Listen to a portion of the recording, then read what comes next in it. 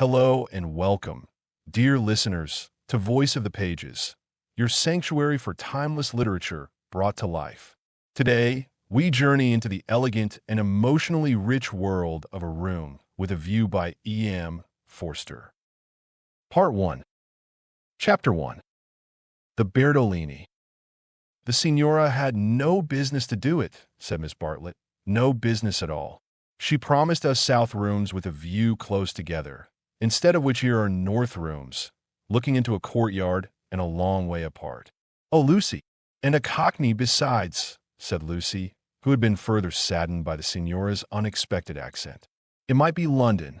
She looked at the 2 rows of English people who were sitting at the table, at the row of white bottles of water and red bottles of wine that ran between the English people, at the portraits of the late Queen and the late Poet Laureate that hung behind the English people, heavily framed, at the notice of the English church, Reverend Cuthbert Eager, M.A. Oxon. That was the only other decoration of the wall. Charlotte, don't you feel, too, that we might be in London? I can hardly believe that all kinds of other things are just outside. I suppose it is one's being so tired. This meat has surely been used for soup, said Miss Bartlett, laying down her fork. I want so to see the Arno. The rooms the Signora promised us in her letter would have looked over the Arno. The Signora had no business to do it at all. Oh, it is a shame.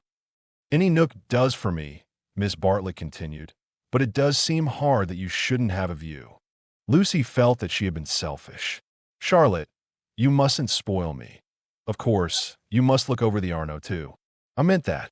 The first vacant room in the front, you must have it, said Miss Bartlett, part of whose traveling expenses were paid by Lucy's mother, a piece of generosity to which she made many a tactful allusion. No, you must have it. I insist on it. Your mother would never forgive me, Lucy. She would never forgive me. The ladies' voices grew animated, and, if the sad truth be owned, a little peevish. They were tired, and under the guise of unselfishness they wrangled. Some of their neighbors interchanged glances, and one of the ill-bred people whom one does meet abroad, leant forward over the table and actually intruded into their argument. He said, I have a view. Miss Bartlett was startled. Generally at a pension, people looked them over for a day or two before speaking, and often did not find out that they would do till they had gone. She knew that the intruder was ill-bred, even before she glanced at him. He was an old man, of heavy build, with a fair, shaven face and large eyes. There was something childish in those eyes, though it was not the childishness of senility. What exactly it was Miss Bartlett did not stop to consider, for her glance passed on to his clothes. These did not attract her. He was probably trying to become acquainted with them before they got into the swim. So she assumed a dazed expression when he spoke to her, and then said, A view? Oh, a view. How delightful a view is. This is my son, said the old man. His name's George. He has a view, too. Ah, said Miss Bartlett, repressing Lucy, who was about to speak. What I mean, he continued, is that you can have our rooms, and we'll have yours. We'll change. The better class of tourist was shocked at this, and sympathized with the newcomers. Miss Bartlett, in reply, opened her mouth as little as possible, and said, Thank you very much indeed. That is out of the question. Why? Said the old man, with both fists on the table. Because it is quite out of the question, thank you. You see, we don't like to take, began Lucy. Her cousin again repressed her. But why? He persisted. Women like looking at a view. Men don't. And he thumped with his fists like a naughty child, and turned to his son, saying, George, persuade them. It's so obvious they should have the rooms, said the son. There's nothing else to say. He did not look at the ladies as he spoke, but his voice was perplexed and sorrowful. Lucy, too, was perplexed, but she saw that they were in for what is known as quite a scene, and she had an odd feeling that whenever these ill-bred tourists spoke, the contest widened and deepened till it dealt, not with rooms and views, but with something quite different, whose existence she had not realized before. Now the old man attacked Miss Bartlett almost violently. Why should she not change? What possible objection had she? They would clear out in half an hour. Miss Bartlett, though skilled in the delicacies of conversation, was powerless in the presence of brutality. It was impossible to snub anyone so gross. Her face reddened with displeasure. She looked around as much as to say, "Are you all like this?" And two little old ladies, who were sitting further up the table, with shawls hanging over the backs of the chairs, looked back, clearly indicating we are not. We are genteel. "Eat your dinner, dear," she said to Lucy, and began to toy again with the meat that she had once censured. Lucy mumbled that those seemed very odd people opposite. "Eat your dinner, dear. This pension is a failure. Tomorrow we will make a change." Hardly had she announced this fell decision when she reversed it. The curtains at the end of the room parted and revealed a clergyman, stout but attractive, who hurried forward to take his place at the table, cheerfully apologizing for his lateness.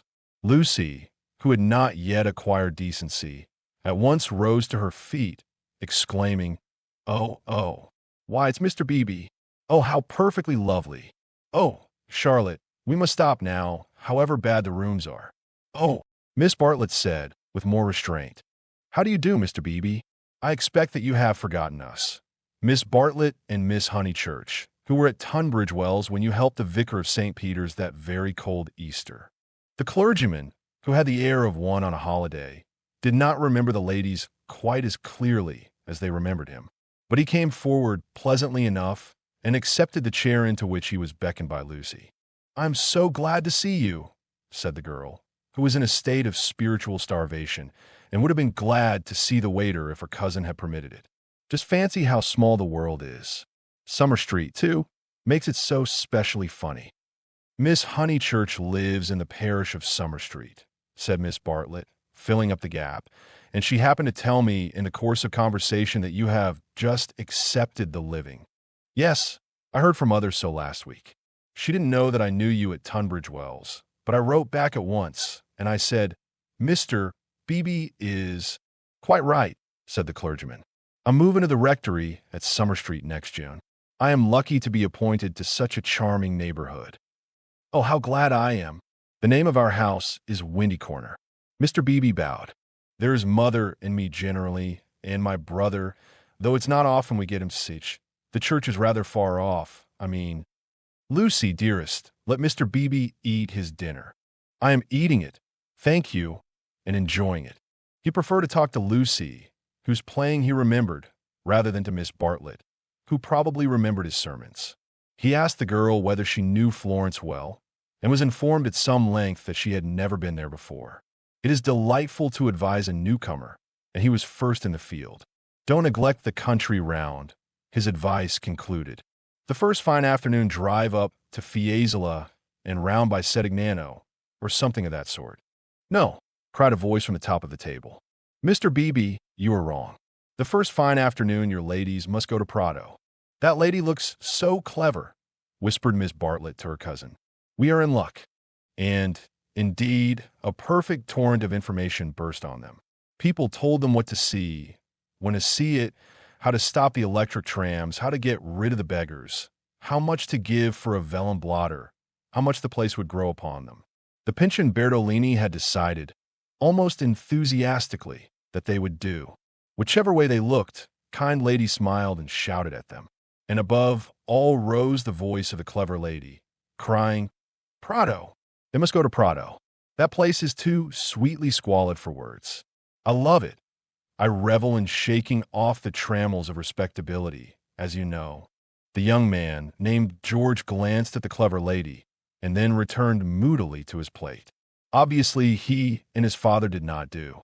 Lucy, in the midst of her success, found time to wish they did. It gave her no extra pleasure that anyone should be left in the cold, and when she rose to go, she turned back and gave the two outsiders a nervous little bow. The father did not see it. The son acknowledged it, not by another bow, but by raising his eyebrows and smiling. He seemed to be smiling across something. She hastened after her cousin, who had already disappeared through the curtains which smote one in the face and seemed heavy with more than cloth. Beyond them stood the unreliable Signora, bowing good evening to her guests, and supported by Henry, her little boy, and Victoria, her daughter. It made a curious little scene, this attempt of the Cockney to convey the grace and geniality of the South, And even more curious was the drawing room, which attempted to rival the solid comfort of a Bloomsbury boarding house. Was this really Italy? Miss Bartlett was already seated on a tightly stuffed armchair, which had the color and the contours of tomato. She was talking to Mr. Beebe, and, as she spoke, her long, narrow head drove backwards and forwards, slowly, regularly, as though she were demolishing some invisible obstacle. "We are most grateful to you," she was saying. "The first evening means so much. When you arrived, we were in for a peculiarly mauvaise court, dear." He expressed his regret. "Do you, by any chance, know the name of an old man who sat opposite us at dinner? Emerson. Is he a friend of yours? We are friendly, as one is in pensions. Then I will say no more." He pressed her very slightly, and she said more. "I am, as it were," she concluded, "the chaperone of my young cousin, Lucy, and it would be a serious thing if I put her under an obligation to people of whom we know nothing."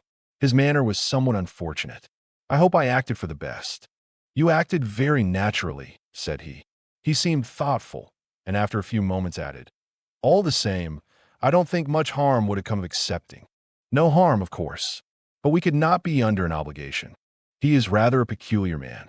Again he hesitated, and then said gently, "I think he would not take advantage of your acceptance, nor expect you to show gratitude. He has the merit, if it is one, of saying exactly what he means.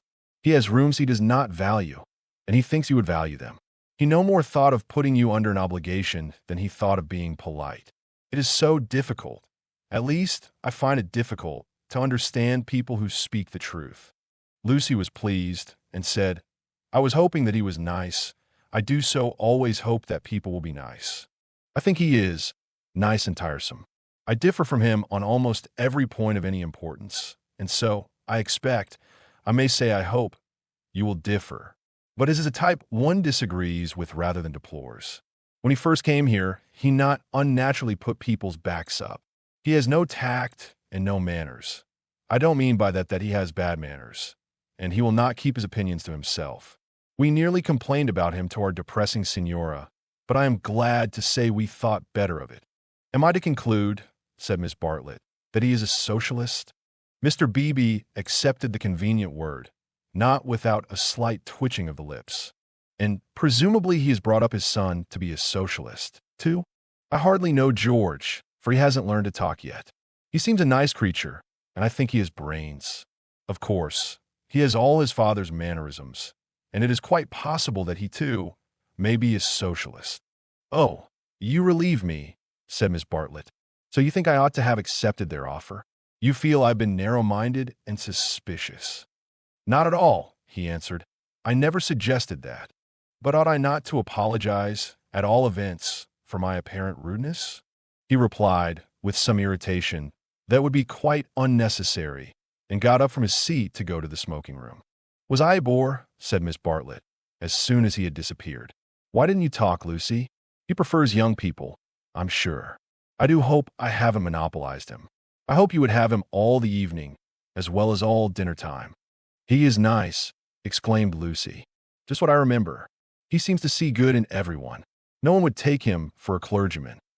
"My dear Lucia." "Well, you know what I mean. And you know how clergymen generally laugh. Mr. Beebe laughs just like an ordinary man. Funny girl. How you do remind me of your mother. I wonder if she will approve of Mr. Beebe. I'm sure she will, and so will Freddy. I think everyone at Windy Corner will approve. It is the fashionable world. I am used to Tunbridge Wells, where we are all hopelessly behind the times." "Yes," said Lucy despondently. There is a haze of disapproval in the air, but whether the disapproval was of herself, or of Mr. Beebe, or of the fashionable world at Windy Corner, or the narrow world at Tunbridge Wells, she could not determine. She tried to locate it, but as usual she blundered. Miss Bartlett sedulously denied disapproving of anyone, and added, "I am afraid you are finding me a very depressing companion." And the girl again thought, "I must have been selfish or unkind. I must be more careful. It is so dreadful for Charlotte, being poor." Fortunately, one of the little old ladies, who for some time had been smiling very benignly, now approached and asked if she might be allowed to sit where Mr. Beebe had sat. Permission granted, she began to chatter gently about Italy, the plunge it had been to come there, the gratifying success of the plunge, the improvement in her sister's health, the necessity of closing the bedroom windows at night, and of thoroughly emptying the water bottles in the morning. She handled her subjects agreeably, and they were, perhaps, more worthy of attention than the high discourse upon Guelphs and Ghibellines which was proceeding tempestuously at the other end of the room. It was a real catastrophe, not a mere episode, that evening of hers at Venice, when she had found in her bedroom something that is one worse than a flea, though one better than something else. But here you are as safe as in England. Signora Bertolini is so English. Yet our rooms smell, said poor Lucy. We dread going to bed. Ah, then you look into the court. She sighed. If only Mr. Emerson was more tactful. We were so sorry for you at dinner. I think he was meaning to be kind. Undoubtedly he was, said Miss Bartlett. Mr. Beebe has just been scolding me for my suspicious nature. Of course, I was holding back on my cousin's account. Of course, said the little old lady, and they murmured that one could not be too careful with a young girl. Lucy tried to look demure, but could not help feeling a great fool. No one was careful with her at home, or, at all events, she had not noticed it. About old Mr. Emerson, I hardly know. No, he is not tactful. Yet have you ever noticed that there are people who do things which are most indelicate, and yet at the same time, beautiful? Beautiful, said Miss Bartlett, puzzled at the word. Are not beauty and delicacy the same? So one would have thought, said the other helplessly. But things are so difficult, I sometimes think. She proceeded no further into things, for Mr. Beebe reappeared, looking extremely pleasant. Miss Bartlett, he cried, it's all right about the rooms. I'm so glad. Mr. Emerson was talking about it in the smoking room, and knowing what I did, I encouraged him to make the offer again. He has let me come and ask you. He will be so pleased. Oh, Charlotte, cried Lucy to her cousin, we must have a rooms now. The old man is just as nice and kind as he can be. Miss Bartlett was silent. I fear, said Mr. Beebe, after a pause, that I have been officious. I must apologize for my interference. Gravely displeased, he turned to go. Not till then did Miss Bartlett reply. My own wishes, dearest Lucy, are unimportant in comparison with yours. It would be hard indeed if I stopped you doing as you liked at Florence, when I am only here through your kindness. If you wish me to turn these gentlemen out of their rooms, I will do it. Would you then, Mr. Beebe, kindly tell Mr. Emerson that I accept his kind offer, and then conduct him to me, in order that I may thank him personally? She raised her voice as she spoke. It was heard all over the drawing-room, and silenced the Guelphs and the Ghibellines. The clergyman, inwardly cursing the female sex, bowed and departed with her message. Remember, Lucy, I alone am implicated in this. I do not wish the acceptance to come from you. Grant me that, at all events. Mr. Beebe was back, saying rather nervously, Mr. Emerson is engaged, but here is his son instead. The young man gazed down on the three ladies, who felt seated on the floor, so low were their chairs. My father, he said, is in his bath, so you cannot thank him personally. But any message given by you to me will be given by me to him as soon as he comes out. Miss Bartlett was unequal to the bath. All her barbed civilities came forth wrong and first. Young Mr. Emerson scored a notable triumph to the delight of Mr. Beebe and to the secret delight of Lucy. Poor young man, said Miss Bartlett as soon as he had gone. How angry he is with his father about the rooms. It is all he can do to keep polite. In half an hour or so your rooms will be ready, said Mr. Beebe.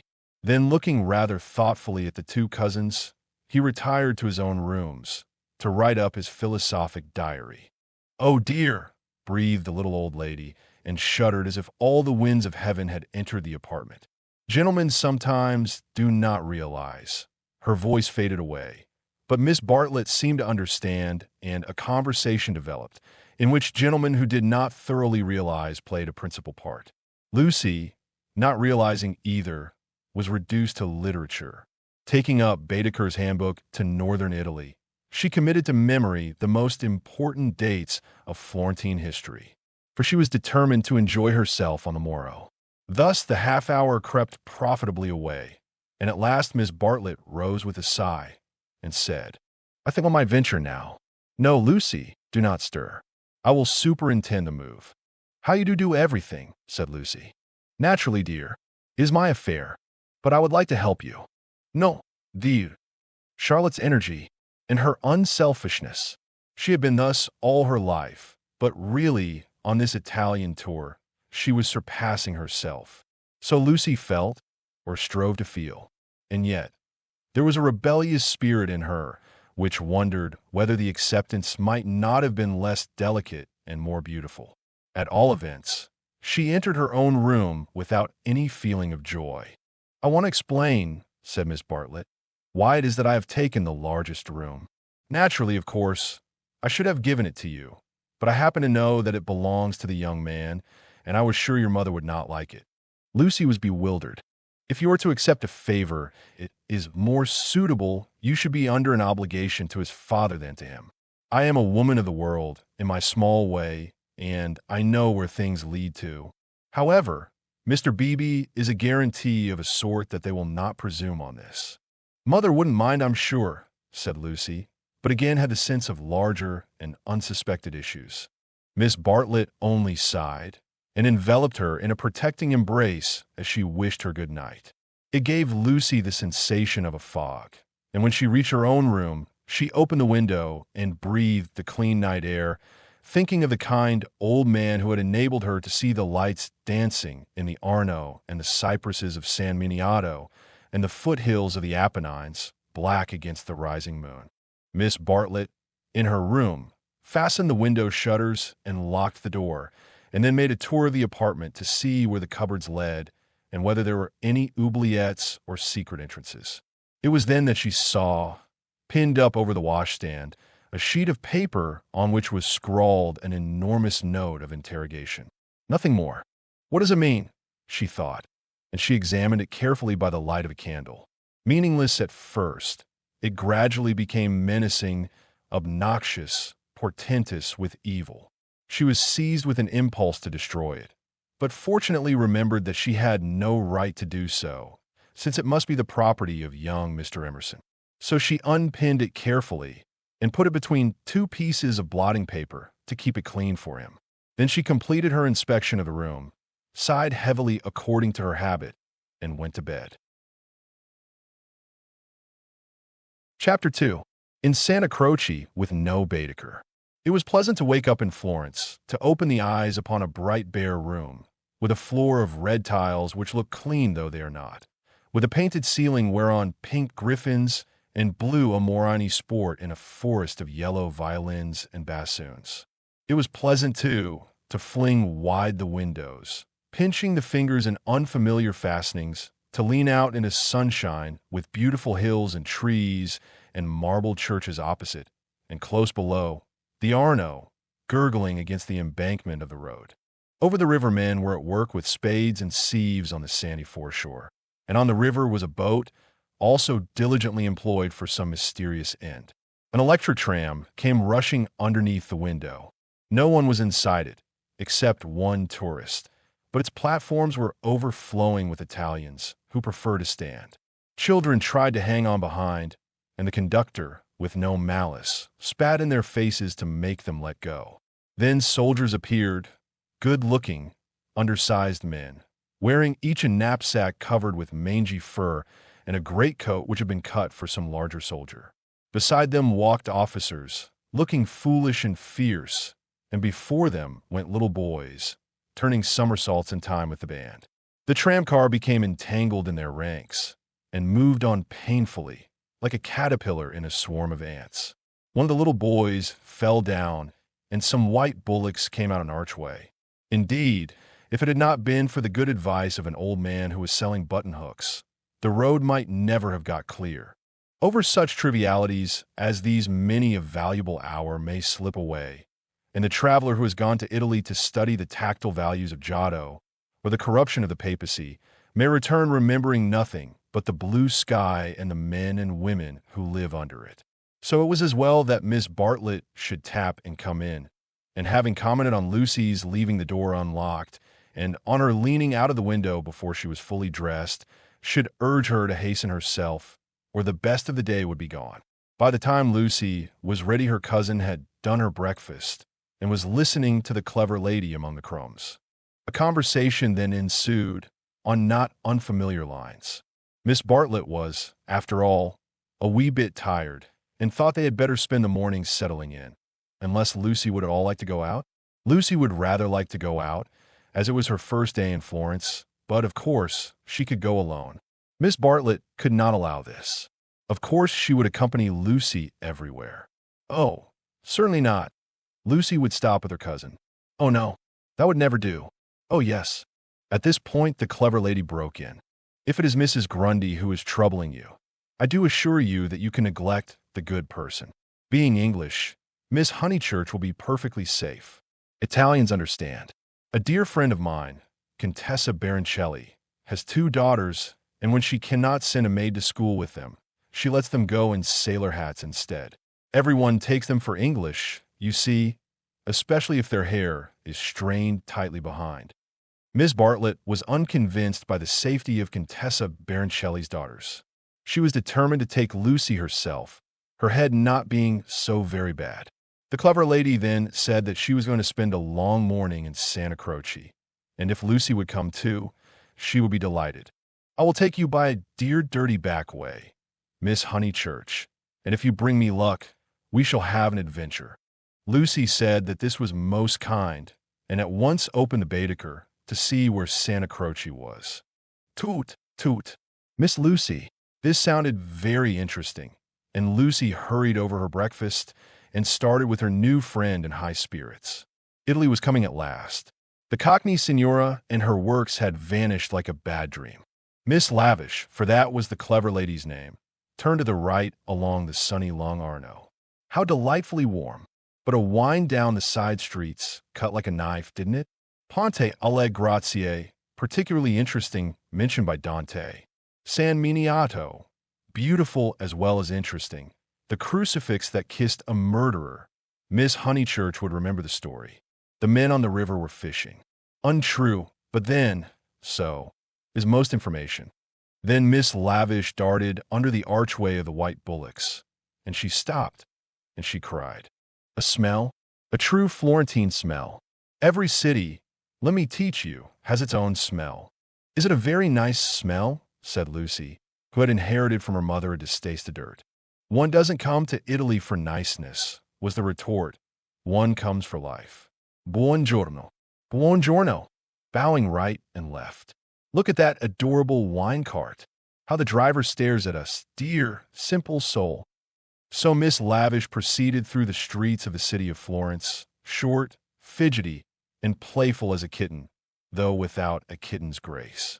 It was a treat for the girl to be with anyone so clever and so cheerful, and a blue military cloak, such as an Italian officer wears, only increased the sense of festivity.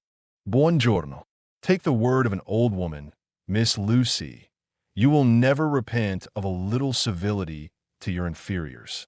That is the true democracy, though I'm a real radical as well. There, now you're shocked. Indeed, I'm not, exclaimed Lucy. We are radicals too, out and out.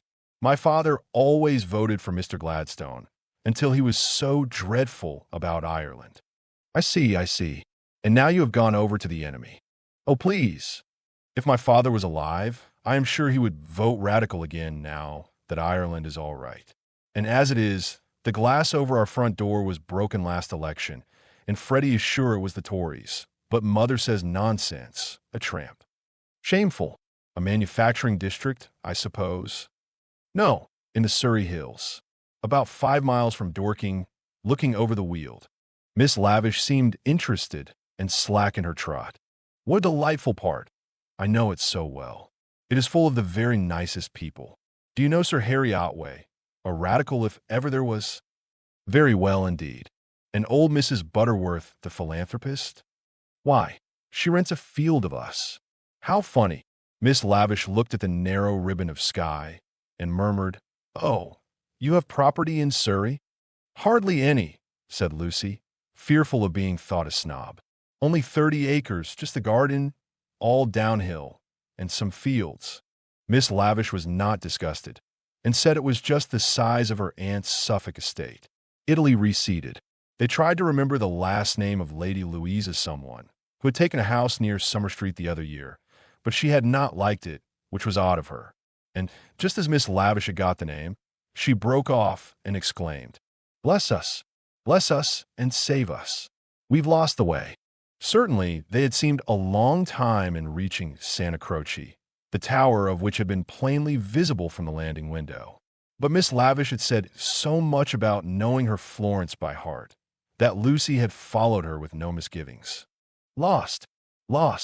My dear Miss Lucy, during our political diatribes, we have taken a wrong turning. How those horrid conservatives would jeer at us. What are we to do? Two lone females in an unknown town. Now, this is what I call an adventure. Lucy, who wanted to see Santa Croce, suggested, as a possible solution, that they should ask the way there. Oh, but that is the word of a craven. And no, you are not a look at your Baedeker. Give it to me. I shan't let you carry it. We will simply drift. Accordingly, they drifted through a series of those gray-brown streets, neither commodious nor picturesque, in which the eastern quarter of the city abounds. Lucy soon lost interest in the discontent of Lady Louisa and became discontented herself. For one ravishing moment, Italy appeared. She stood in the square of the Annunziata and saw in the living terracotta those divine babies whom no cheap reproduction can ever stale. There they stood, with their shining limbs bursting from the garments of charity, and their strong white arms extended against circlets of heaven. Lucy thought she had never seen anything more beautiful, but Miss Lavish, with a shriek of dismay, dragged her forward, declaring that they were out of their path now by at least a mile. The hour was approaching at which the continental breakfast begins, or rather ceases, to tell, and the ladies bought some hot chestnut paste out of a little shop because it looked so typical. It tasted partly of the paper in which it was wrapped, partly of hair oil, partly of the great unknown. But it gave them strength to drift into another piazza, large and dusty, on the farther side of which rose a black and white facade of surpassing ugliness. Miss Lavish spoke to it dramatically. It was Santa Croce. The adventure was over. Stop a minute. Let those two people go on, or I shall have to speak to them. I do detest conventional intercourse. Nasty. They are going into the church, too. Oh, the British are abroad. We sat opposite them at dinner last night. They have given us their rooms. They were so very kind. Look at their figures, laughed Miss Lavish. They walk through my Italy like a pair of cows. It's very naughty of me, but I would like to set an examination paper at Dover and turn back every tourist who couldn't pass it. What would you ask us? Miss Lavish laid her hand pleasantly on Lucy's arm, as if to suggest that she, at all events, would get full marks. In this exalted mood, they reached the steps of the great church, and were about to enter it when Miss Lavish stopped, squeaked, flung up her arms, and cried, "There goes my local color box. I must have a word with him." And in a moment she was away over the piazza, her military cloak flapping in the wind. Nor did she slacken speed till she caught up an old man with white whiskers and nipped him playfully upon the arm. Lucy waited for nearly 10 minutes, and she began to get tired. The beggars worried her, the dust blew in her eyes, and she remembered that a young girl ought not to loiter in public places. She descended slowly into the piazza with the intention of rejoining Miss Lavish, who was really almost too original.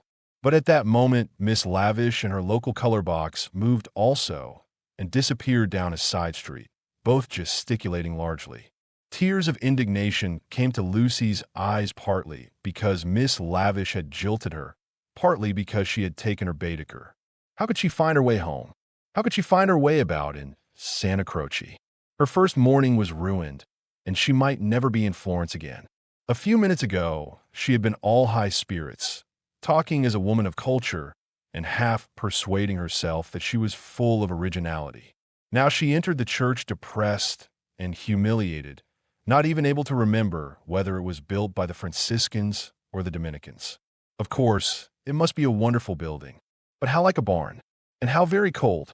Of course, it contained frescoes by Giotto in the presence of whose tactile values she was capable of feeling what was proper. But who was to tell her which they were? She walked about disdainfully, unwilling to be enthusiastic over monuments of uncertain authorship or date. There was no one even to tell her which, of all the sepulchral slabs that paved the nave and transepts, was the one that was really beautiful, the one that had been most praised by Mr. Ruskin. Then the pernicious charm of Italy worked on her, and, instead of acquiring information, she began to be happy.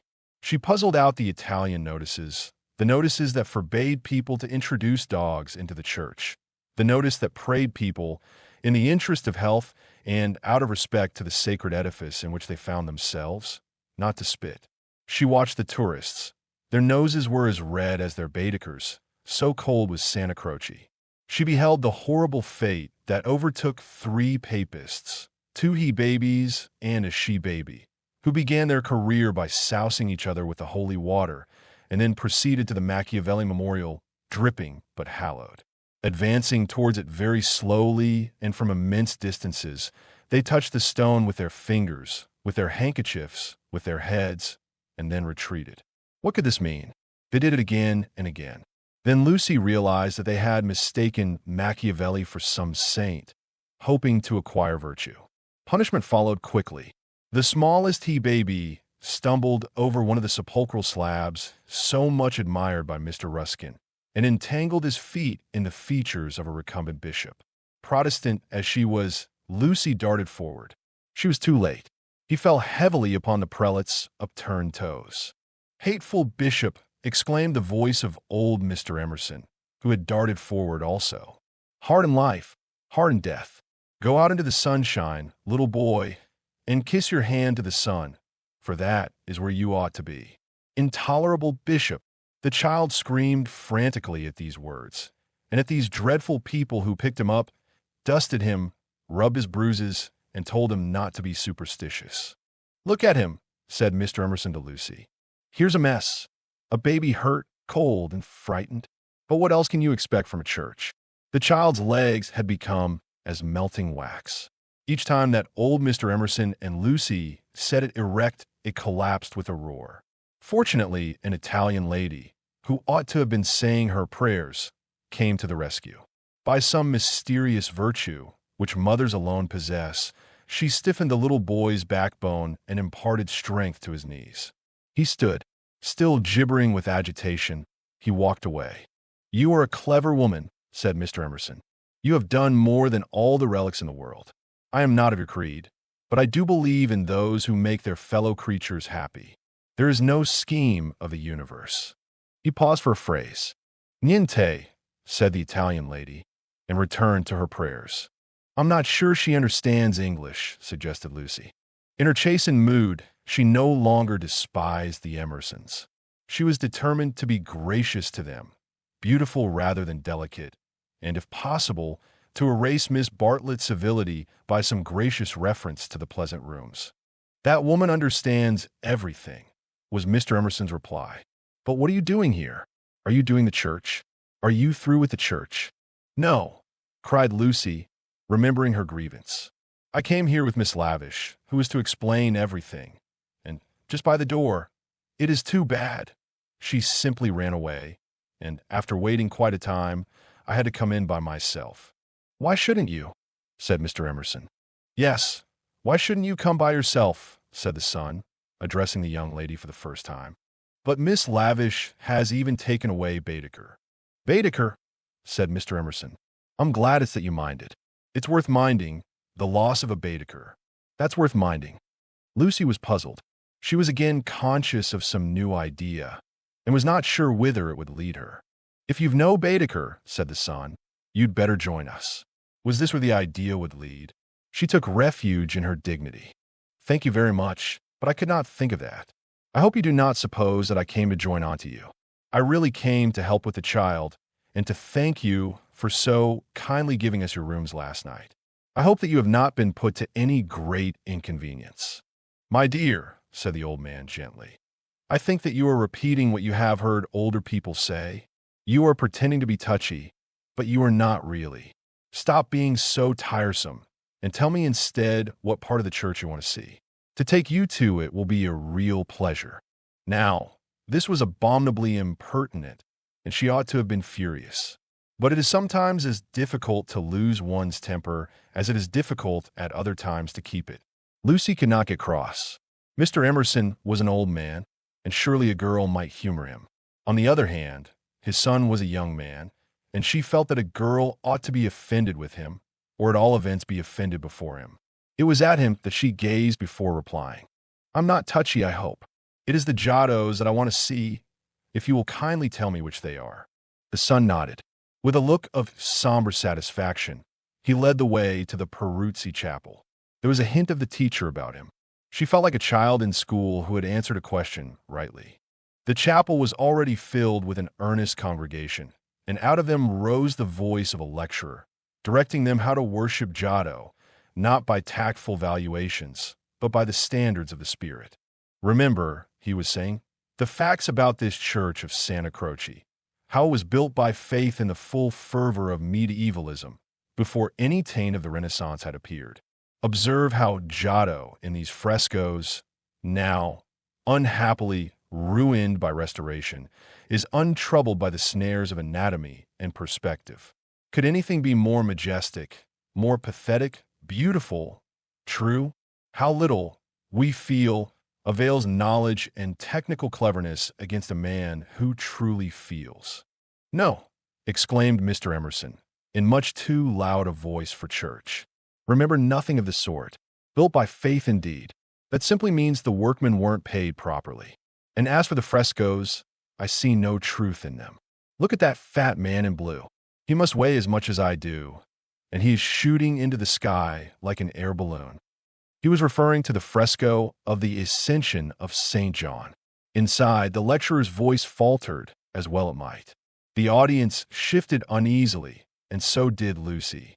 She was sure that she ought not to be with these men, but they had cast a spell over her. They were so serious and so strange that she could not remember how to behave. Now, did this happen, or didn't it? Yes or no? George replied, "It happened like this if it happened at all. I would rather go up to heaven by myself than be pushed by cherubs. And if I got there, I should like my friends to lean out of it, just as they do here." "You will never go up," said his father. "You and I, dear boy, will lie at peace in the earth that bore us, and our names will disappear as surely as our work survives.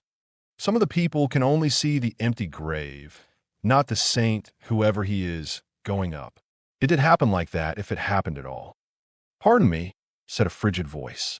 "The chapel is somewhat small for two parties. We will incommode you no longer."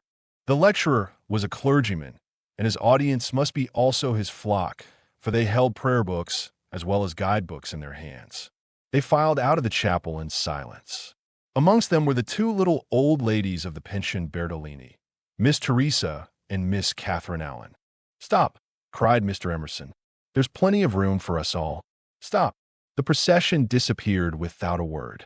Soon the lecturer could be heard in the next chapel, describing the life of St. Francis. "George, I do believe that clergyman is the Brixton curate."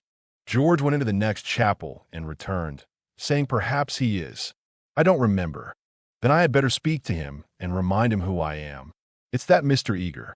Why'd he go? Did we talk too loud? How vexatious. I shall go and say we are sorry. Hadn't I better? Then perhaps he will come back." "He will not come back," said George. But Mr. Emerson, contrite and unhappy, hurried away to apologize to the Reverend Cuthbert Eager. Lucy, apparently absorbed in a lunette, could hear the lecture again interrupted the anxious, aggressive voice of the old man, the curt, injured replies of his opponent. The son, who took every little contretemps as if it were a tragedy, was listening also. "My father has that effect on nearly everyone," he informed her. "He will try to be kind." "I hope we all try," said she, smiling nervously, "because we think it improves our characters. But he is kind to people because he loves them, and they find him out and are offended or frightened." "How silly of them," said Lucy, though in her heart she sympathized. "I think that a kind action done tactfully—" "Tact!" He threw up his head in disdain. Apparently, she had given the wrong answer. She watched this singular creature pace up and down the chapel. For a young man, his face was rugged, and, until the shadows fell upon it, hard. Enshadowed, it sprang into tenderness. She saw him once again at Rome, on the ceiling of the Sistine Chapel, carrying a burden of acorns. Healthy and muscular, he yet gave her the feeling of grayness, of tragedy that might only find solution in the night. The feeling soon passed. It was unlike her to have entertained anything so subtle. Born of silence and of unknown emotion, it passed when Mr. Emerson returned, and she could re-enter the world of rapid talk, which was alone familiar to her. "Were you snubbed?" asked his son tranquilly. "But we have spoilt the pleasure of I don't know how many people. They won't come back." Full of innate sympathy, quickness to perceive good in others, vision of the brotherhood of man, scraps of the lecture on St. Francis came floating round the partition wall. "Don't let us spoil yours," he continued to Lucy. "Have you looked at those saints?" "Yes," said Lucy. "They are lovely. Do you know which is the tombstone that is praised in Ruskin?" He did not know, and suggested that they should try to guess it. George, rather to her relief, refused to move, and she and the old man wandered not unpleasantly about Santa Croce, which, though it is like a barn, has harvested many beautiful things inside its walls. There were also beggars to avoid and guides to dodge round the pillars, and an old lady with her dog, and here and there a priest modestly edging to his mass through the groups of tourists. But Mr. Emerson was only half interested. He watched the lecturer, whose success he believed he had impaired, and then he anxiously watched his son. "Why will he look at that fresco?" he said uneasily. "I saw nothing in it." "I like Giotto," she replied. "It is so wonderful what they say about his tactile values. Though I like things like the Della Robbia babies better." "So you ought. A baby is worth a dozen saints. And my baby's worth the whole of paradise. And as far as I can see, he lives in hell." Lucy again felt that this did not do. "In hell," he repeated. "He's unhappy." "Oh dear," said Lucy. "How can he be unhappy when he is strong and alive? What more is one to give him?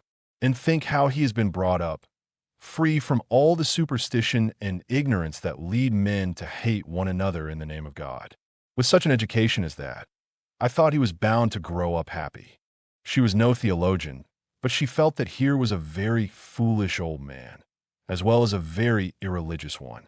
She also felt that her mother might not like her talking to that kind of person, and that Charlotte would object most strongly. "What are we to do with him?" he asked. "He comes out for his holiday to Italy and behaves like that, like the little child who ought to have been playing and who hurt himself upon the tombstone." What did you say?" Lucy had made no suggestion. Suddenly he said, "Now don't be stupid over this. I don't require you to fall in love with my boy, but I do think you might try and understand him. You are nearer his age, and if you let yourself go, I am sure you are sensible. You might help me. He has known so few women, and you have the time. You stop here several weeks, I suppose, but let yourself go. You are inclined to get muddled, if I may judge from last night. Let yourself go. Pull out from the depths those thoughts that you do not understand, and spread them out in the sunlight and know the meaning of them. By understanding George, you may learn to understand yourself. It will be good for both of you." To this extraordinary speech, Lucy found no answer. "I only know what it is that's wrong with him, not why it is." "And what is it?" asked Lucy fearfully, expecting some harrowing tale. "The old trouble. Things won't fit." "What things?" "The things of the universe. It is quite true. They don't." "Oh, Mr. Emerson, whatever do you mean?" In his ordinary voice, so that she scarcely realized he was quoting poetry, he said, "From far, from eve and morning, in yon 12-winded sky, the stuff of life to knit me, blew hither. Here am I. George and I both know this, but why does it distress him? We know that we come from the winds, and that we shall return to them, that all life is perhaps a knot, a tangle, a blemish in the eternal smoothness. But why should this make us unhappy? Let us rather love one another and work and rejoice. I don't believe in this world's sorrow." Miss Honeychurch assented. "Then make my boy think like us. Make him realize that by the side of the everlasting why there is a yes, a transitory yes if you like, but a yes." Suddenly she laughed. Surely one ought to laugh. A young man melancholy because the universe wouldn't fit, because life was a tangle or a wind, or yes, or something. I'm very sorry, she cried. You'll think me unfeeling, but, then she became matronly. Oh, but your son wants employment. Has he no particular hobby? Why, I myself have worries, but I can generally forget them at the piano, and collecting stamps did no end of good for my brother. Perhaps Italy bores him. You ought to try the Alps or the lakes. The old man's face saddened, and he touched her gently with his hand. This did not alarm her. She thought that her advice had impressed him and that he was thanking her for it. Indeed, he no longer alarmed her at all. She regarded him as a kind thing, but quite silly. Her feelings were as inflated spiritually as they had been an hour ago, aesthetically, before she lost Baedeker. The dear George, now striding towards them over the tombstones, seemed both pitiable and absurd. He approached, his face in the shadow. He said, "Miss Bartlett." "Oh, good gracious me," said Lucy, suddenly collapsing and again seeing the whole of life in a new perspective. Where? In the nave. I see. Those gossiping little Miss Allens must have. She checked herself. Poor girl, exploded Mr. Emerson. Poor girl. She could not let this pass, for it was just what she was feeling herself. Poor girl? I fail to understand the point of that remark. I think myself a very fortunate girl, I assure you. I'm thoroughly happy and having a splendid time. Pray don't waste time mourning over me. There's enough sorrow in the world, isn't there, without trying to invent it.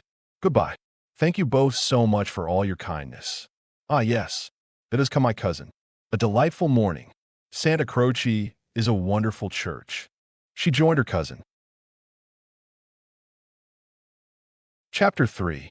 Music, Violets, and the letter S. It so happened that Lucy, who found daily life rather chaotic, entered a more solid world when she opened the piano. She was then no longer either deferential or patronizing, no longer either a rebel or a slave. The kingdom of music is not the kingdom of this world. It will accept those whom breeding and intellect and culture have alike rejected.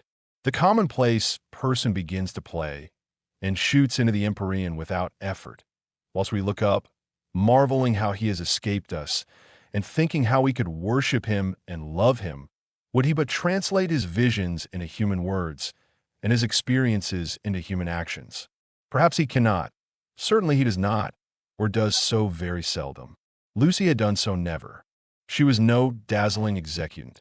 Her runs were not at all like strings of pearls, and she struck no more right notes than was suitable for one of her age and situation.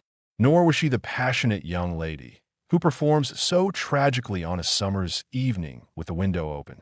Passion was there, but it could not be easily labeled.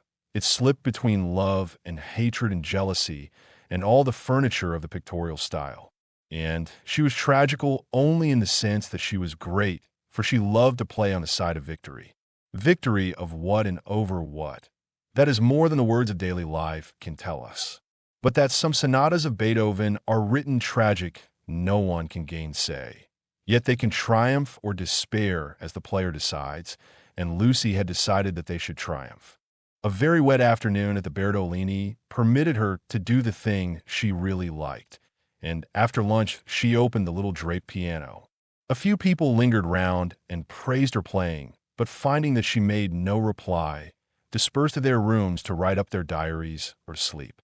She took no notice of Mr. Emerson looking for his son, nor of Miss Bartlett looking for Miss Lavish, nor of Miss Lavish looking for her cigarette case. Like every true performer, she was intoxicated by the mere feel of the notes. They were fingers caressing her own, and by touch, not by sound alone, did she come to her desire. Mr. Beebe, sitting unnoticed in the window, pondered this illogical element in Miss Honeychurch, and recalled the occasion at Tunbridge Wells when he had discovered it. It was at one of those entertainments where the upper classes entertain the lower. The seats were filled with a respectful audience, and the ladies and gentlemen of the parish, under the auspices of their vicar, sang, or recited, or imitated the drawing of a champagne cork. Among the promised items was Miss Honeychurch, piano, Beethoven, and Mr. Beebe was wondering whether it would be Adeleda or the March of the Ruins of Athens, when his composure was disturbed by the opening bars of Opus 3. He was in suspense all through the introduction, for not until the pace quickens does one know what the performer intends. With the roar of the opening theme, he knew that things were going extraordinarily. In the chords that herald the conclusion, he heard the hammer strokes of victory. He was glad that she only played the first movement, for he could have paid no attention to the winding intricacies of the measures of 9/16. The audience clapped, no less respectful. It was Mr. Beebe who started the stamping. It was all that one could do. "Who is she?" he asked the vicar afterwards. "Cousin of one of my parishioners. I do not consider her choice of a piece happy." Beethoven is so usually simple and direct in his appeal that it is sheer perversity to choose a thing like that, which, if anything, disturbs. "Introduce me. She will be delighted. She and Miss Bartlett are full of the praises of your sermon." "My sermon?" cried Mr. Beebe. Why ever did she listen to it? When he was introduced, he understood why, for Miss Honeychurch, disjoined from her music stool, was only a young lady with a quantity of dark hair and a very pretty, pale, undeveloped face. She loved going to concerts. She loved stopping with her cousin. She loved iced coffee and meringues. He did not doubt that she loved his sermon also. But before he left Tunbridge Wells, he made a remark to the vicar, which he now made to Lucy herself when she closed the little piano and moved dreamily towards him. "If Miss Honeychurch ever takes to live as she plays, it will be very exciting both for us and for her." Lucy at once re-entered daily life. "Oh, what a funny thing. Someone said just the same to Mother, and she said she trusted I should never live a duet. Doesn't Mrs. Honeychurch like music? She doesn't mind it, but she doesn't like one to get excited over anything. She thinks I'm silly about it. She thinks I can't make out. Once, I said that I like my own playing better than anyone's. She has never got over it. Of course, I didn't mean that I played well. I only meant—" "Of course," said he, wondering why she bothered to explain. "Music," said Lucy, as if attempting some generality. She could not complete it, and looked out absently upon Italy in the wet. The whole life of the South was disorganized, and the most graceful nation in Europe had turned into formless lumps of clothes. The street and the river were dirty yellow, the bridge was dirty gray, and the hills were dirty purple. Somewhere in their folds were concealed Miss Lavish and Miss Bartlett, who had chosen this afternoon to visit the Torre del Gallo. "What about music?" said Mr. Beebe. "Poor Charlotte will be sopped," was Lucy's reply. The expedition was typical of Miss Bartlett, who would return cold, tired, hungry, and angelic, with a ruined skirt, a pulpy Baedeker, and a tickling cough in her throat. On another day, when the whole world was singing and the air ran into the mouth, like wine, she would refuse to stir from the drawing-room, saying that she was an old thing and no fit companion for a hearty girl. "Miss Lavish has led your cousin astray.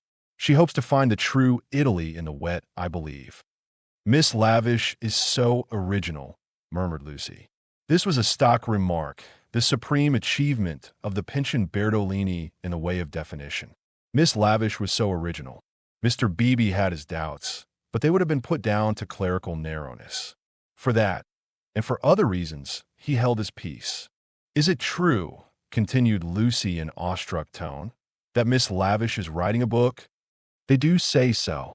"What is it about?" "It will be a novel," replied Mr. Beebe, "dealing with modern Italy. Let me refer you for an account to Miss Catherine Allen, who uses words herself more admirably than anyone I know. I wish Miss Lavish would tell me herself. We started such friends, but I don't think she ought to have run away with Baedeker that morning in Santa Croce. Charlotte was most annoyed at finding me practically alone, and so I couldn't help being a little annoyed with Miss Lavish. The two ladies, at all events, have made it up." He was interested in the sudden friendship between women so apparently dissimilar as Miss Bartlett and Miss Lavish. They were always in each other's company, with Lucy a slighted third. Miss Lavish he believed he understood, but Miss Bartlett might reveal unknown depths of strangeness, though not perhaps of meaning. Was Italy deflecting her from the path of prim chaperone, which he had assigned to her at Tunbridge Wells? All his life he had loved to study maiden ladies. They were his specialty, and his profession had provided him with ample opportunities for the work. Girls like Lucy were charming to look at, but Mr. Beebe was, from rather profound reasons, somewhat chilly in his attitude towards the other sex, and preferred to be interested rather than enthralled. Lucy, for the third time, said that poor Charlotte would be sopped. The Arno was rising in flood, washing away the traces of the little carts upon the foreshore. But in the southwest there had appeared a dull haze of yellow, which might mean better weather if it did not mean worse. She opened the window to inspect, and a cold blast entered the room, drawing a plaintive cry from Miss Catherine Allen, who entered at the same moment by the door. "Oh, dear Miss Honeychurch, you will catch a chill. And Mr. Beebe here besides. Who would suppose this is Italy? There's my sister actually nursing the hot water can. No comforts or proper provisions." She sidled towards them and sat down, self-conscious as she always was on entering a room which contained one man or a man and one woman. "I could hear your beautiful playing, Miss Honeychurch, though I was in my room with the door shut." Door shut, indeed, most necessary. No one has the least idea of privacy in this country, and one person catches it from another. Lucy answered suitably. Mr. Beebe was not able to tell the ladies of his adventure at Medina, where the chambermaid burst in upon him in his bath, exclaiming cheerfully, "Effe niente, sono vecchia." He contented himself with saying, "I quite agree with you, Miss Allen. The Italians are a most unpleasant people. They pry everywhere. They see everything, and they know what we want before we know it ourselves. We are at their mercy. They read our thoughts. They foretell our desires. From a cab driver down to Giotto, they turn us inside out, and I resent it. Yet in their heart of hearts they are, how superficial. They have no conception of the intellectual life. How right is Signora Bertolini, who exclaimed to me the other day, 'Oh, Mr. Beebe, if you knew what I suffer over the children's education. I won't ave my little victory or taught by a ignorant Italian, what can explain nothing.'" Miss Allen did not follow, but gathered that she was being mocked in an agreeable way. Her sister was a little disappointed in Mr. Beebe, having expected better things from a clergyman whose head was bald and who wore a pair of russet whiskers. Indeed, who would have supposed that tolerance, sympathy, and a sense of humor would inhabit that militant form? In the midst of her satisfaction, she continued to sidle, and at last the cause was disclosed. From a chair beneath her she extracted a gunmetal cigarette case, on which were powdered in turquoise the initials E.L. "That belongs to Lavish," said the clergyman. "A good fellow, Lavish, but I wish she'd start a pipe." "Oh, Mr. Beebe," said Miss Allen, divided between awe and mirth. Indeed, though it is dreadful for her to smoke, it is not quite as dreadful as you suppose. She took to it, practically in despair, after her life's work was carried away in a landslip. Surely that makes it more excusable. "What was that?" asked Lucy. Mr. Beebe sat back complacently, and Miss Allen began as follows. "It was a novel, and I am afraid, from what I can gather, not a very nice novel. It is so sad when people who have abilities misuse them, and I must say they nearly always do. Anyhow, she left it almost finished in the grotto of the Calvary at the Cappuccini Hotel at Amalfi while she went for a little ink. She said, 'Can I have a little ink, please?' But you know what Italians are, and meanwhile the grotto fell roaring onto the beach, and the saddest thing of all is that she cannot remember what she has written. The poor thing was very ill after it, and so got tempted into cigarettes. It is a great secret, but I am glad to say that she is writing another novel. She told Teresa and Miss Pole the other day that she had got up all the local color. This novel is to be about modern Italy. The other was historical, but that she could not start till she had an idea. First she tried Perugia for an inspiration, then she came here. This must on no account get round. And so cheerful through it all. I cannot help thinking that there is something to admire in everyone, even if you do not approve of them." Miss Allen was always thus being charitable against her better judgment. A delicate pathos perfumed her disconnected remarks, giving them unexpected beauty, just as in the decaying autumn woods there sometimes rise odors reminiscent of spring. She felt she had made almost too many allowances and apologized hurriedly for her toleration. All the same, she is a little too, I hardly like to say unwomanly, but she behaved most strangely when the Emersons arrived. Mr. Beebe smiled as Miss Allen plunged into an anecdote which he knew she would be unable to finish in the presence of gentlemen. I don't know, Miss Honeychurch, if you have noticed that Miss Pole, the lady who has so much yellow hair, takes lemonade. That old Mr. Emerson, who puts things very strangely. Her jaw dropped. She was silent. Mr. Beebe, whose social resources were endless, went out to order some tea, and she continued to Lucy in a hasty whisper. Stomach. He warned Miss Pole of her stomach acidity, he called it, and he may have meant to be kind. I must say I forgot myself and laughed. It was so sudden. As Teresa truly said, it was no laughing matter. But the point is that Miss Lavish was positively attracted by his mentioning S, and said she liked plain speaking and meeting different grades of thought. She thought they were commercial travelers. Drummers was the word she used. And all through dinner, she tried to prove that England, our great and beloved country, rests on nothing but commerce. Teresa was very much annoyed and left the table before the cheese, saying as she did so, There, Miss Lavish, is one who can confute you better than I, and pointed to that beautiful picture of Lord Tennyson. Then Miss Lavish said, Tut, the early Victorians. Just imagine, Tut, the early Victorians. My sister had gone, and I felt bound to speak. I said, Miss Lavish, I am an early Victorian. At least, that is to say, I will hear no breath of censure against our dear Queen. It was horrible speaking.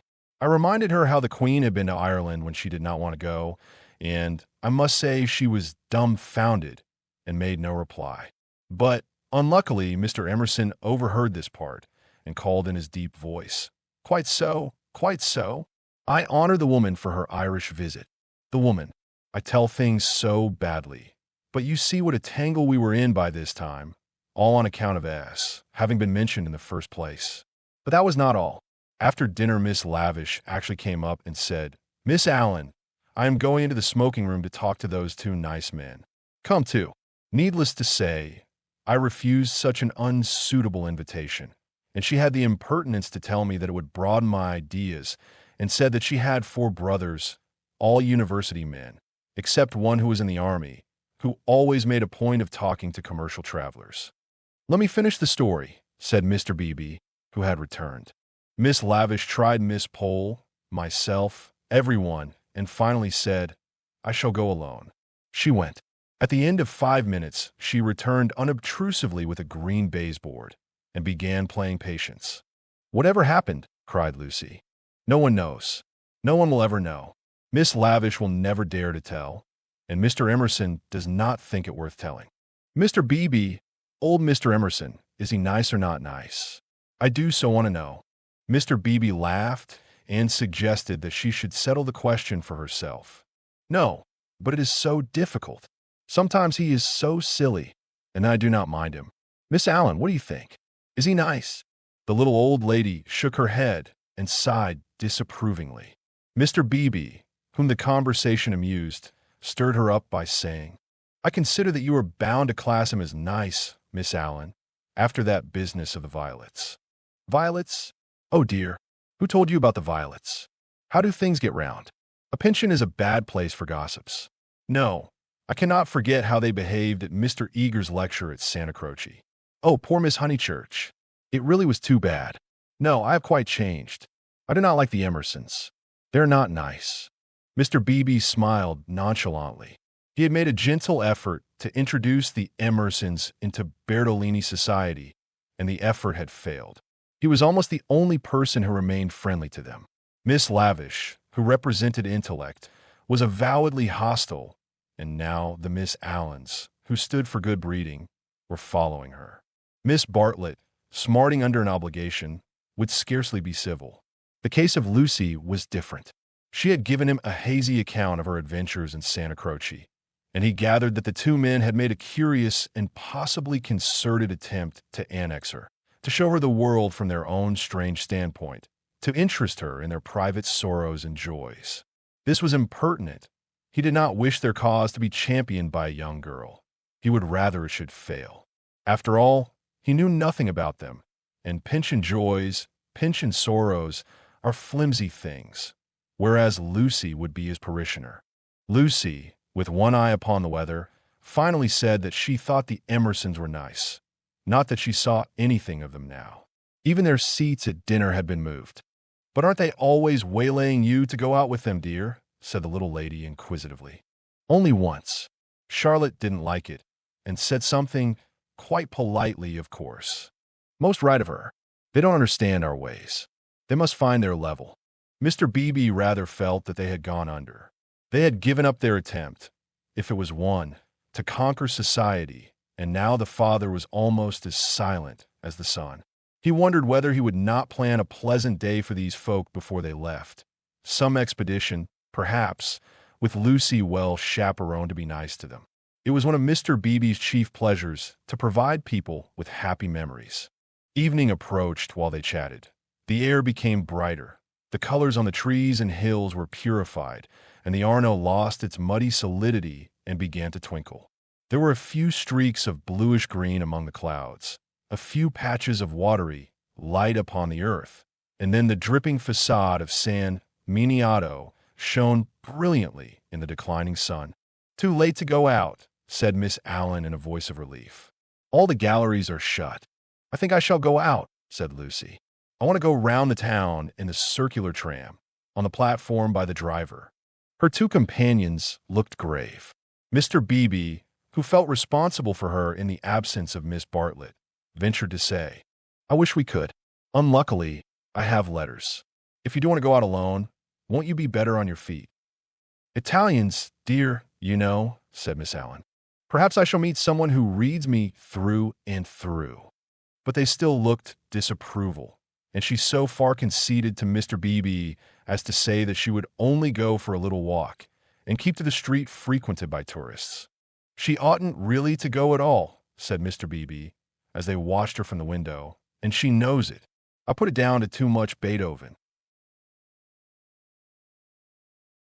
Chapter 4. Fourth chapter. Mr. Beebe was right. Lucy never knew her desires so clearly as after music. She had not really appreciated the clergyman's wit, nor the suggestive twitterings of Miss Allen. Conversation was tedious. She wanted something big, and she believed that it would have come to her on the windswept platform of an electric tram. This she might not attempt. It was unladylike. Why? Why were most big things unladylike? Charlotte had once explained to her why. It was not that ladies were inferior to men. It was that they were different. Their mission was to inspire others to achievement rather than to achieve themselves. Indirectly, by means of tact and a spotless name, a lady could accomplish much. But if she rushed into the fray herself, she would be first censured, then despised, and finally ignored. Poems have been written to illustrate this point. There is much that is immortal in this medieval lady. The dragons have gone, and so have the knights, but still she lingers in our midst. She reigned in many an early Victorian castle, and was queen of much early Victorian song. It is sweet to protect her in the intervals of business, sweet to pay her honor when she has cooked our dinner well. But alas, the creature grows degenerate. In her heart also there springing up strange desires. She too is enamored of heavy winds and vast panoramas and green expanses of the sea. She has marked the kingdom of this world, how full it is of wealth and beauty and war. A radiant crust built around the central fires, spinning towards the receding heavens. Men, declaring that she inspires them to it, move joyfully over the surface, having the most delightful meetings with other men, happy, not because they are masculine, but because they are alive. Before the show breaks up, she would like to drop the august title of the Eternal Woman and go there as her transitory self. Lucy does not stand for the medieval lady, who is rather an ideal to which she was bidden to lift her eyes when feeling serious. Nor has she any system of revolt.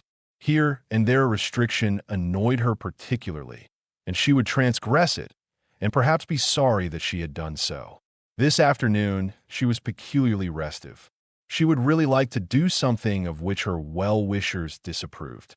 As she might not go on the electric tram, she went to Eleanor's shop. There she bought a photograph of Botticelli's Birth of Venus. Venus, being a pity, spoilt the picture, otherwise so charming, and Miss Bartlett had persuaded her to do without it. A pity in art, of course, signified the nude. Giorgione's Tempesta, the Idolino, some of the Sistine frescoes, and the Epoxiominos were added to it. She felt a little calmer then, and bought Fra Angelico's Coronation, Giotto's Ascension of St. John, some Della Robbia babies, and some Guido, Reni Madonnas. For her taste was Catholic, and she extended uncritical approval to every well-known name. But though she spent nearly 7 lire, the gates of liberty seemed still unopened. She was conscious of her discontent. It was new to her to be conscious of it. The world, she thought, is certainly full of beautiful things, if only I could come across them. It was not surprising that Mrs. Honeychurch disapproved of music, declaring that it always left her daughter peevish, unpractical, and touchy. "Nothing ever happens to me," she reflected, as she entered the Piazza Signoria and looked nonchalantly at its marvels, now fairly familiar to her. The great square was in shadow. The sunshine had come too late to strike it. Neptune was already unsubstantial in the twilight, half god, half ghost, and his fountain plashed dreamily to the men and satyrs who idled together on its march. The loggia showed as the triple entrance of a cave, wherein many a deity, shadowy but immortal, looking forth upon the arrivals and departures of mankind. It was the hour of unreality, the hour, that is, when unfamiliar things are real. An older person at such an hour and in such a place might think that sufficient was happening to him, and rest content. Lucy desired more. She fixed her eyes wistfully on the tower of the palace, which rose out of the lower darkness like a pillar of roughened gold. It seemed no longer a tower, no longer supported by earth, but some unattainable treasure throbbing in the tranquil sky. Its brightness mesmerized her, still dancing before her eyes when she bent them to the ground and started towards home. Then something did happen. 2 Italians by the loggia had been bickering about a debt. 5 lire, they had cried. 5 lire. They sparred at each other, and one of them was hit lightly upon the chest. He frowned. He bent towards Lucy with a look of interest, as if he had an important message for her. He opened his lips to deliver it, and a stream of red came out between them and trickled down his unshaven chin. That was all. A crowd rose out of the dusk. It hid this extraordinary man from her and bore him away to the fountain. Mr. George Emerson happened to be a few paces away, looking at her across the spot where the man had been. How very odd. Across something. Even as she caught sight of him, he grew dim. The palace itself grew dim, swayed above her, fell onto her softly, slowly, noiselessly, and the sky fell with it. She thought, "Oh, what have I done? Oh, what have I done?" she murmured and opened her eyes. George Emerson still looked at her, but not across anything. She had complained of dullness, and lo, one man was stabbed, and another held her in his arms. They were sitting on some steps in the Uffizi arcade. He must have carried her. He rose when she spoke and began to dust his knees. She repeated, "Oh, what have I done?" "You fainted." I am very sorry." "How are you now?" "Perfectly well, absolutely well." And she began to nod and smile. "Then let us come home. There's no point in our stopping." He held out his hand to pull her up. She pretended not to see it. The cries from the fountain, they had never ceased, rang emptily. The whole world seemed pale and void of its original meaning. "How very kind you have been. I might have hurt myself falling, but now I am well. I can go alone. Thank you." His hand was still extended. "Oh, my photographs," she exclaimed suddenly. "What photographs?" "I bought some photographs at Eleanor's. I must have dropped them out there in the square." She looked at him cautiously. "Would you add to your kindness by fetching them?" He added to his kindness. As soon as he had turned his back, Lucy arose with the running of a maniac and stole down the arcade towards the Arno. "Miss Honeychurch." She stopped with her hand on her heart. "You sit still. You aren't fit to go home alone." "Yes, I am. Thank you so very much." No, you aren't. You'd go openly if you were. But I had rather. Then I don't fetch your photographs. I had rather be alone. He said imperiously, the man is dead. The man is probably dead. Sit down till you're arrested. She was bewildered and obeyed him. And don't move till I come back. In the distance, she saw creatures with black hoods, such as appear in dreams. The palace tower had lost the reflection of the declining day and joined itself to earth. How should she talk to Mr. Emerson when he returned from the shadowy square? Again the thought occurred to her. Oh, what have I done? The thought that she, as well as the dying man, had crossed some spiritual boundary. He returned, and she talked of the murder. Oddly enough, it was an easy topic. She spoke of the Italian character. She became almost garrulous over the incident that had made her faint 5 minutes before. Being strong physically, she soon overcame the horror of blood. She rose without his assistance, and though wings seemed to flutter inside her, she walked firmly enough towards the Arno. There a cabman signaled to them. They refused him. And the murderer tried to kiss him. You say, how very odd Italians are, and gave himself up to the police. Mr. Beebe was saying that Italians know everything, but I think they are rather childish. When my cousin and I were at the Pity yesterday, what was that? He had thrown something into the stream. What did you throw in? Things I didn't want, he said crossly. Mr. Emerson. Well, where are the photographs? He was silent. I believe it was my photographs that you threw away. I didn't know what to do with them, he cried, and his voice was that of an anxious boy. Her heart warmed towards him for the first time. They were covered with blood. There, I'm glad I've told you. And all the time we were making conversation, I was wondering what to do with them. He pointed downstream. They've gone. The river swirled under the bridge. I did mind them so, and one is so foolish. It seemed better that they should go out to the sea. I don't know. I may just mean that they frightened me. Then the boy verged into a man. For something tremendous has happened. I must face it without getting muddled. It isn't exactly that a man has died. Something warned Lucy that she must stop him. It has happened, he repeated, and I mean to find out what it is. Mr. Emerson. He turned towards her frowning, as if she had disturbed him in some abstract quest. I want to ask you something before we go in. They were close to their pension. She stopped and leant her elbows against the parapet of the embankment. He did likewise. There is at times a magic in identity of position. It is one of the things that have suggested to us eternal comradeship.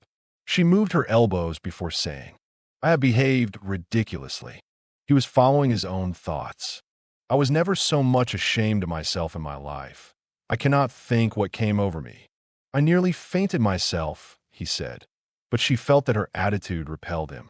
Well, I owe you 1,000 apologies. Oh, all right. And this is the real point. You know how silly people are gossiping. Ladies especially, I am afraid. You understand what I mean? I'm afraid I don't. I mean, would you not mention it to anyone, my foolish behavior? Your behavior? Oh, yes, all right, all right. Thank you so much. And would you? She could not carry her request any further. The river was rushing below them, almost black in the advancing night. He had thrown her photographs into it, and then he had told her the reason. It struck her that it was hopeless to look for chivalry in such a man. He would do her no harm by idle gossip. He was trustworthy, intelligent, and even kind. He might even have a high opinion of her. But he lacked chivalry. His thoughts, like his behavior, would not be modified by awe. It was useless to say to him, and would you? And hope that he would complete this sentence for himself, averting his eyes from her nakedness like the night in that beautiful picture. She had been in his arms, and he remembered it, just as he remembered the blood on the photographs that she had bought in Eleanor's shop. It was not exactly that a man had died. Something had happened to the living. They had come to a situation where character tells and where childhood enters upon the branching paths of youth. Well, thank you so much, she repeated. How quickly these accidents do happen, and then one returns to the old life. I don't. Anxiety moved her to question him. His answer was puzzling. I shall probably want to live. But why, Mr. Emerson? What do you mean? I shall want to live, I say. Leaning her elbows on the parapet, she contemplated the river Arno, whose roar was suggesting some unexpected melody to her ears. Chapter 5. Possibilities of a Pleasant Outing. It was a family saying that you never knew which way Charlotte Bartlett would turn. She was perfectly pleasant and sensible over Lucy's adventure, found the abridged account of it quite adequate, and paid suitable tribute to the courtesy of Mr. George Emerson. She and Miss Lavish had had an adventure also.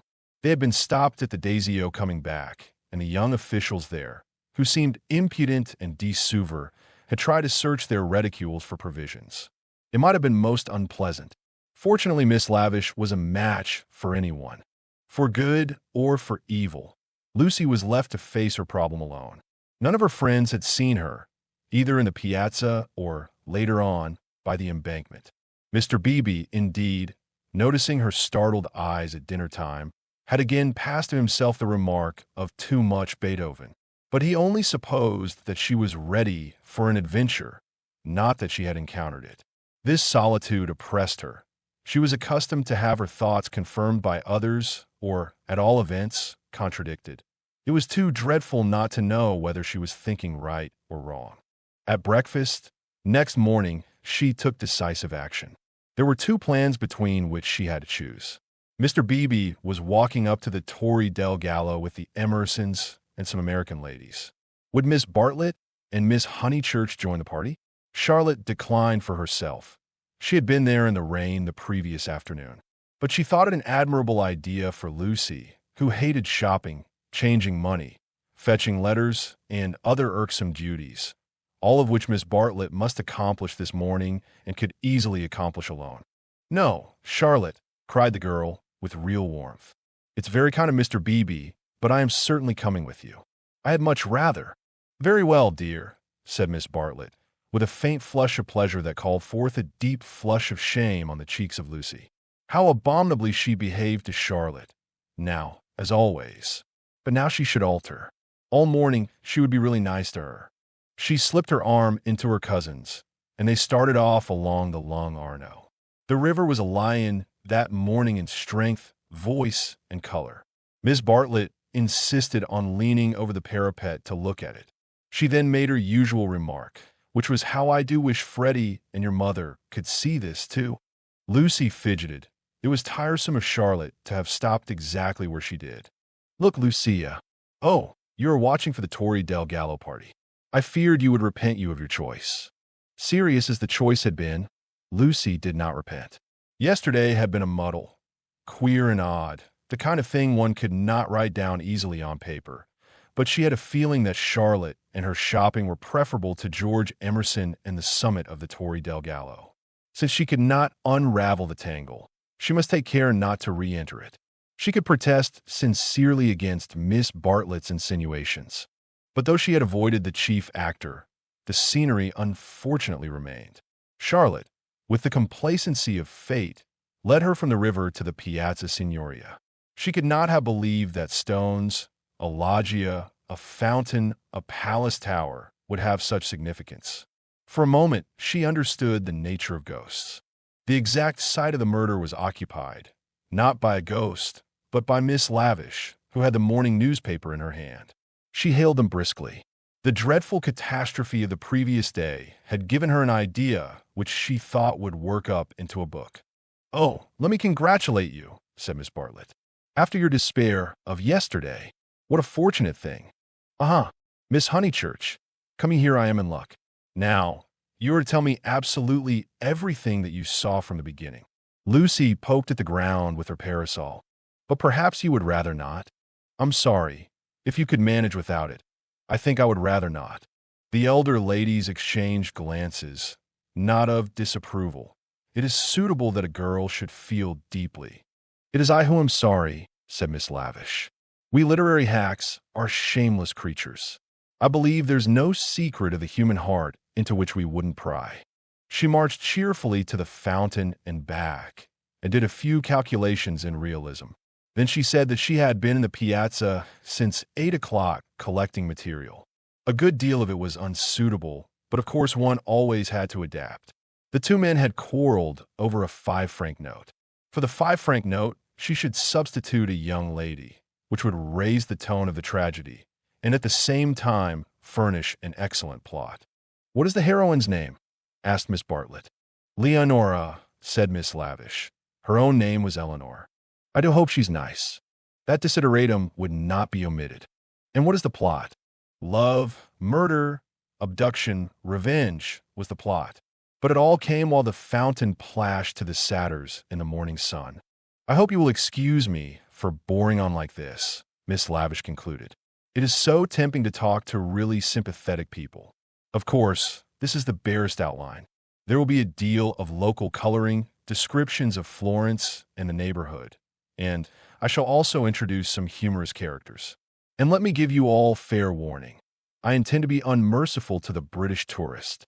"Oh, you wicked woman," cried Miss Bartlett. "I'm sure you're thinking of the Emersons." Miss Lavish gave a Machiavellian smile.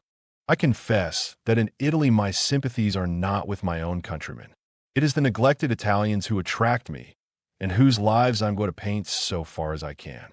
For I repeat, and I insist, and I've always held most strongly, that a tragedy such as yesterday's is not the less tragic because it happened in humble life." There was a fitting silence when Miss Lavish had concluded. Then the cousins wished success to her labors and walked slowly away across the square. "She is my idea of a really clever woman," said Miss Bartlett. That last remark struck me as so particularly true. It should be a most pathetic novel.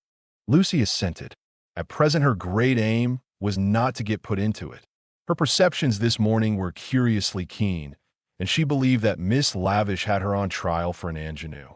"She is emancipated, but only in the very best sense of the word," continued Miss Bartlett slowly. "None but the superficial would be shocked at her. We had a long talk yesterday. She believes in justice and truth and human interest. She told me also that she has a high opinion of the destiny of woman. Mr. Eager. Why, how nice. What a pleasant surprise." "Ah, not for me," said the chaplain blandly, "for I have been watching you and Miss Honeychurch for quite a little time. We were chatting to Miss Lavish." His brow contracted. "So I saw. Were you indeed? Andate via. Sono occupato." The last remark was made to a vendor of panoramic photographs who was approaching with a courteous smile. "I'm about to venture a suggestion. Would you and Miss Honeychurch be disposed to join me in a drive some day this week? A drive in the hills? We might go up by Fiesole and back by Settignano. There's a point on that road where we could get down and have an hour's ramble on the hillside. The view thence of Florence is most beautiful, far better than the hackneyed view of Fiesole. It is the view that Alessio Baldovinetti is fond of introducing into his pictures. That man had a decided feeling for landscape. Decidedly. But who looks at it today? Ah, the world is too much for us." Miss Bartlett had not heard of Alessio Baldovinetti, but she knew that Mr. Eager was no commonplace chaplain. He was a member of the residential colony who had made Florence their home. He knew the people who never walked about with Baedekers, who had learnt to take a siesta after lunch, who took drives the pension tourists had never heard of and saw by private influence galleries which were closed to them. Living in delicate seclusion, some in furnished flats, others in Renaissance villas on Fiesole's slope, they read, wrote, studied, and exchanged ideas, thus attaining to that intimate knowledge, or rather perception, of Florence which is denied to all who carry in their pockets the coupons of Cook. Therefore, an invitation from the chaplain was something to be proud of. Between the two sections of his flock he was often the only link, and it was his avowed custom to select those of his migratory sheep who seemed worthy and give them a few hours in the pastures of the permanent. Did a Renaissance villa? Nothing had been said about it yet. But if it did come to that, how Lucy would enjoy it. A few days ago, and Lucy would have felt the same. But the joys of life were grouping themselves anew. A drive in the hills with Mr. Eager and Miss Bartlett, even if culminating in a residential tea party, was no longer the greatest of them. She echoed the raptures of Charlotte somewhat faintly. Only when she heard that Mr. Beebe was also coming did her thanks become more sincere. "So we shall be a party, Carrie," said the chaplain. "In these days of toil and tumult one has great needs of the country and its message of purity. Andate via. Andate presto, presto." Ah, the town. Beautiful as it is the town. They assented. This very square, so I am told, witnessed yesterday the most sordid of tragedies. To one who loves the Florence of Dante and Savonarola, there is something portentous in such desecration. Portentous and humiliating. Humiliating indeed, said Miss Bartlett. Miss Honeychurch happened to be passing through as it happened. She can hardly bear to speak of it. She glanced at Lucy proudly. "And how came we to have you here?" asked the chaplain paternally. Miss Bartlett's recent liberalism oozed away at the question. "Do not blame her, please, Mr. Eager. The fault is mine. I left her unchaperoned." "So you were here alone, Miss Honeychurch?" His voice suggested sympathetic reproof, but at the same time indicated that a few harrowing details would not be unacceptable. His dark, handsome face drooped mournfully towards her to catch a reply.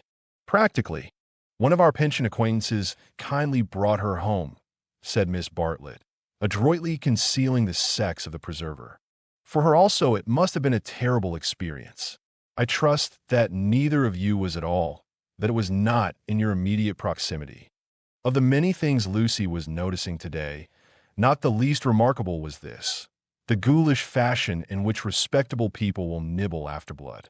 George Emerson had kept the subject strangely pure. "He died by the fountain, I believe," was her reply. "And you and your friend were over at the loggia. That must have saved you much. You have not, of course, seen the disgraceful illustrations which the gutter press. This man is a public nuisance. He knows that I am a resident perfectly well, and yet he goes on worrying me to buy his vulgar views." Surely the vendor of photographs was in league with Lucy, in the eternal league of Italy with youth. He had suddenly extended his book before Miss Bartlett and Mr. Eager, binding their hands together by a long glossy ribbon of churches, pictures, and views. "This is too much," cried the chaplain, striking petulantly at one of Fra Angelico's angels. She tore. A shrill cry rose from the vendor. The book, it seemed, was more valuable than one would have supposed. "Willingly would I purchase," began Miss Bartlett. "Ignore him," said Mr. Eager sharply, and they all walked rapidly away from the square. But an Italian can never be ignored, least of all when he has a grievance. His mysterious persecution of Mr. Eager became relentless. The air rang with his threats and lamentations. He appealed to Lucy. Would not she intercede? He was poor. He sheltered a family, the tax on bread. He waited. He gibbered. He was recompensed. He was dissatisfied. He did not leave them until he had swept their minds clean of all thoughts, whether pleasant or unpleasant. Shopping was the topic that now ensued. Under the chaplain's guidance, they selected many hideous presents and mementos, florid little picture frames that seemed fashioned in gilded pastry. Other little frames, more severe, that stood on little easels and were carven out of oak, a blotting book of vellum, a Dante of the same material, cheap mosaic brooches which the maids next Christmas would never tell from real, pins, pots, heraldic saucers, brown art photographs, Eros and Psyche in alabaster, St. Peter to match, all of which would have cost less in London. This successful morning left no pleasant impressions on Lucy. She had been a little frightened, both by Miss Lavish and by Mr. Eager, she knew not why. And as they frightened her, she had, strangely enough, ceased to respect them. She doubted that Miss Lavish was a great artist. She doubted that Mr. Eager was as full of spirituality and culture as she had been led to suppose. They were tried by some new test, and they were found wanting. As for Charlotte, she was exactly the same. It might be possible to be nice to her. It was impossible to love her. The son of a laborer, I happen to know it for a fact. A mechanic of some sort himself when he was young. Then he took to writing for the socialistic press. I came across him at Brixton. They were talking about the Emersons. How wonderfully people rise in these days, sighed Miss Bartlett, fingering a model of the Leaning Tower of Pisa. Generally, replied Mr. Eager, one has only sympathy for their success, the desire for education and for social advance. In these things there is something not wholly vile. There are some working men whom one would be very willing to see out here in Florence, little as they would make of it.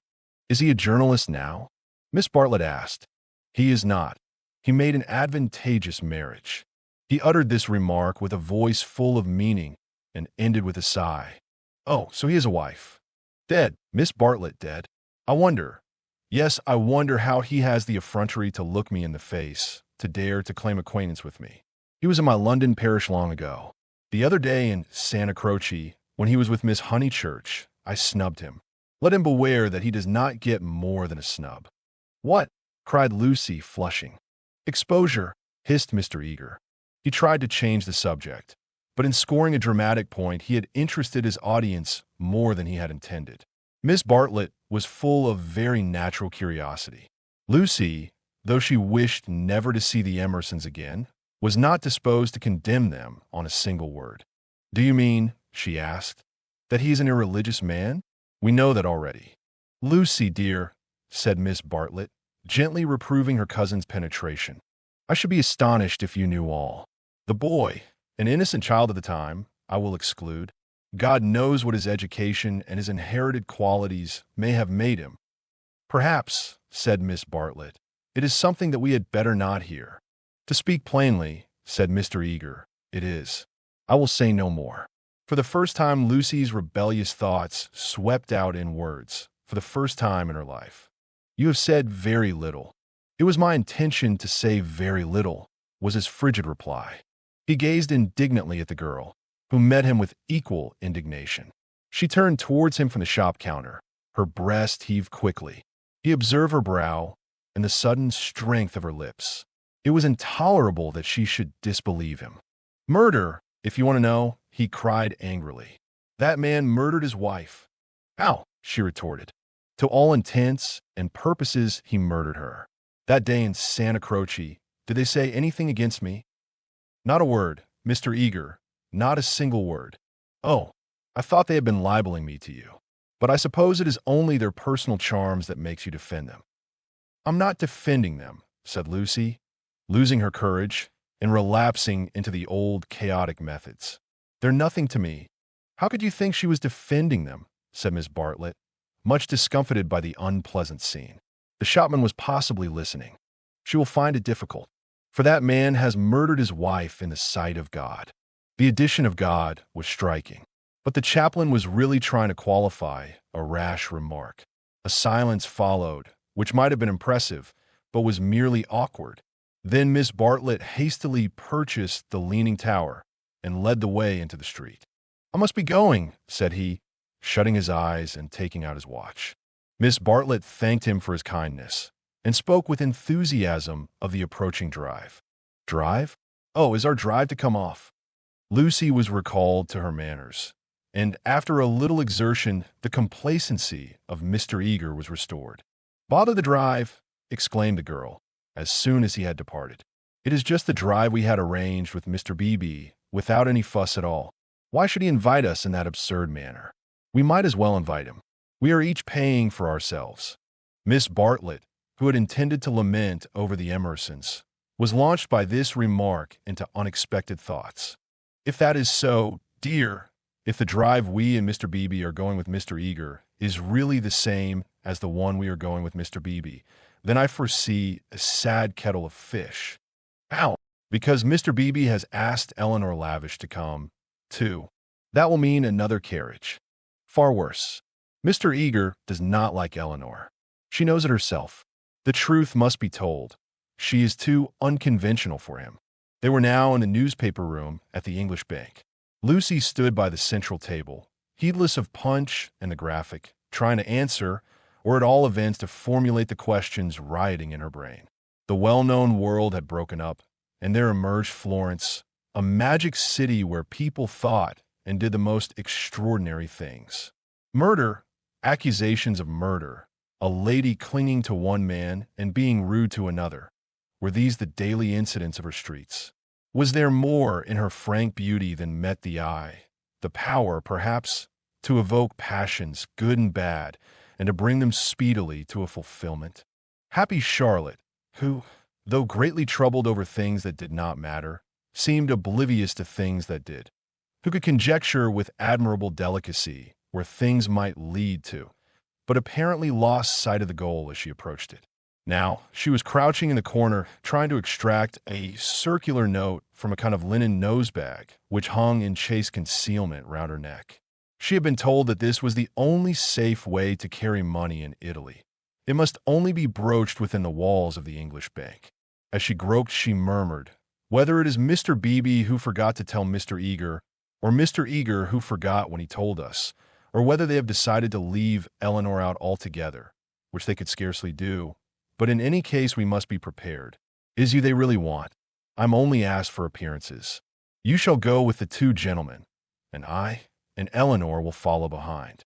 A one-horse carriage would do for us. Yet how difficult it is." "It is indeed," replied the girl, with a gravity that sounded sympathetic. "What do you think about it?" asked Miss Bartlett, flushed from the struggle and buttoning up her dress. "I don't know what I think, nor what I want.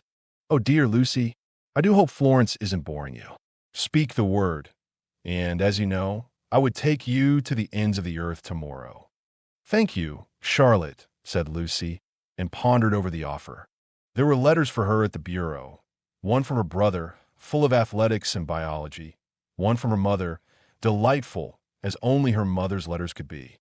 She had read in it of the crocuses which had been bought for yellow and were coming up puce, of the new parlour-maid, who had watered the ferns with essence of lemonade, of the semi-detached cottages which were ruining Summer Street and breaking the heart of Sir Harry Otway.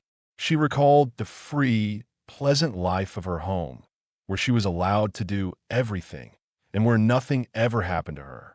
The road up through the pine woods, the clean drawing-room, the view over the Sussex Weald, all hung before her bright and distinct, but pathetic as the pictures in a gallery to which, after much experience, a traveler returns.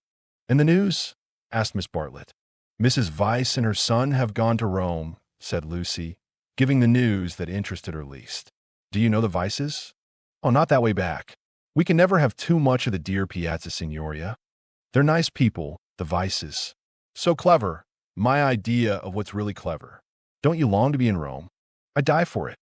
The Piazza Signoria is too stony to be brilliant. It has no grass, no flowers, no frescoes, no glittering walls of marble or comforting patches of ruddy brick. By an odd chance, unless we believe in a presiding genius of places, the statues that relieve its severity suggest not the innocence of childhood, nor the glorious bewilderment of youth, but the conscious achievements of maturity. Perseus and Judith, Hercules and Thusnelda, they have done or suffered something, and though they are immortal, immortality has come to them after experience, not before. Here, not only in the solitude of nature, might a hero meet a goddess, or a heroine a god. "Charlotte," cried the girl suddenly, "here's an idea. What if we popped off to Rome tomorrow, straight to the Vyse's hotel? For I do know what I want.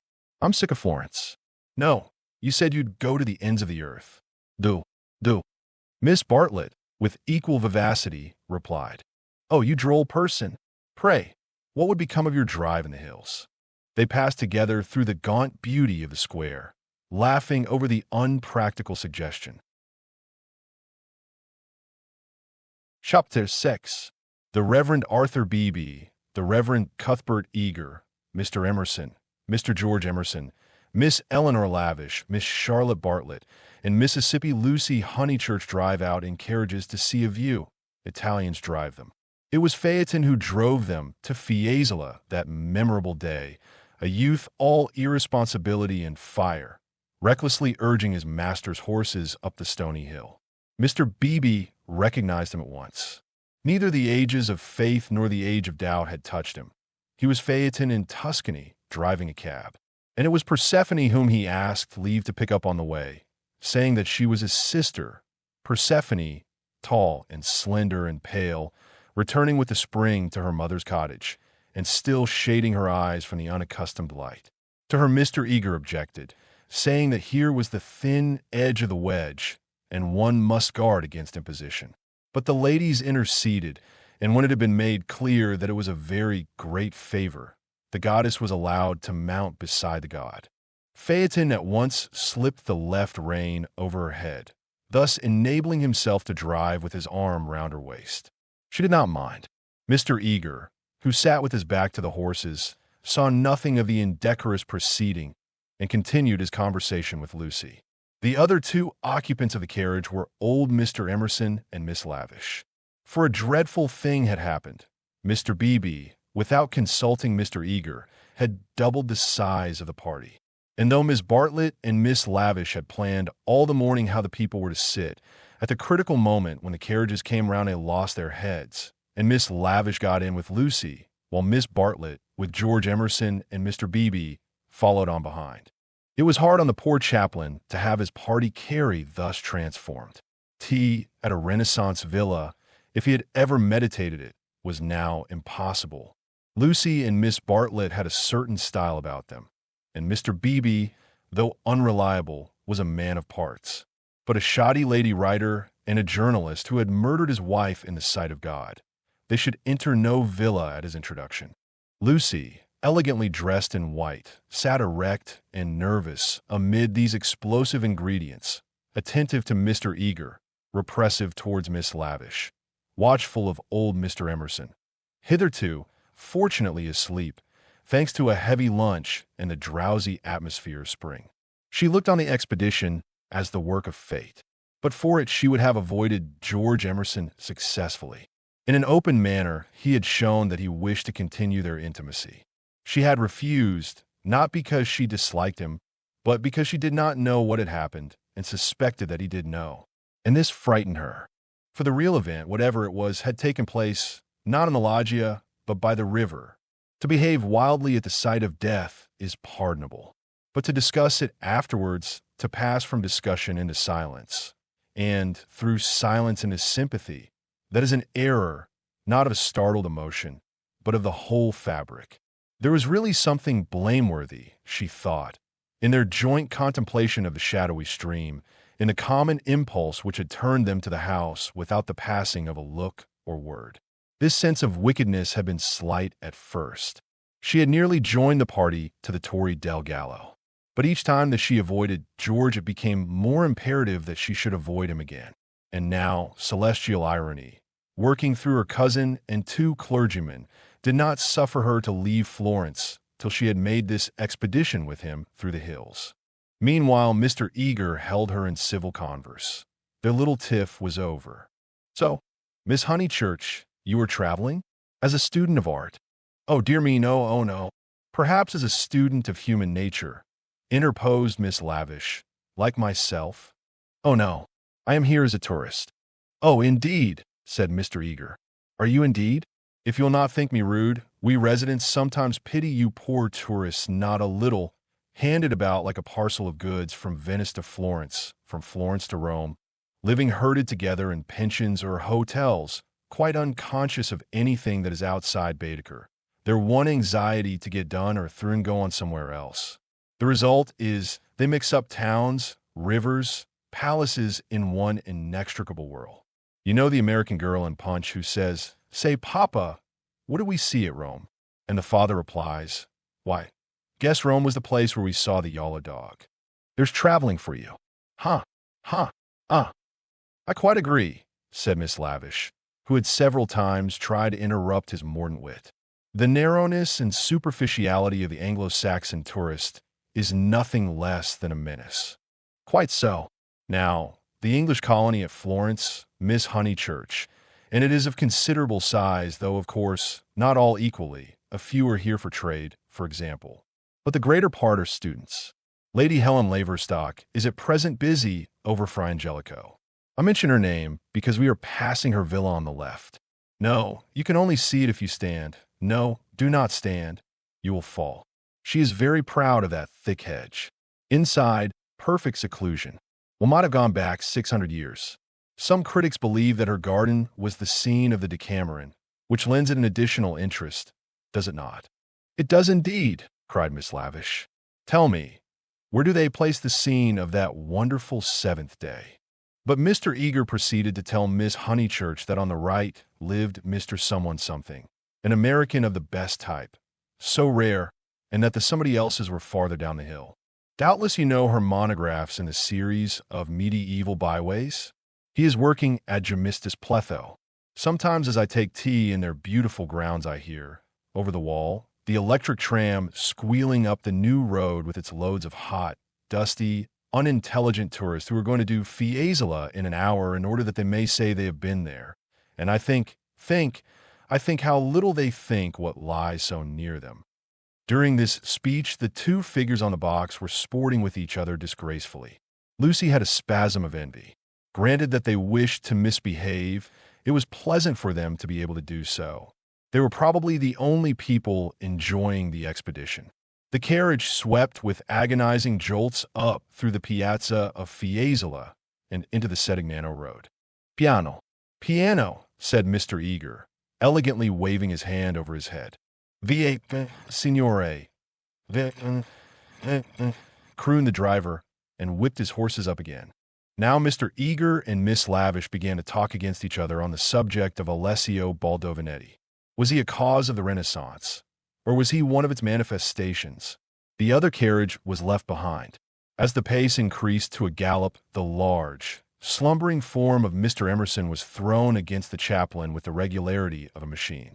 "Piano, piano," said he, with a martyred look at Lucy. An extra lurch made him turn angrily in his seat. Phaeton, who for some time had been endeavoring to kiss Persephone, had just succeeded. A little scene ensued, which, as Miss Bartlett said afterwards, was most unpleasant. The horses were stopped. The lovers were ordered to disentangle themselves. The boy was to lose his pourboire. The girl was immediately to get down. "She is my sister," said he, turning round on them with piteous eyes. Mr. Eager took the trouble to tell him that he was a liar. Phaeton hung down his head, not at the matter of the accusation, but at its manner. At this point, Mr. Emerson, whom the shock of stopping had awoke, declared that the lovers must on no account be separated, and patted them on the back to signify his approval. And Miss Lavish, though unwilling to ally him, felt bound to support the cause of Bohemianism. "Most certainly I would let them be," she cried. "But I dare say I shall receive scant support. I have always flown in the face of the conventions all my life. This is what I call an adventure." "We must not submit," said Mr. Eager. I knew he was trying it on. "He is treating us as if we were a party of Cook's tourists." "Surely no," said Miss Lavish, her ardor visibly decreasing. The other carriage had drawn up behind, and sensible Mr. Beebe called out that after this warning the couple would be sure to behave themselves properly. "Leave them alone," Mr. Emerson begged the chaplain, of whom he stood in no awe. "Do we find happiness so often that we should turn it off the box when it happens to sit there? To be driven by lovers. A king might envy us, and if we part them, it's more like sacrilege than anything I know." Here the voice of Miss Bartlett was heard saying that a crowd had begun to collect. Mr. Eager, who suffered from an overfluent tongue rather than a resolute will, was determined to make himself heard. He addressed the driver again. Italian in the mouth of Italians is a deep-voiced stream, with unexpected cataracts and boulders to preserve it from monotony.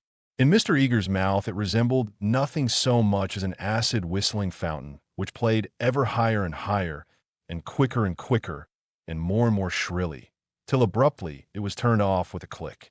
"Signorina," said the man to Lucy, when the display had ceased. Why should he appeal to Lucy? "Signorina," echoed Persephone in her glorious contralto. She pointed at the other carriage. "Why?" For a moment, the two girls looked at each other. Then Persephone got down from the box. "Victory at last," said Mr. Eager, smiting his hands together as the carriages started again. "It is not victory," said Mr. Emerson.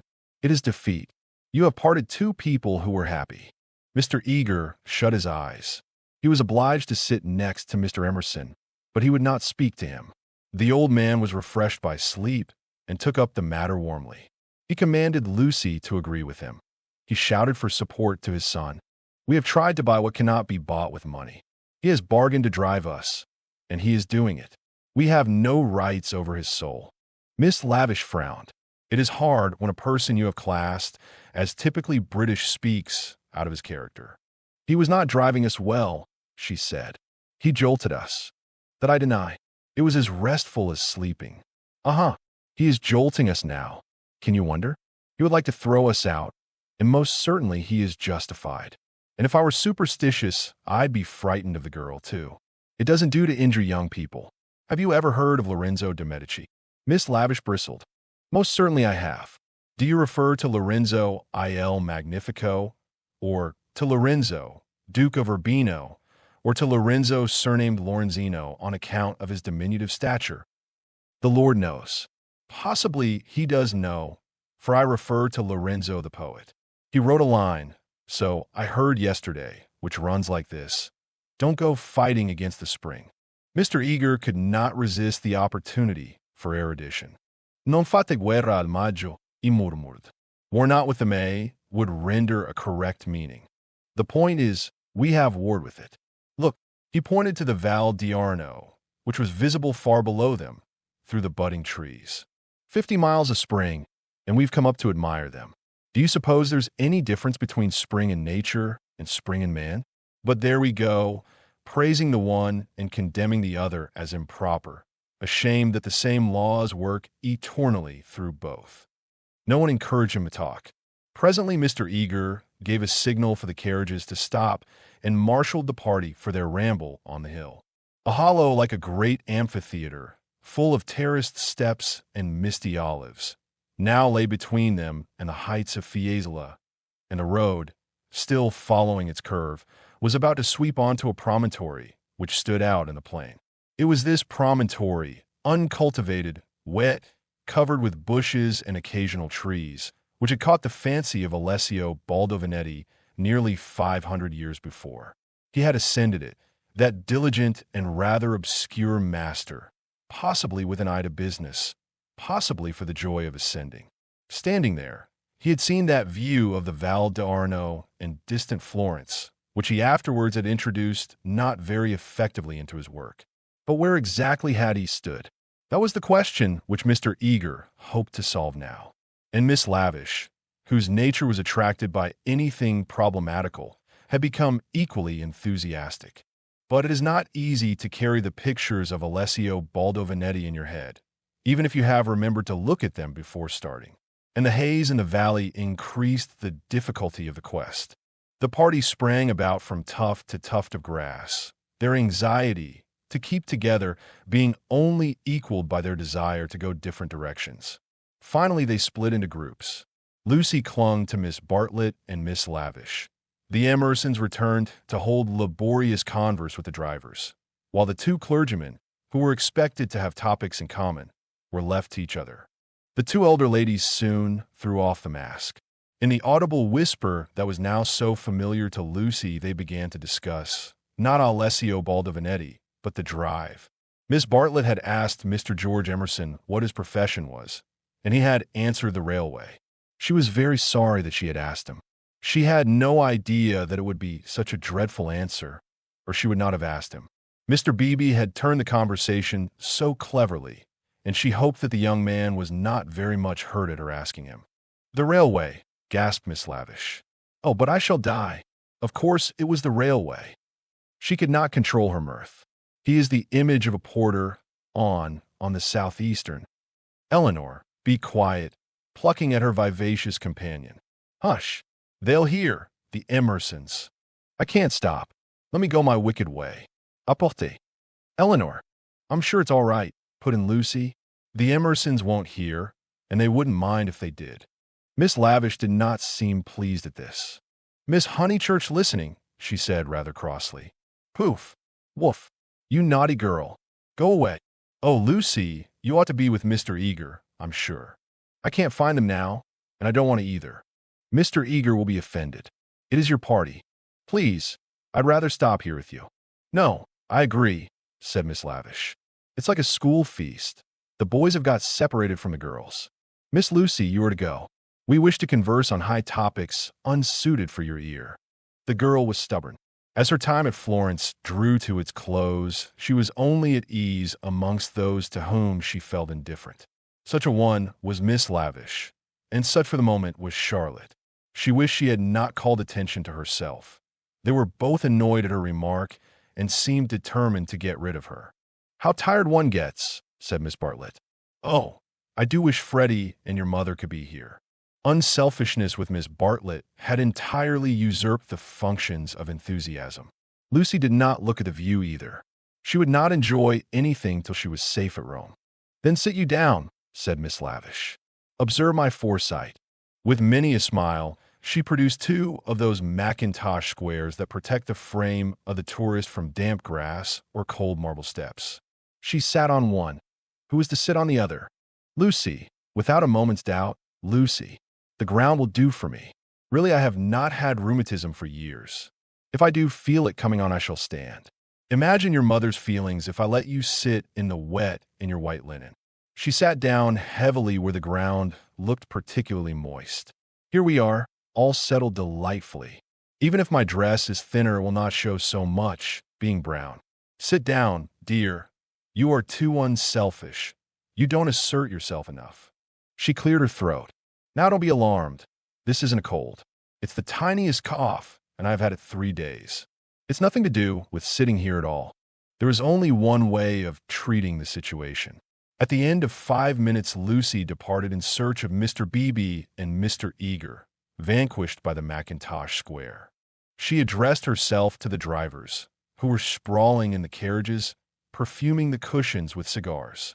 The miscreant, a bony young man scorched black by the sun, rose to greet her with the courtesy of a host and the assurance of a relative. "Dove," said Lucy, after much anxious thought. His face lit up. Of course he knew where. Not so far either. His arms swept 3/4 of the horizon. You should just think he did know where. He pressed his fingertips to his forehead and then pushed them towards her, as if oozing with visible extract of knowledge. More seemed necessary. "Dove buoni uomini," said she at last. "Good?" Scarcely the adjective for those noble beings. He showed her his cigar. "Uno, poo, piccolo," was her next remark, implying, "Has the cigar been given to you by Mr. Beebe, the smaller of the 2 good men?" She was correct as usual. He tied the horse to a tree, kicked it to make it stay quiet, dusted the carriage, arranged his hair, remolded his hat, encouraged his mustache, and in rather less than a quarter of a minute was ready to conduct her. Italians are born knowing the way. It would seem that the whole earth lay before them, not as a map, but as a chessboard, whereon they continually behold the changing pieces as well as the squares. Anyone can find places, but the finding of people is a gift from God. He only stopped once to pick her some great blue violets. She thanked him with real pleasure. In the company of this common man, the world was beautiful and direct. For the first time, she felt the influence of spring. His arms swept the horizon gracefully. Violets, like other things, existed in great profusion there. Would she like to see them? "Ma buoni uomini." He bowed. "Certainly. Good men first, violets afterwards." They proceeded briskly through the undergrowth, which became thicker and thicker. They were nearing the edge of the promontory, and the view was stealing round them, but the brown network of the bushes shattered it into countless pieces. He was occupied in his cigar and in holding back the pliant boughs. She was rejoicing in her escape from dullness. Not a step, not a twig, was unimportant to her. What is that? There was a voice in the wood, in the distance behind them. The voice of Mr. Eager? He shrugged his shoulders. An Italian's ignorance is sometimes more remarkable than his knowledge. She could not make him understand that perhaps they had missed the clergyman. The view was forming at last. She could discern the river, the golden plain, other hills. "Eccolo!" he exclaimed. At the same moment the ground gave way, and with a cry she fell out of the wood. Light and beauty enveloped her. She had fallen on to a little open terrace, which was covered with violets from end to end. "Courage!" cried her companion, now standing some 6 feet above. "Courage and love." She did not answer. From her feet the ground sloped sharply into view, and violets ran down in rivulets and streams and cataracts, irrigating the hillside with blue, eddying round the tree stems, collecting into pools and hollows, covering the grass with spots of azure foam. But never again were they in such profusion. This terrace was the wellhead, the primal source whence beauty gushed out to water the earth. Standing at its brink, like a swimmer who prepares, was the good man. But he was not the good man that she had expected, and he was alone. George had turned at the sound of her arrival. For a moment he contemplated her as one who had fallen out of heaven. He saw a radiant joy in her face. He saw the flowers beat against her dress in blue waves. The bushes above them closed. He stepped quickly forward and kissed her. Before she could speak, almost before she could feel, a voice called, "Lucy, Lucy, Lucy." The silence of life had been broken by Miss Bartlett, who stood brown against the view. Chapter 7. They return. Some complicated game had been playing up and down the hillside all the afternoon. What it was and exactly how the players had sided, Lucy was slow to discover. Mr. Eager had met them with a questioning eye. Charlotte had repulsed him with much small talk. Mr. Emerson, seeking his son, was told whereabouts to find him. Mr. Beebe, who wore the heated aspect of a neutral, was bidden to collect the factions for the return home. There was a general sense of groping and bewilderment. Pan had been amongst them, not the great god Pan, who has been buried these 2,000 years, but the little god Pan, who presides over social contretemps and unsuccessful picnics. Mr. Beebe had lost everyone, and had consumed in solitude the tea basket which he had brought up as a pleasant surprise. Miss Lavish had lost Miss Bartlett. Lucy had lost Mr. Eager. Mr. Emerson had lost George. Miss Bartlett had lost a Mackintosh square. Phaeton had lost the game. That last fact was undeniable. He climbed on to the box shivering, with his collar up, prophesying the swift approach of bad weather. "Let us go immediately," he told them. "The Signorino will walk." "All the way." "He will be ours," said Mr. Beebe. "Apparently." I told him it was unwise. He would look no one in the face. Perhaps defeat was particularly mortifying for him. He alone had played skillfully, using the whole of his instinct, while the others had used scraps of their intelligence. He alone had divined what things were, and what he wished them to be. He alone had interpreted the message that Lucy had received 5 days before from the lips of a dying man. Persephone, who spends half her life in the grave, she could interpret it also. Not so these English. They gain knowledge slowly, and perhaps too late. The thoughts of a cab driver, however, just seldom affect the lives of his employers. He was the most competent of Miss Bartlett's opponents, but infinitely the least dangerous. Once back in the town, he, in his insight and his knowledge, would trouble English ladies no more. Of course, it was most unpleasant. She had seen his black head in the bushes. He might make a tavern story out of it. But after all, what have we to do with taverns? Real menace belongs to the drawing room. It was of drawing-room people that Miss Bartlett thought as she journeyed downwards towards the fading sun. Lucy sat beside her. Mr. Eager sat opposite, trying to catch her eye. He was vaguely suspicious. They spoke of Alessio Baldovinetti. Rain and darkness came on together. The two ladies huddled together under an inadequate parasol. There was a lightning flash, and Miss Lavish, who was nervous, screamed from the carriage in front. At the next flash, Lucy screamed also. Mr. Eager addressed her professionally. "Courage, Miss Honeychurch. Courage and faith, if I might say so. There's something almost blasphemous in this horror of the elements. Are we seriously to suppose that all these clouds, all this immense electrical display, is simply called into existence to extinguish you or me? No, of course. Even from a scientific standpoint, the chances against our being struck are enormous. The steel knives, the only articles which might attract the current, are in the other carriage. And, in any case, we are infinitely safer than if we were walking. Courage, courage, and faith." Under the rug, Lucy felt the kindly pressure of her cousin's hand. At times our need for a sympathetic gesture is so great that we care not what exactly it signifies or how much we may have to pay for it afterwards. Miss Bartlett, by this timely exercise of her muscles, gained more than she would have got in hours of preaching or cross-examination. She renewed it when the two carriages stopped, half into Florence. "Mr. Eager," called Mr. Beebe, "we want your assistance. Will you interpret for us?" "George," cried Mr. Emerson, "ask your driver which way George went. The boy may lose his way. He may be killed." "Go, Mr. Eager," said Miss Bartlett. "Don't ask our driver. Our driver is no help. Go and support poor Mr. Beebe. He is nearly demented." "He may be killed," cried the old man. "He may be killed." "Typical behavior," said the chaplain, as he quitted the carriage. In the presence of reality, that kind of person invariably breaks down. What does he know? whispered Lucy as soon as they were alone. "Charlotte, how much does Mr. Eager know?" "Nothing, dearest. He knows nothing. But," she pointed at the driver, "he knows everything." "Dearest, had we better? Shall I?" She took out her purse. "It is dreadful to be entangled with low-class people." He saw it all. Tapping Phaeton's back with her guidebook, she said, "Silenzio," and offered him a franc. "Va bene," he replied, and accepted it, as well this ending to his day as any. But Lucy, a mortal maid, was disappointed in him. There was an explosion up the road. The storm had struck the overhead wire of the tram line, and one of the great supports had fallen. If they had not stopped, perhaps they might have been hurt.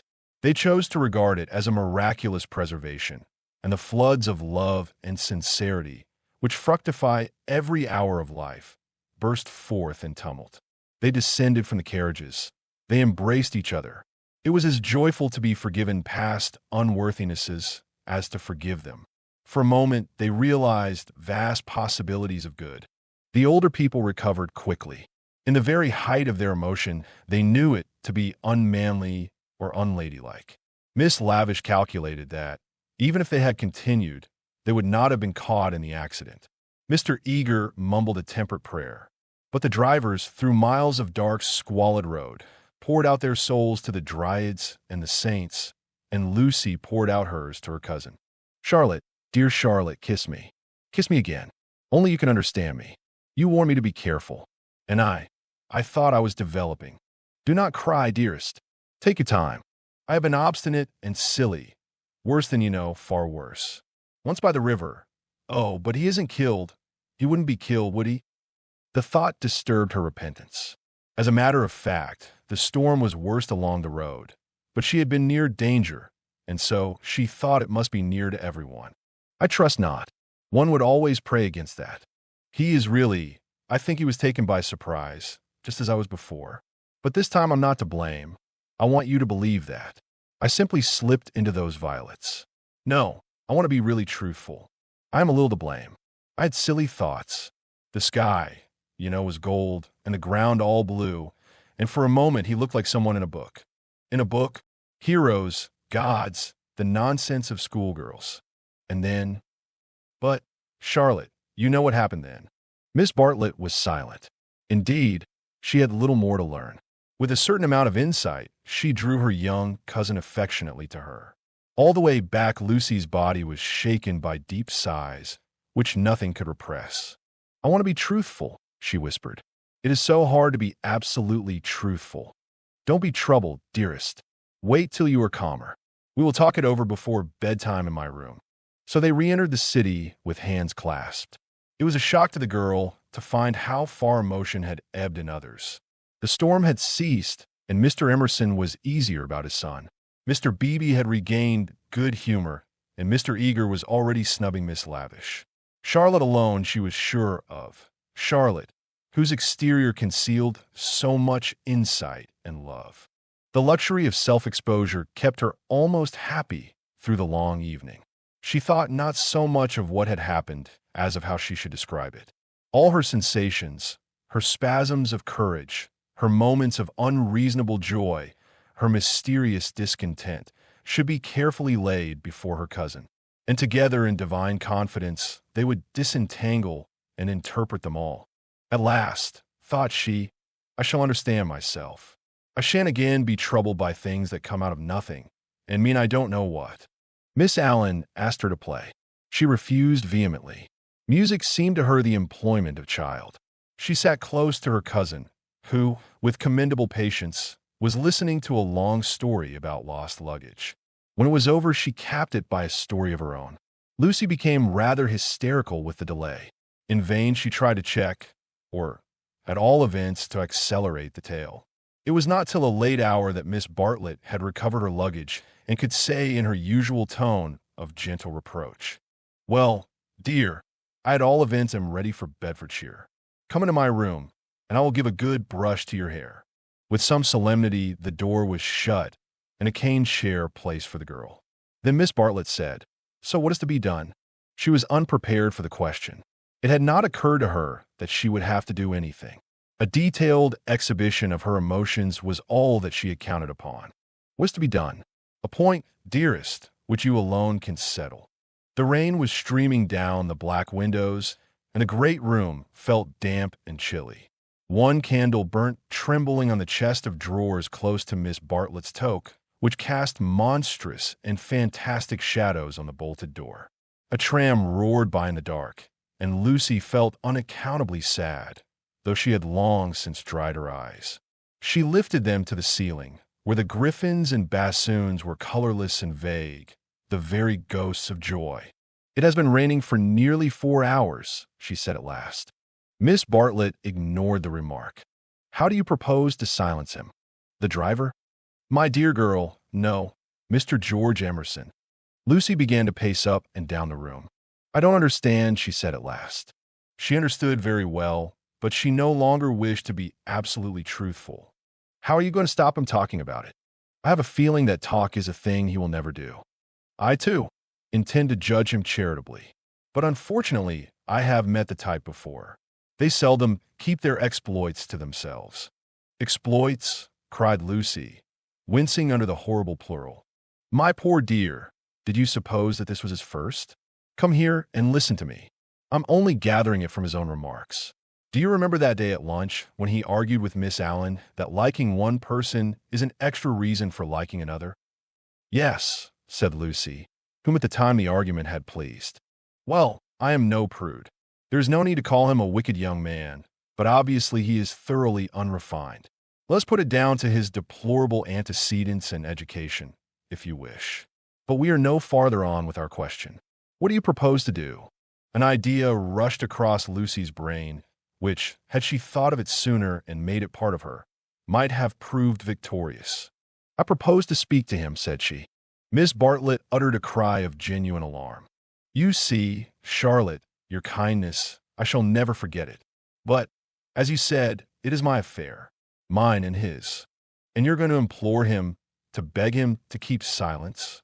"Certainly not. There would be no difficulty. Whatever you ask him, he answers, yes or no. Then it is over. I have been frightened of him, but now I'm not one little bit. But we fear him for you, dear. You are so young and inexperienced.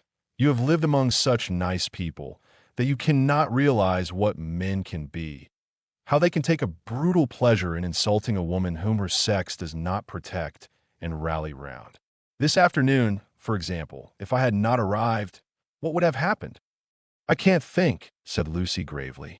Something in her voice made Miss Bartlett repeat her question, intoning it more vigorously. "What would have happened if I hadn't arrived?" "I can't think," said Lucy again. "When he insulted you, how would you have replied?" "I hadn't time to think. You came." "Yes, but won't you tell me now what you would have done?" "I should have." She checked herself and broke the sentence off.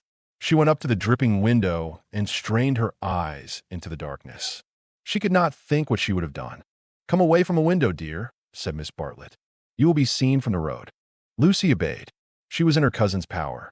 She could not modulate out the key of self-abasement in which she had started.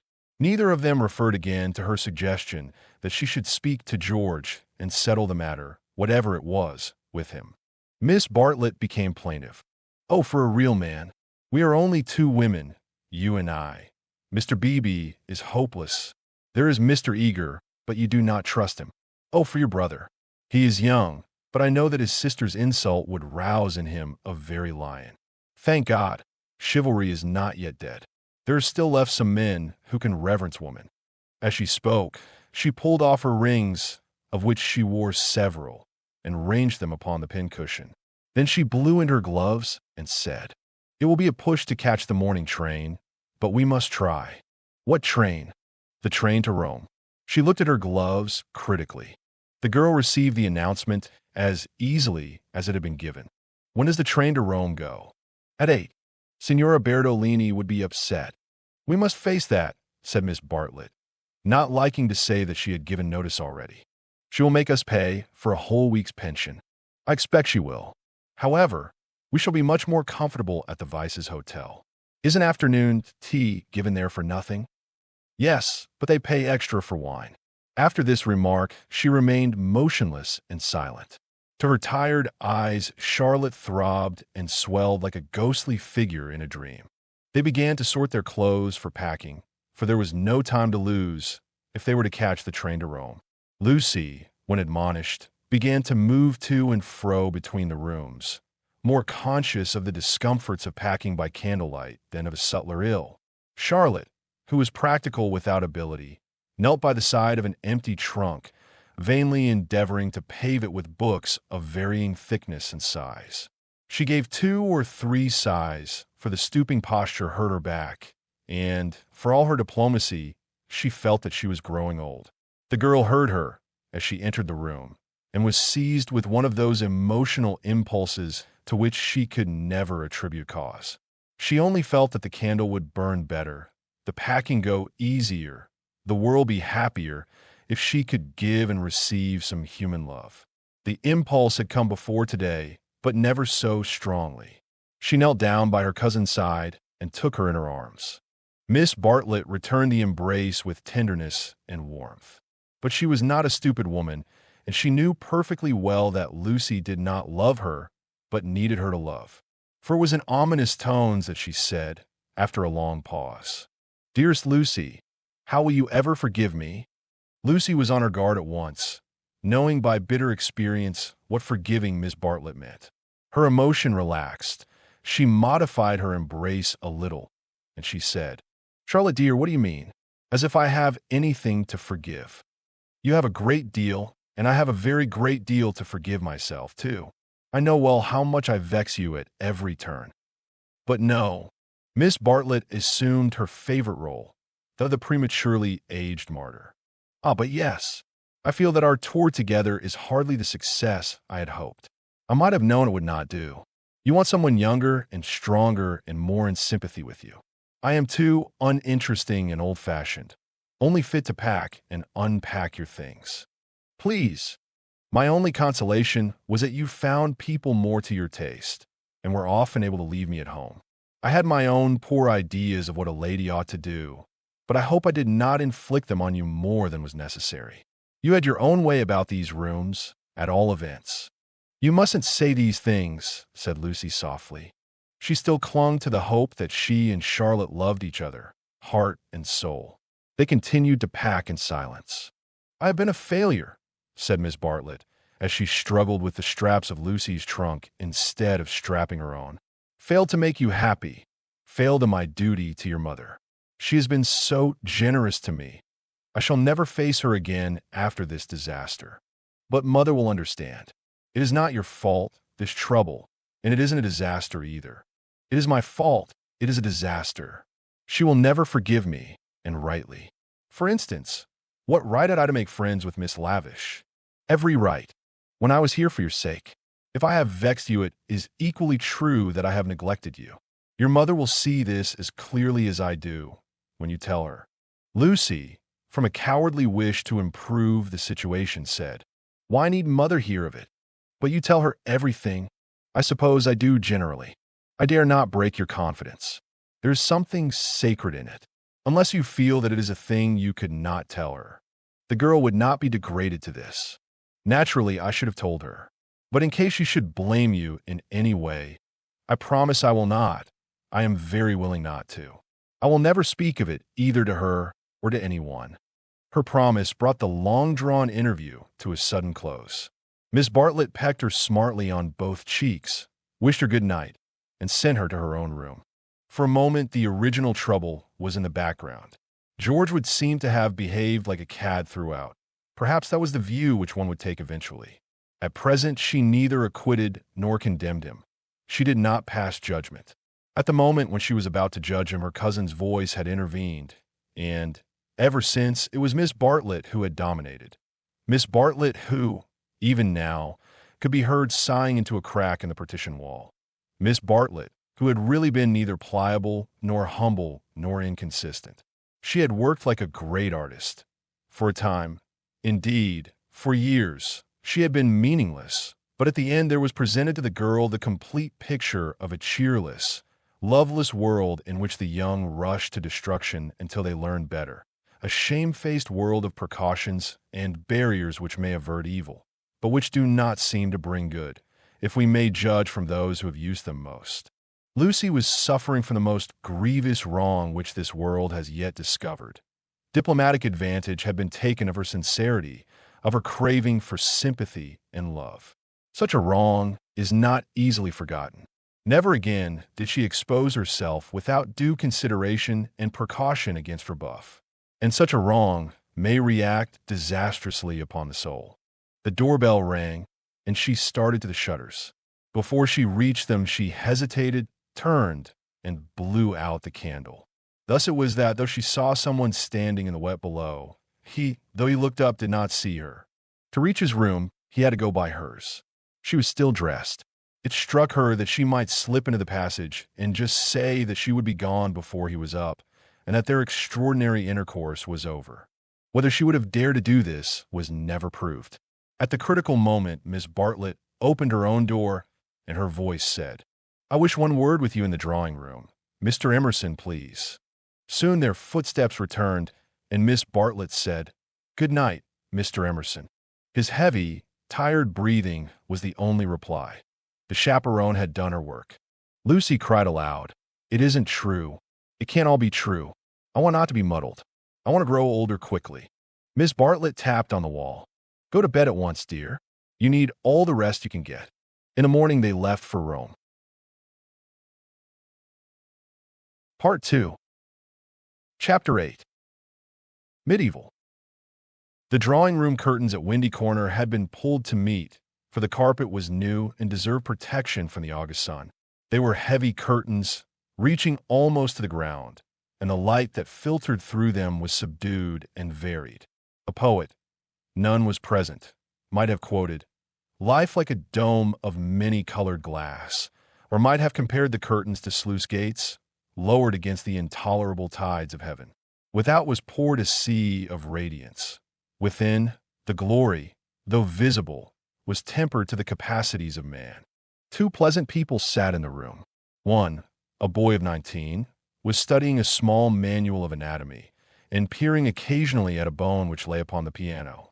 From time to time he bounced in his chair and puffed and groaned, for the day was hot and the print small, and the human frame fearfully made, and his mother, who was writing a letter, did continually read out to him what she had written.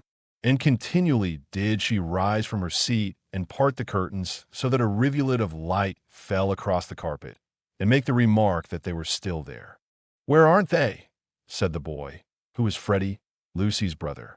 "I tell you I'm getting fairly sick." "For goodness' sake, go out of my drawing room, then," cried Mrs. Honeychurch, who hoped to cure her children of slang by taking it literally. Freddy did not move or reply. "I think things are coming to a head," she observed, rather wanting her son's opinion on the situation if she could obtain it without undue supplication. Time they did. "I'm glad that Cecil is asking her this once more. It's his third go, isn't it? Freddy, I do call the way you talk unkind." "I didn't mean to be unkind." Then he added, "But I do think Lucy might have got this off her chest in Italy. I don't know how girls manage things, but she can't have said no properly before, or she wouldn't have to say it again now. Over the whole thing. I can't explain. I do feel so uncomfortable." "Do you indeed, dear? How interesting." "I feel, never mind." He returned to his work. "Just listen to what I have written to Mrs. Vyse." I said, "Dear Mrs. Vyse." "Yes, mother, you told me. A jolly good letter." I said, "Dear Mrs. Vyse, Cecil has just asked my permission about it, and I should be delighted if Lucy wishes it." But she stopped reading. I was rather amused at Cecil asking my permission at all. He has always gone in for unconventionality and parents nowhere, and so forth. When it comes to the point, he can't get on without me. "Nor me." "You?" Freddy nodded. "What do you mean?" "He asked me for my permission also." She exclaimed, "How very odd of him." "Why so?"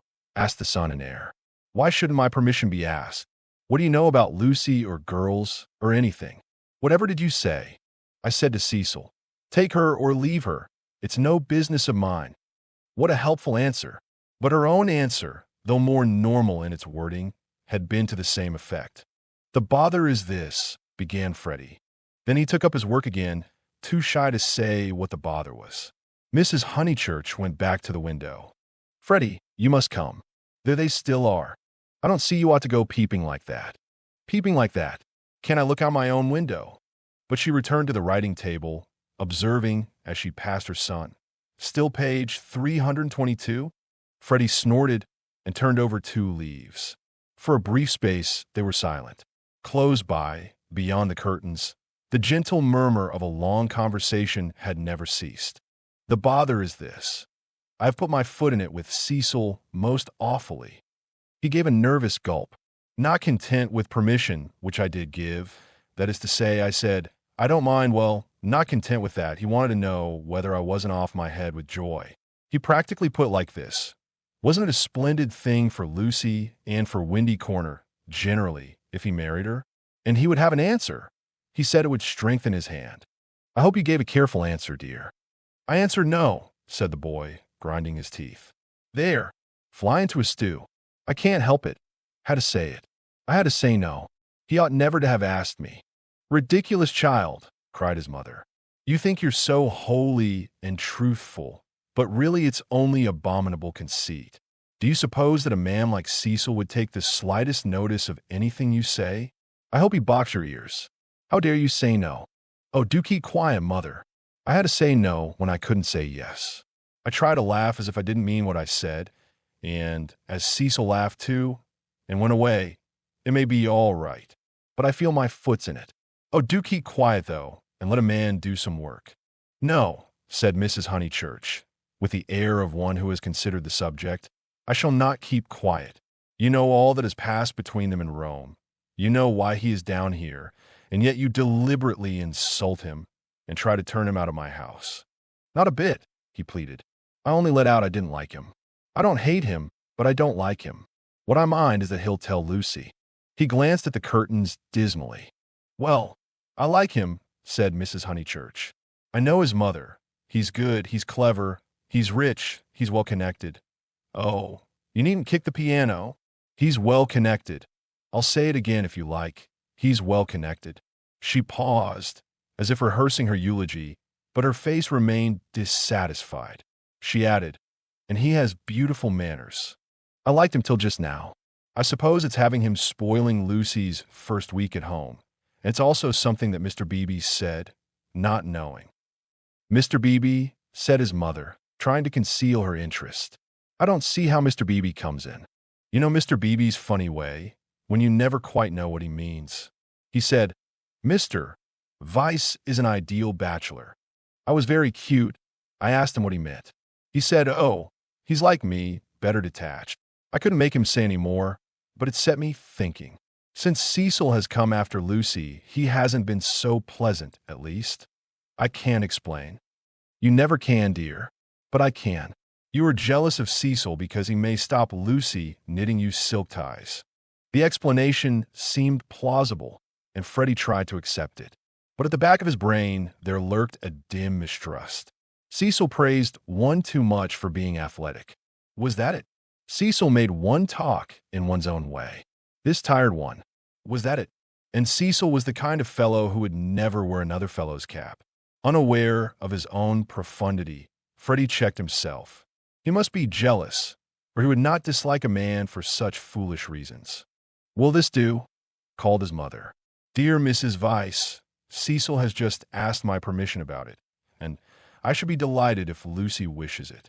Then I put it at the top, and I have told Lucy so. I must write the letter out again, and I have told Lucy so. But Lucy seems very uncertain, and in these days young people must decide for themselves.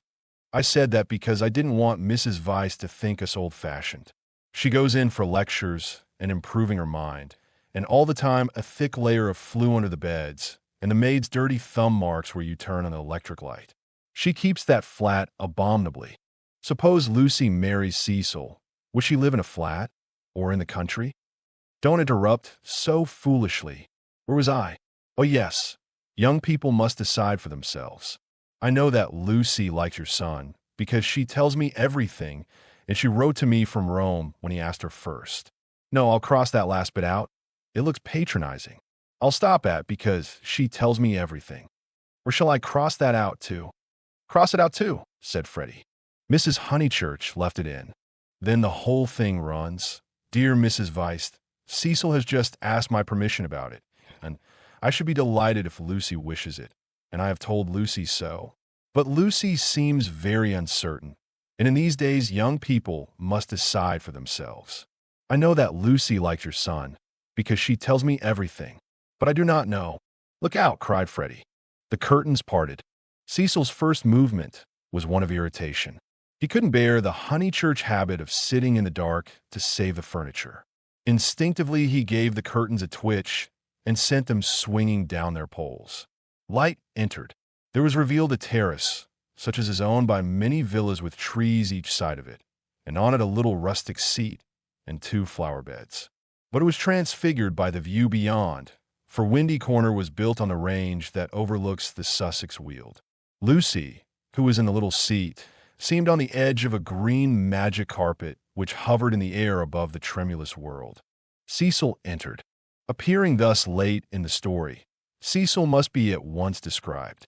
He was medieval, like a Gothic statue, tall and refined, with shoulders that seemed braced square by an effort of the will, and a head that was tilted a little higher than the usual level of vision. He resembled those fastidious saints who guard the portals of a French cathedral.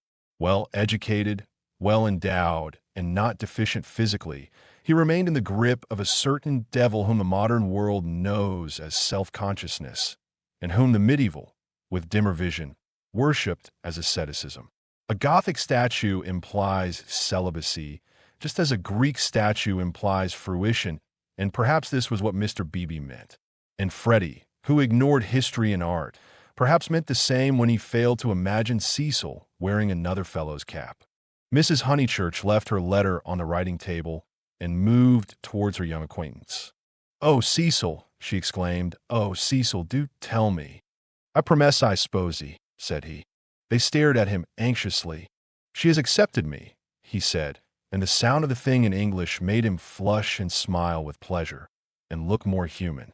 "I am so glad," said Mrs. Honeychurch, while Freddy proffered a hand that was yellow with chemicals. They wished that they also knew Italian, for our phrases of approval and of amazement are so connected with little occasions that we fear to use them on great ones. We are obliged to become vaguely poetic or to take refuge in scriptural reminiscences. "Welcome as one of the family," said Mrs. Honeychurch, waving her hand at the furniture. "This is indeed a joyous day. I feel sure that you will make our dear Lucy happy." "I hope so," replied the young man, shifting his eyes to the ceiling.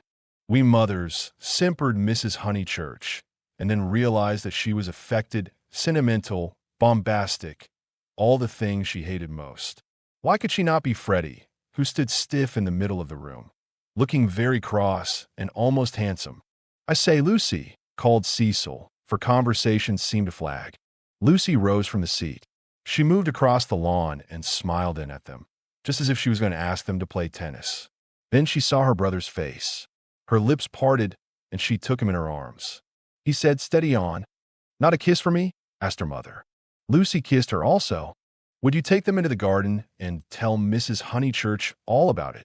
Cecil suggested, "And I'd stop here and tell my mother."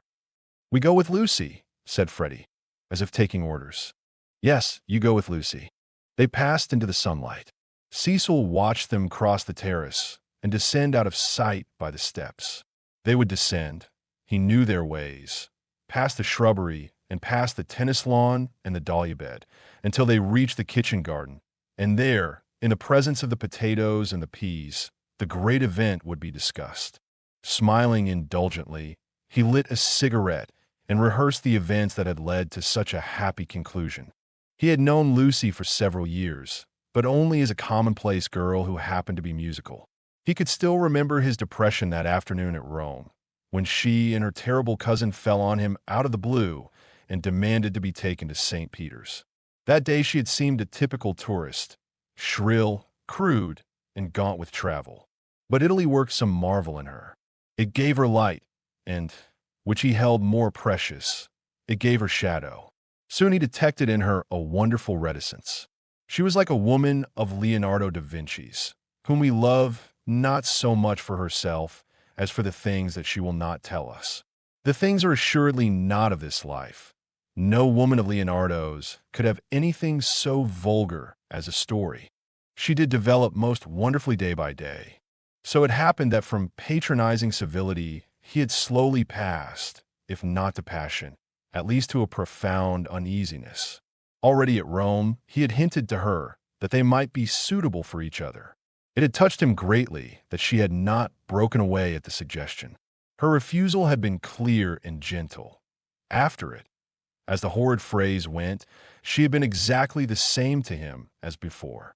3 months later, on the margin of Italy, among the flower-clad Alps, he had asked her again in bald, traditional language. She reminded him of a Leonardo more than ever. Her sunburnt features were shadowed by fantastic rock. At his word, she had turned and stood between him and the light with immeasurable plains behind her. He walked home with her unashamed, feeling not at all like a rejected suitor. The things that really mattered were unshaken. So now he had asked her once more, and, clear and gentle as ever, she had accepted him, giving no coy reasons for her delay, but simply saying that she loved him and would do her best to make him happy. His mother, too, would be pleased. She had counseled the step. He must write her a long account. Glancing at his hand, in case any of Freddy's chemicals had come off on it, he moved to the writing table. There he saw dear Mrs. Vyse, followed by many erasures. He recoiled without reading any more, and, after a little hesitation, sat down elsewhere and penciled a note on his knee. Then he lit another cigarette, which did not seem quite as divine as the first, and considered what might be done to make Windy Corner drawing room more distinctive. With that outlook, it should have been a successful room, but the trail of Tottenham Court Road was upon it. He could almost visualize the motor vans of Messrs. Shoolbred and Messrs. Maple arriving at the door and depositing this chair, those varnished bookcases, that writing table. The table recalled Mrs. Honeychurch's letter. He did not want to read that letter. His temptations never lay in that direction, but he worried about it nonetheless. It was his own fault that she was discussing him with his mother. He had wanted her support in his third attempt to win Lucy. He wanted to feel that others, no matter who they were, agreed with him, and so he had asked their permission. Mrs. Honeychurch had been civil, but obtuse in essentials, while as for Freddy, he is only a boy, he reflected. I represent all that he despises. Why should he want me for a brother-in-law? The Honeychurches were a worthy family, but he began to realize that Lucy was of another clay, and perhaps he did not put it very definitely. He ought to introduce her into more congenial circles as soon as possible. Mr. Beebe, said the maid, and the new rector of Summer Street was shown in. He had at once started on friendly relations, owing to Lucy's praise of him in her letters from Florence. Cecil greeted him rather critically. I've come for tea, Mr. Vyse. Do you suppose that I shall get it? I should say so. Food is the thing one does get here. Don't sit in that chair. Young Honeychurch has left a bone in it. Soy. I know, said Cecil. I know. I can't think why Mrs. Honeychurch allows it. For Cecil considered the bone and the Maples furniture separately. He did not realize that, taken together, they kindled the room into the life that he desired. I've come for tea and for gossip. Isn't this news? News? I don't understand you, said Cecil. News? Mr. Beebe, whose news was of a very different nature, prattled forward. I met Sir Harry Otway as I came up. I have every reason to hope that I am first in the field. He has bought Sissy and Albert from Mr. Flack. Has he indeed? Said Cecil, trying to recover himself. Into what a grotesque mistake had he fallen? Was it likely that a clergyman and a gentleman would refer to his engagement in a manner so flippant? But his stiffness remained, and though he asked who Sissy and Albert might be, he still thought Mr. Beebe rather a bounder. Unpardonable question, to have stopped a week at Windy Corner and not to have met Sissy and Albert, the semi-detached villas that have been run up opposite the church. I'll set Mrs. Honeychurch after you. I'm shockingly stupid over local affairs, said the young man languidly. I can't even remember the difference between a parish council and a local government board. Perhaps there's no difference, or perhaps those aren't the right names. I only go into the country to see my friends and to enjoy the scenery. It is very remiss of me. Italy and London are the only places where I don't feel to exist on sufferance. Mr. Beebe, distressed at this heavy reception of Sissy and Albert, determined to shift the subject. Let me see, Mr. Vyse. I forget. What is your profession? I have no profession, said Cecil. It is another example of my decadence. My attitude, quite an indefensible one, is that so long as I am no trouble to anyone, I have a right to do as I like. I know I ought to be getting money out of people or devoting myself to things I don't care a straw about, but somehow I've not been able to begin. You are very fortunate, said Mr. Beebe. It is a wonderful opportunity, the possession of leisure. His voice was rather parochial, but he did not quite see his way to answering naturally. He felt, as all who have regular occupation must feel, that others should have it also. I am glad that you approve. I daren't face the healthy person. For example, Freddy Honeychurch. Oh, Freddy's a good sort, isn't he? Admirable. The sort who has made England what she is. Cecil wondered at himself.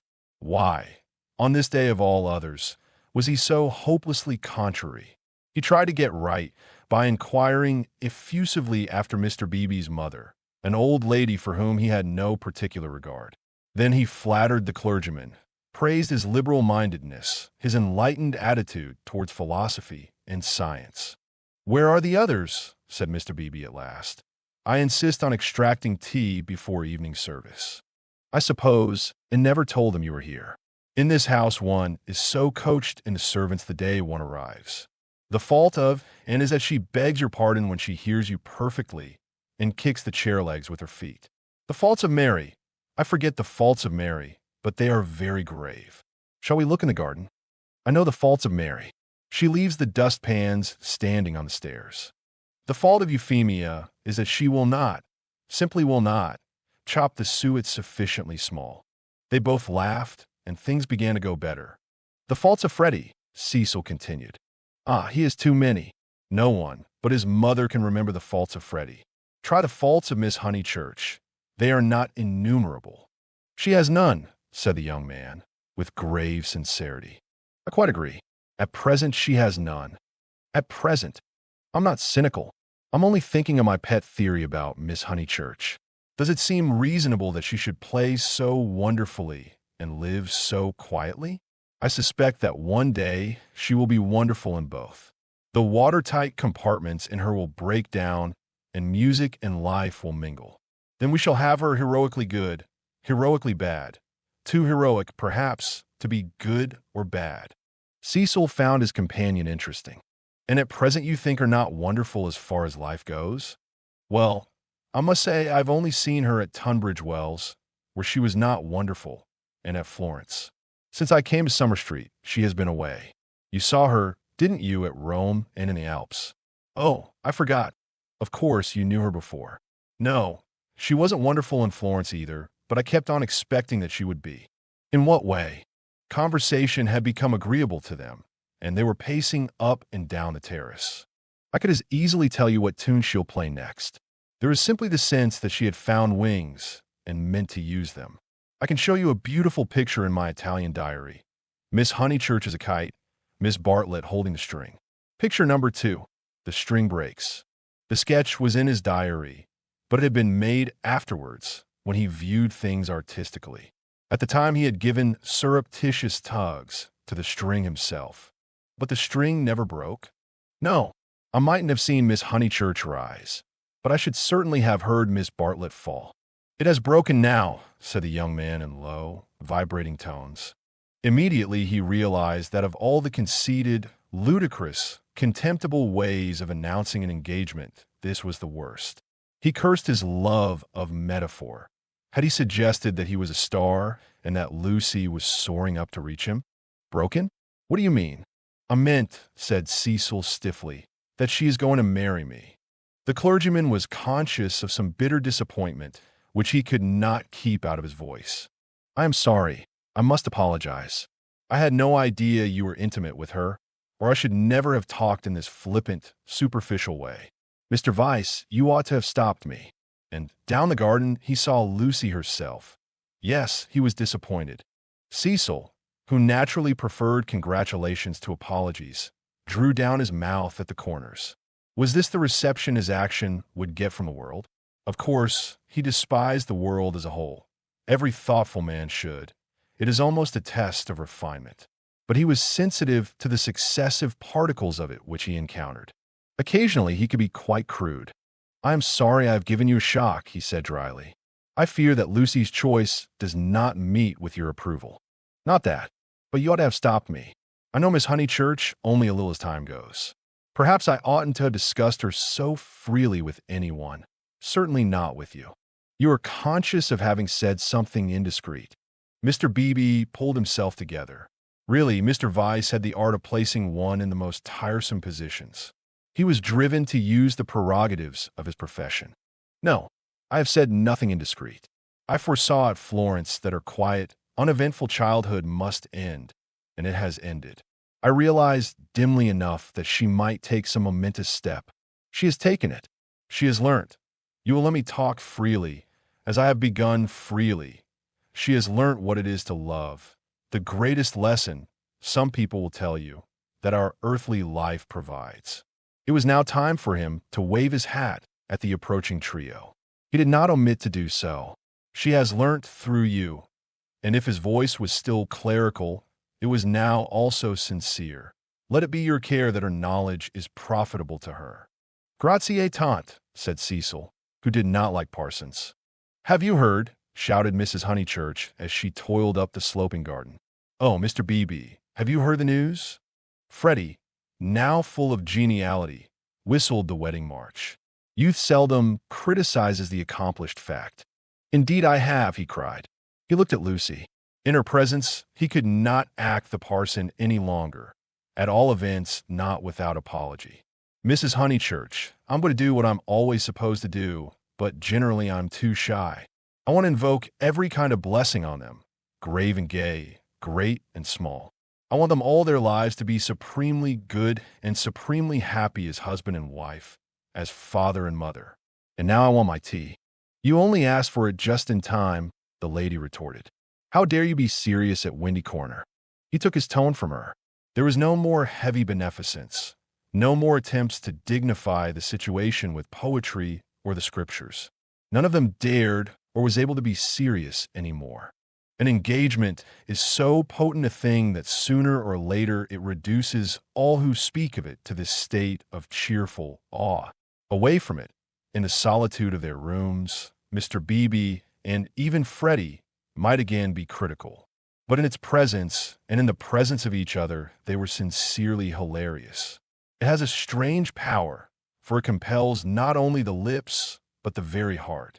The chief parallel to compare one great thing with another is the power over us of a temple of some alien creed. Standing outside, we deride or oppose it, or at the most feel sentimental.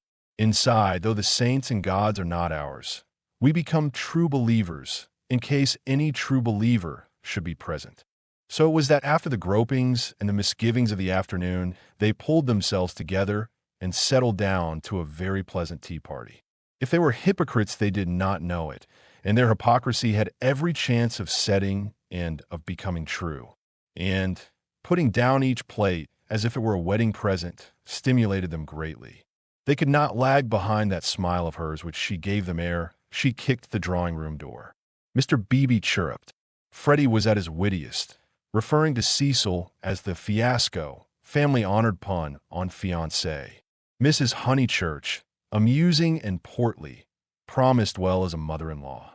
As for Lucy and Cecil, for whom the temple had been built, they also joined in the merry ritual, but waited as earnest worshippers should for the disclosure of some holier shrine of joy. Chapter 9. Lucy is a work of art. A few days after the engagement was announced, Mrs. Honeychurch made Lucy and her fiasco come to a little garden party in the neighborhood. For naturally, she wanted to show people that her daughter was marrying a presentable man. Cecil was more than presentable. He looked distinguished, and it was very pleasant to see his slim figure keeping step with Lucy, and his long, fair face responding when Lucy spoke to him.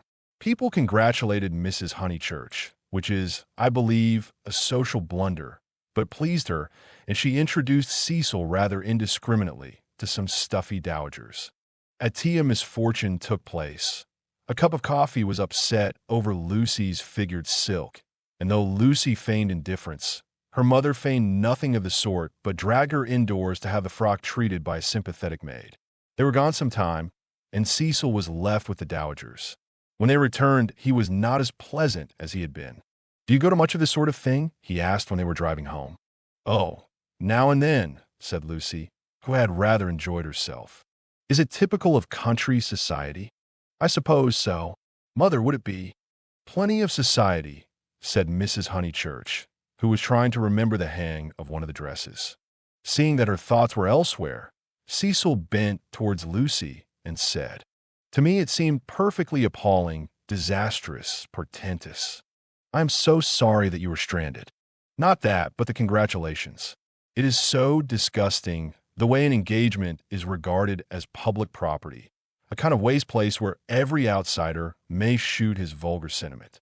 All those old women smirking. One has to go through it, I suppose. They won't notice us so much next time. But my point is that their whole attitude is wrong. An engagement, horrid word in the first place, is a private matter and should be treated as such. Yet the smirking old women, however wrong individually, were racially correct. The spirit of the generations had smiled through them, rejoicing in the engagement of Cecil and Lucy because it promised the continuance of life on earth. To Cecil and Lucy it promised something quite different, personal love. Hence Cecil's irritation and Lucy's belief that his irritation was just. "How tiresome," she said. "Couldn't you have escaped to tennis?" "I don't play tennis, at least not in public. The neighborhood is deprived of the romance of me being athletic. Such romance as I have is that of the Inglese Italianato. Inglese Italianato. È un diavolo incarnato. You know the proverb?" She did not, nor did it seem applicable to a young man who had spent a quiet winter in Rome with his mother. But Cecil, since his engagement, had taken to effect a cosmopolitan naughtiness which he was far from possessing. "Well," said he, "I cannot help it if they do disapprove of me. There are certain irremovable barriers between myself and them, and I must accept them. We all have our limitations, I suppose," said wise Lucy. "Sometimes they are forced on us, though," said Cecil, who saw from her remark that she did not quite understand his position. "Ow! It makes a difference, doesn't it, whether we fully fence ourselves in or whether we are fenced out by the barriers of others?" She thought a moment and agreed that it did make a difference. "Difference?" cried Mrs. Honeychurch, suddenly alert. "I don't see any difference. Fences are fences, especially when they are in the same place." "We were speaking of motives," said Cecil, on whom the interruption jarred. "My dear Cecil, look here." She spread out her knees and perched her card case on her lap. "This is me. That's Windy Corner. The rest of the pattern is the other people. Motives are all very well, but the fence comes here." "We weren't talking of real fences," said Lucy, laughing. "Oh, I see, dear poetry." She leant placidly back. Cecil wondered why Lucy had been amused. "I tell you who has no fences, as you call them," she said, "and that's Mr. Beebe. A parson fenceless would mean a parson defenseless." Lucy was slow to follow what people said, but quick enough to detect what they meant. She missed Cecil's epigram, but grasped the feeling that prompted it. "Don't you like Mr. Beebe?" she asked thoughtfully. "I never said so," he cried. "I consider him far above the average. I only denied." And he swept off on the subject of fences again and was brilliant. "Now, a clergyman that I do hate," said she, wanting to say something sympathetic, "a clergyman that does have fences, and the most dreadful ones, is Mr. Eager, the English chaplain at Florence. He was truly insincere, not merely the manner unfortunate. He was a snob, and so conceited, and he did say such unkind things." "What sort of things?" "There was an old man at the Bertolini whom he said had murdered his wife." "Perhaps he had." "No. Why no? He was such a nice old man, I'm sure." Cecil laughed at her feminine inconsequence. "Well, I'd try to sift the thing. Mr. Eager would never come to the point. He prefers it vague. Said the old man had practically murdered his wife, had murdered her in the sight of God." "Hush, dear," said Mrs. Honeychurch absently. "But isn't it intolerable that a person whom we're told to imitate should go round spreading slander?" It was, I believe, chiefly owing to him that the old man was dropped. People pretended he was vulgar, but he certainly wasn't that. Poor old man. What was his name? "Harris," said Lucy glibly. "Let's hope that Mrs. Harris there warn't no sich person," said her mother. Cecil nodded intelligently. "Isn't Mr. Eager a parson of the cultured type?" he asked. "I don't know. I hate him. I've heard him lecture on Giotto. I hate him. Nothing can hide a petty nature. I hate him." "My goodness gracious me, child," said Mrs. Honeychurch. "You'll blow my head off. Whatever is there to shout over? I forbid you and Cecil to hate any more clergymen." He smiled. There was indeed something rather incongruous in Lucy's moral outburst over Mr. Eager. It was as if one should see the Leonardo on the ceiling of the Sistine. He longed to hint to her that not here lay her vocation, that a woman's power and charm reside in mystery, not in muscular rant. But possibly rant is a sign of vitality. It mars the beautiful creature, but shows that she is alive. After a moment, he contemplated her flushed face and excited gestures with a certain approval. He forbore to repress the sources of youth. Nature, simplest of topics, he thought, lay around them. He praised the pine woods, the deep lasts of bracken, the crimson leaves that spotted the hurt bushes, the serviceable beauty of the turnpike road. The outdoor world was not very familiar to him, and occasionally he went wrong in a question of fact. Mrs. Honeychurch's mouth twitched when he spoke of the perpetual green of the larch. "I count myself a lucky person," he concluded. "When I'm in London, I feel I could never live out of it. When I'm in the country, I feel the same about the country. After all, I do believe that birds and trees and the sky are the most wonderful things in life, and that the people who live amongst them must be the best. It's true that in 9 cases out of 10, they don't seem to notice anything. The country gentleman and the country laborer are each in their way the most depressing of companions. Yet they may have a tacit sympathy with the workings of nature, which is denied to us of the town. Do you feel that, Mrs. Honeychurch?" Mrs. Honeychurch started and smiled. She had not been attending. Cecil, who was rather crushed on the front seat of the Victoria, felt irritable and determined not to say anything interesting again. Lucy had not attended either. Her brow was wrinkled, and she still looked furiously cross. The result, he concluded, of too much moral gymnastics. It was sad to see her thus blind to the beauties of an August wood. "Come down, O maid, from yonder mountain height," he quoted, and touched her knee with his own. She flushed again and said, "What height?" "Come down, O maid, from yonder mountain height." "What pleasure lives in height?" the shepherd sang. "In height and in the splendor of the hills. Let us take Mrs. Honeychurch's advice and hate clergymen no more. What's this place?" "Summer Street, of course," said Lucy, and roused herself. The woods had opened to leave space for a sloping triangular meadow. Pretty cottages lined it on 2 sides, and the upper and third side was occupied by a new stone church, expensively simple, a charming shingled spire. Mr. Beebe's house was near the church. In height, it scarcely exceeded the cottages. Some great mansions were at hand, but they were hidden in the trees. The scene suggested a Swiss Alp rather than a shrine and center of a leisured world, and was marred only by 2 ugly little villas. The villas that had competed with Cecil's engagement, having been acquired by Sir Harry Otway the very afternoon that Lucy had been acquired by Cecil. Cecil was the name of one of these villas, Albert of the other. These titles were not only picked out in shaded Gothic on the garden gates, but appeared a second time on the porches, where they followed the semicircular curve of the entrance arch in block capitals. Albert was inhabited.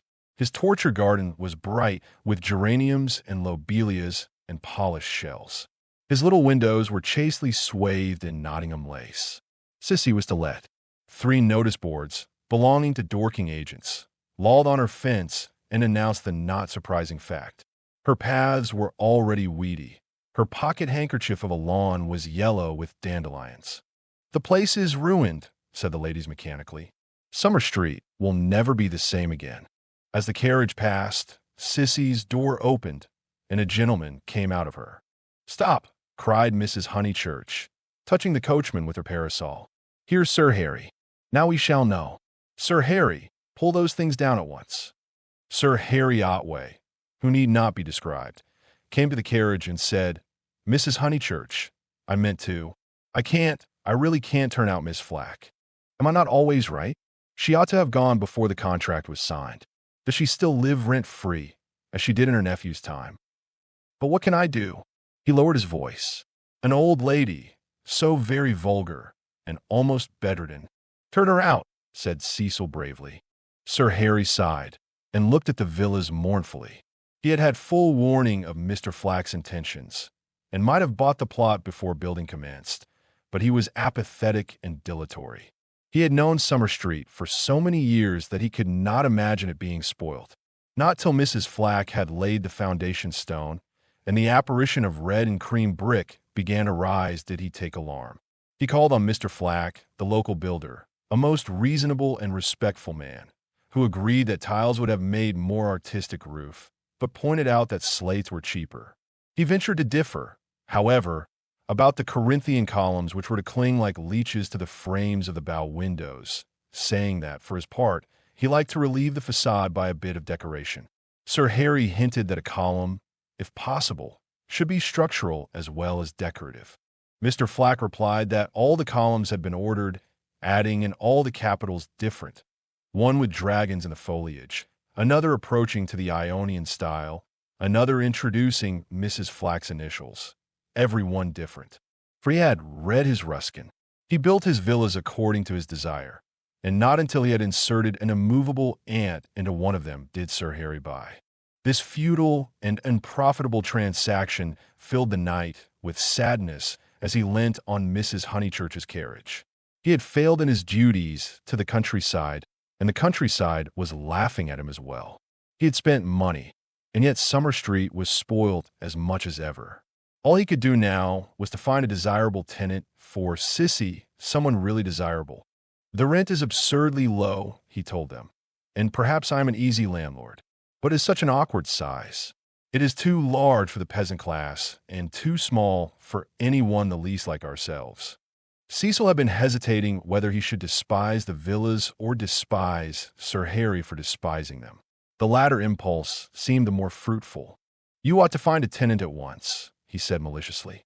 "It would be a perfect paradise for a bank clerk." "Exactly," said Sir Harry excitedly.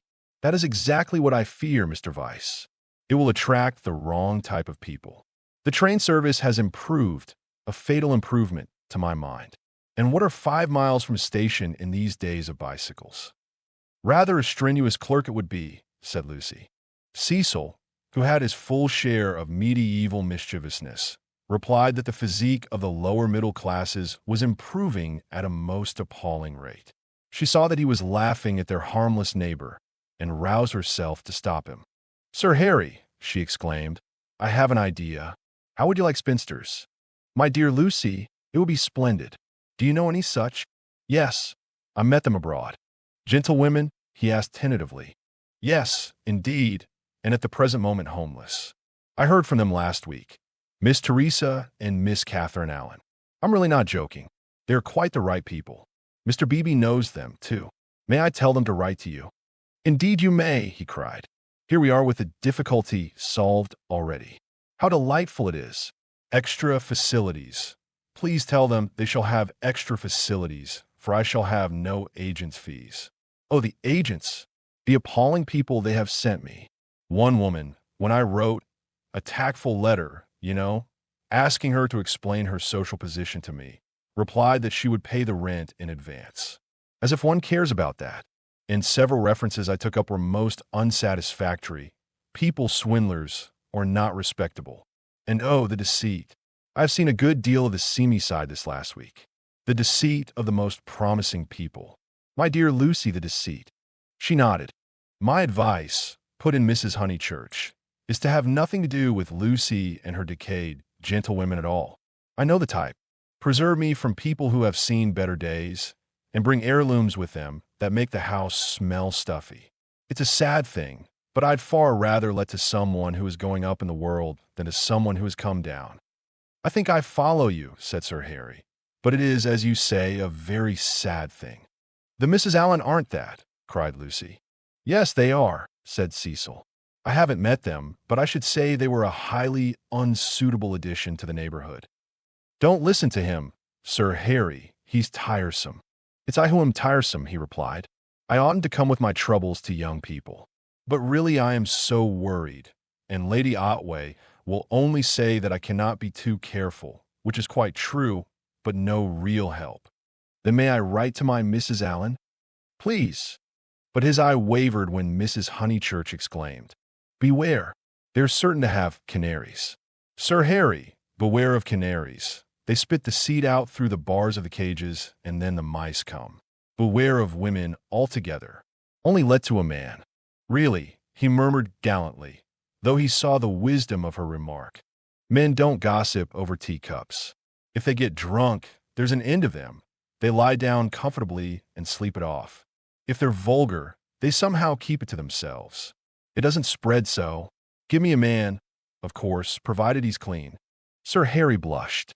Neither he nor Cecil enjoyed these open compliments to their sex.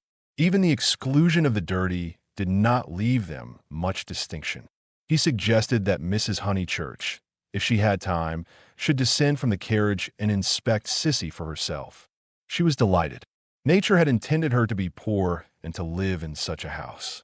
Domestic arrangements always attracted her, especially when they were on a small scale. Cecil pulled Lucy back as she followed her mother. Mrs. Honeychurch, he said, what if we two walk home and leave you? Certainly, was her cordial reply. Sir Harry likewise seemed almost too glad to get rid of them.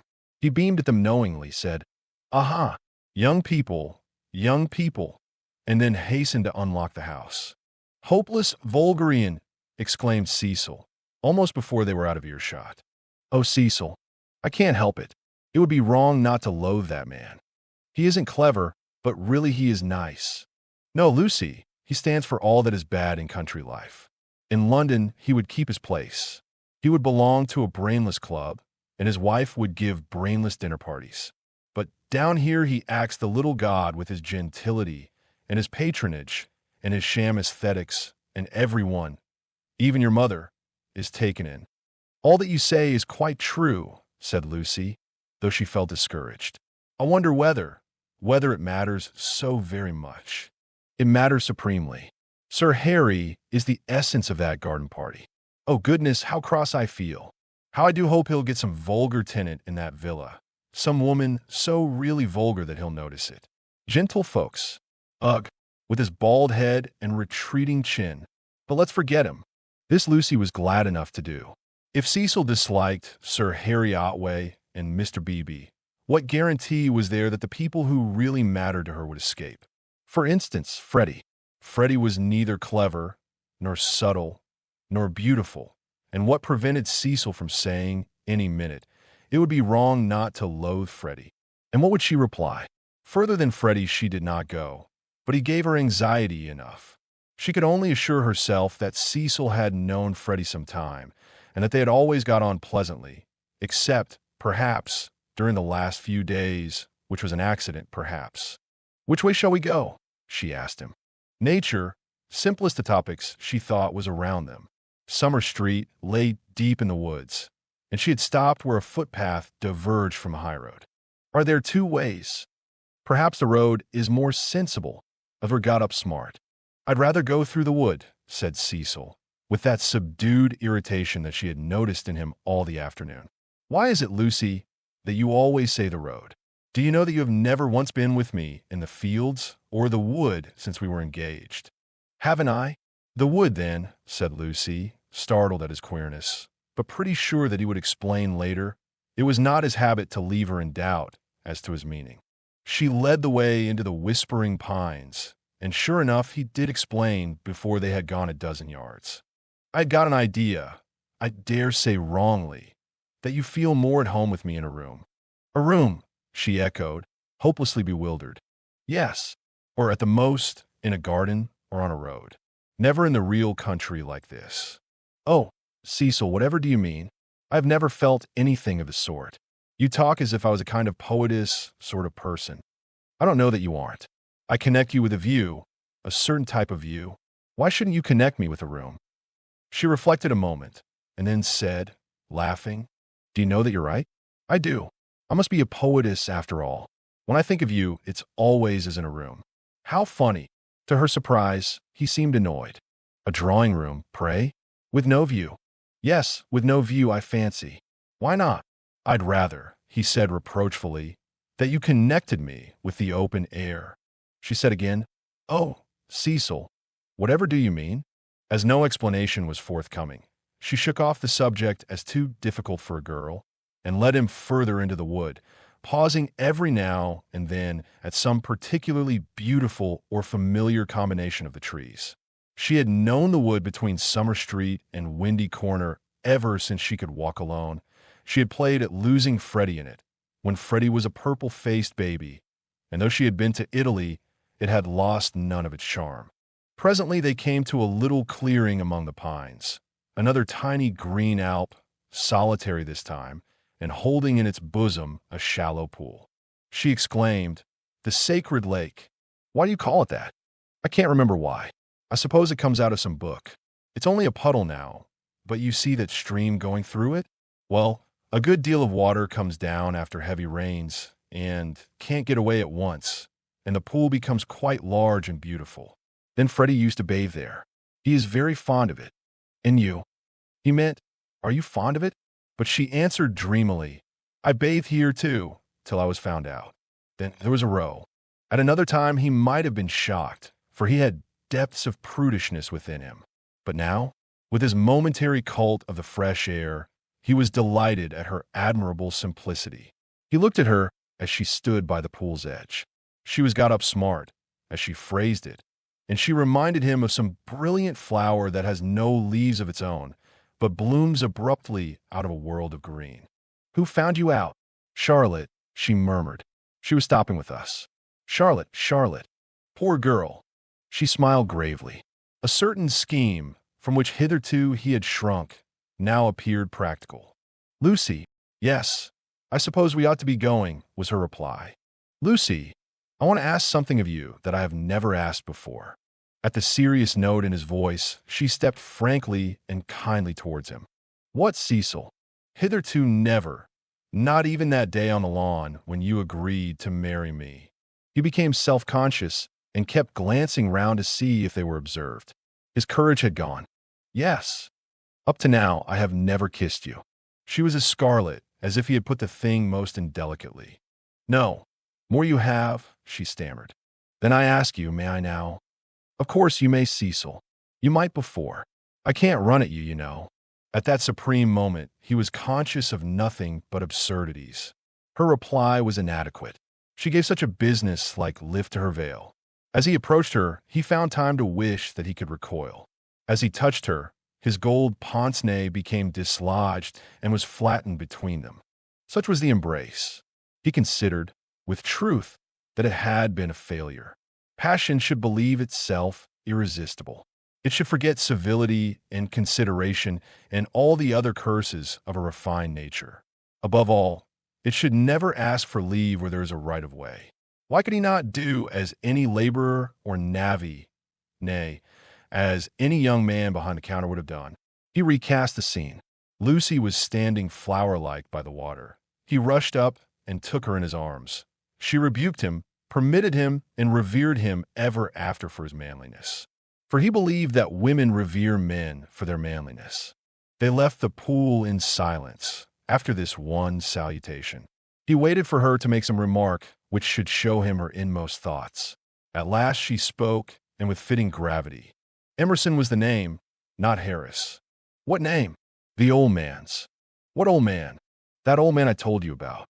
The one Mr. Eager was so unkind to." He could not know that this was the most intimate conversation they had ever had. Chapter 10. Cecil as a Humorist. The society out of which Cecil proposed to rescue Lucy was perhaps no very splendid affair, yet it was more splendid than her antecedents entitled her to. Her father, a prosperous local solicitor, had built Windy Corner, as a speculation at the time the district was opening up, and falling in love with his own creation, had ended by living there himself. Soon after his marriage, the social atmosphere began to alter. Other houses were built on the brow of that steep southern slope, and others, again, among the pine trees behind, and northward on the chalk barrier of the downs. Most of these houses were larger than Windy Corner, and were filled by people who came, not from the district, but from London, and who mistook the Honeychurches for the remnants of an indigenous aristocracy. He was inclined to be frightened, but his wife accepted the situation without either pride or humility. "I cannot think what people are doing," she would say, "but it is extremely fortunate for the children." She called everywhere. Her calls were returned with enthusiasm, and by the time people found out that she was not exactly of their milieu, they liked her, and it did not seem to matter. When Mr. Honeychurch died, he had the satisfaction, which few honest solicitors despise, of leaving his family rooted in the best society obtainable. The best obtainable. Certainly many of the immigrants were rather dull, and Lucy realized this more vividly since her return from Italy. Hitherto, she had accepted their ideals without questioning. Their kindly affluence, their inexplosive religion, their dislike of paper bags, orange peel, and broken bottles. A radical out and out, she learned to speak with horror of suburbia. Life, so far as she troubled to conceive it, was a circle of rich, pleasant people with identical interests and identical foes. In this circle, one thought, married and died. Outside, it were poverty and vulgarity forever trying to enter, just as the London fog tries to enter the pine woods pouring through the gaps in the northern hills. But in Italy, where anyone who chooses may warm himself in equality, as in the sun, this conception of life vanished. Her senses expanded. She felt that there was no one whom she might not get to like, that social barriers were irremovable, doubtless, but not particularly high. You jump over them just as you jump into a peasant's olive yard in the Apennines, and he is glad to see you. She returned with new eyes. So did Cecil. But Italy had quickened Cecil, not to tolerance, but to irritation. He saw that the local society was narrow, but instead of saying, "Does that very much matter?" he rebelled and tried to substitute for it the society he called broad. He did not realize that Lucy had consecrated her environment by the thousand little civilities that created tenderness in time, and that though her eyes saw its defects, her heart refused to despise it entirely. Nor did he realize a more important point, that if she was too great for this society, she was too great for all society, and had reached the stage where personal intercourse would alone satisfy her. A rebel she was, but not of the kind he understood. A rebel who desired, not a wider dwelling room, but equality beside the man she loved. For Italy was offering her the most priceless of all possessions, her own soul. Playing bumble puppy with Minnie Beebe, niece to the rector and age 13, an ancient and most honorable game, which consists in striking tennis balls high into the air so that they fall over the net and immoderately bounce. Some hit Mrs. Honeychurch, others are lost. The sentence is confused, but the better illustrates Lucy's state of mind, for she was trying to talk to Mr. Beebe at the same time. "Oh, it has been such a nuisance. First he, then they, no one knowing what they wanted, and everyone so tiresome. But they really are coming now," said Mr. Beebe. "I wrote to Miss Teresa a few days ago. She was wondering how often the butcher called, and my reply of once a month must have impressed her favorably. They are coming. I heard from them this morning. I shall hate those Miss Allens." Mrs. Honeychurch cried, "Just because they're old and silly ones expected to say how sweet. I hate their if ing and but ing and an ing. And poor Lucy, serve her right," warned to a shadow. Mr. Beebe watched the shadow springing and shouting over the tennis court. Cecil was absent. One did not play bumble puppy when he was there. "Well, if they are coming, no, Minnie, not Saturn." Saturn was a tennis ball whose skin was partially unsewn. When in motion, his orb was encircled by a ring. "If they are coming, Sir Harry will let them move in before the 29th, and he will cross out the clause about whitewashing the ceilings, because it made them nervous, and put in the fair wear and tear one that doesn't count. I told you not Saturn." "Saturn's all right for bumble puppy," cried Freddy, joining them. "Minnie, don't you listen to her. Saturn doesn't bounce. Saturn bounces enough." "No, he doesn't." "Well, he bounces better than the beautiful white devil." "Hush, dear," said Mrs. Honeychurch. "But look at Lucy, complaining of Saturn, and all the time's got the beautiful white devil in her hand, ready to plug it in." "That's right, Minnie, go for her. Get her over the shins with the racket. Get her over the shins." Lucy fell. The beautiful white devil rolled from her hand. Mr. Beebe picked it up and said, "The name of this ball is Vittoria Corombona, please." But his correction passed unheeded. Freddy possessed to a high degree the power of lashing little girls to fury, and in half a minute he had transformed Minnie from a well-mannered child into a howling wilderness. Up in the house, Cecil heard them, and, though he was full of entertaining news, he did not come down to impart it, in case he got hurt. He was not a coward and bore necessary pain as well as any man. But he hated the physical violence of the young. How right it was! Sure enough, it ended in a cry. "I wish the Miss Allens could see this," observed Mr. Beebe, just as Lucy, who was nursing the injured Minnie, was in turn lifted off her feet by her brother. "Who are the Miss Allens?" Freddy panted. "They have taken Sissy Villa." That wasn't the name. Here his foot slipped, and they all fell most agreeably on to the grass. An interval elapses. "Wasn't what name?" asked Lucy, with her brother's head in her lap. "Allen wasn't the name of the people Sir Harry's let to." "Nonsense, Freddy. You know nothing about it." "Nonsense yourself. I've this minute seen him. He said to me, 'Ahem, Honeychurch.'" Freddy was an indifferent mimic. "Ahem, ahem. I have at last procured really desirable tenants." I said, "Hooray, old boy," and slapped him on the back. "Exactly. The Miss Allens?" "Rather not. More like Anderson." "Oh, good gracious, there isn't going to be another muddle." Mrs. Honeychurch exclaimed, "Do you notice, Lucy, I'm always right?" I said, "Don't interfere with Sissy Villa. I'm always right. I'm quite uneasy at being always right so often. It's only another muddle of Freddy's. Freddy doesn't even know the name of the people he pretends have taken it instead." "Yes, I do. I've got it. Emerson." "What name?" "Emerson. I'll bet you anything you like." "What a weathercock Sir Harry is," said Lucy quietly. "I wish I had never bothered over it all." And she lay on her back and gazed at the cloudless sky. Mr. Beebe, whose opinion of her rose daily, whispered to his niece that that was the proper way to behave if any little thing went wrong. Meanwhile, the name of the new tenants had diverted Mrs. Honeychurch from the contemplation of her own abilities. "Emerson, Freddy? Do you know what Emersons they are?" "I don't know whether they're any Emersons," retorted Freddy, who was democratic.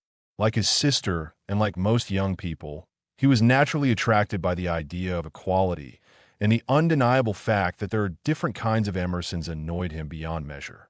"I trust they are the right sort of person." "All right, Lucy," she was sitting up again, "I see you looking down your nose and thinking your mother's a snob. But there's a right sort and a wrong sort, and it's affectation to pretend there isn't." "Emerson's a common enough name," Lucy remarked. She was gazing sideways. Seated on a promontory herself, she could see the pine-clad promontories descending one beyond another into the Weald. The further one descended the garden. The more glorious was this lateral view. "I was merely going to remark, Freddy, that I trusted they were no relations of Emerson, the philosopher, a most trying man." "Pray, does that satisfy you?" "Oh, yes," he grumbled. "And you will be satisfied, too, for they're friends of Cecil. So elaborate irony. You and the other country families will be able to call in perfect safety." "Cecil," exclaimed Lucy. "Don't be rude, dear," said his mother placidly. "Lucy, don't screech. It's a new bad habit you're getting into." "But has Cecil—" "Friends of Cecil's," he repeated, "and so really desire rebel." "Ahem. Honeychurch, I have just telegraphed to them." She got up from the grass. It was hard on Lucy. Mr. Beebe sympathized with her very much. While she believed that her snub about the Miss Allens came from Sir Harry Otway, she had borne it like a good girl. She might well screech when she heard that it came partly from her lover. Mr. Vyse was a tease, something worse than a tease. He took a malicious pleasure in thwarting people. The clergyman, knowing this, looked at Miss Honeychurch with more than his usual kindness. When she exclaimed, "But Cecil's Emersons, they can't possibly be the same ones. There is that." He did not consider that the exclamation was strange, but saw in it an opportunity of diverting the conversation while she recovered her composure. He diverted it as follows. "The Emersons who were at Florence, do you mean?" "No, I don't suppose it will prove to be them. It is probably a long cry from them to friends of Mr. Vyse. Oh, Mrs. Honeychurch, the oddest people, the queerest people. For our part we liked them, didn't we?" He appealed to Lucy. There was a great scene over some violets. They picked violets and filled all the vases in a room of these very Miss Allens who have failed to come to Sissy Villa. Poor little ladies. So shocked and so pleased. It used to be one of Miss Catherine's great stories. "My dear sister loves flowers," it began. They found the whole room a mass of blue, vases and jugs, and the story ends with so ungentlemanly and yet so beautiful. It is all very difficult. Yes, I always connect those Florentine Emersons with violets. "Fiasco's done you this time," remarked Freddy, not seeing that his sister's face was very red. She could not recover herself. Mr. Beebe saw it and continued to divert the conversation. These particular Emersons consisted of a father and a son. The son a goodly, if not a good young man. Not a fool, I fancy, but very immature. Pessimism, etc. Our special joy was the father, such a sentimental darling, and people declared he had murdered his wife. In his normal state, Mr. Beebe would never have repeated such gossip, but he was trying to shelter Lucy in her little trouble. He repeated any rubbish that came into his head. "Murdered his wife?" said Mrs. Honeychurch. "Lucy, don't desert us. Go on playing bumble puppy. Really, the pension Bertolini must have been the oddest place. That's the second murderer I've heard of as being there. Whatever was Charlotte doing to stop? By the by, we really must ask Charlotte here sometime." Mr. Beebe could recall no second murderer. He suggested that his hostess was mistaken. At the hint of opposition, she warmed. She was perfectly sure that there had been a second tourist of whom the same story had been told. The name escaped her. What was the name? Oh, what was the name? She clasped her knees for the name. Something in Thackeray. She struck her matronly forehead. Lucy asked her brother whether Cecil was in. "Oh, don't go," he cried, and tried to catch her by the ankles. "I must go," she said gravely. "Don't be silly. You always overdo it when you play." As she left them, her mother's shout of "Harris" shivered the tranquil air and reminded her that she had told a lie and had never put it right. Such a senseless lie, too. Yet it shattered her nerves and made her connect these Emersons, friends of Cecil's, with a pair of nondescript tourists. Hitherto truth had come to her naturally. She saw that for the future she must be more vigilant and be absolutely truthful. Well, at all events, she must not tell lies. She hurried up the garden, still flushed with shame. A word from Cecil would soothe her, she was sure. "Cecil, hello," he called, and leaned out of the smoking room window. He seemed in high spirits. "I was hoping you'd come. I heard you all bear gardening, but there's better fun up here. Even I, have won a great victory for the comic muse. George Meredith's right. The cause of comedy and the cause of truth are really the same. And I, even I, have found tenants for the distressful Sissy Villa. Don't be angry. Don't be angry. You'll forgive me when you hear it all."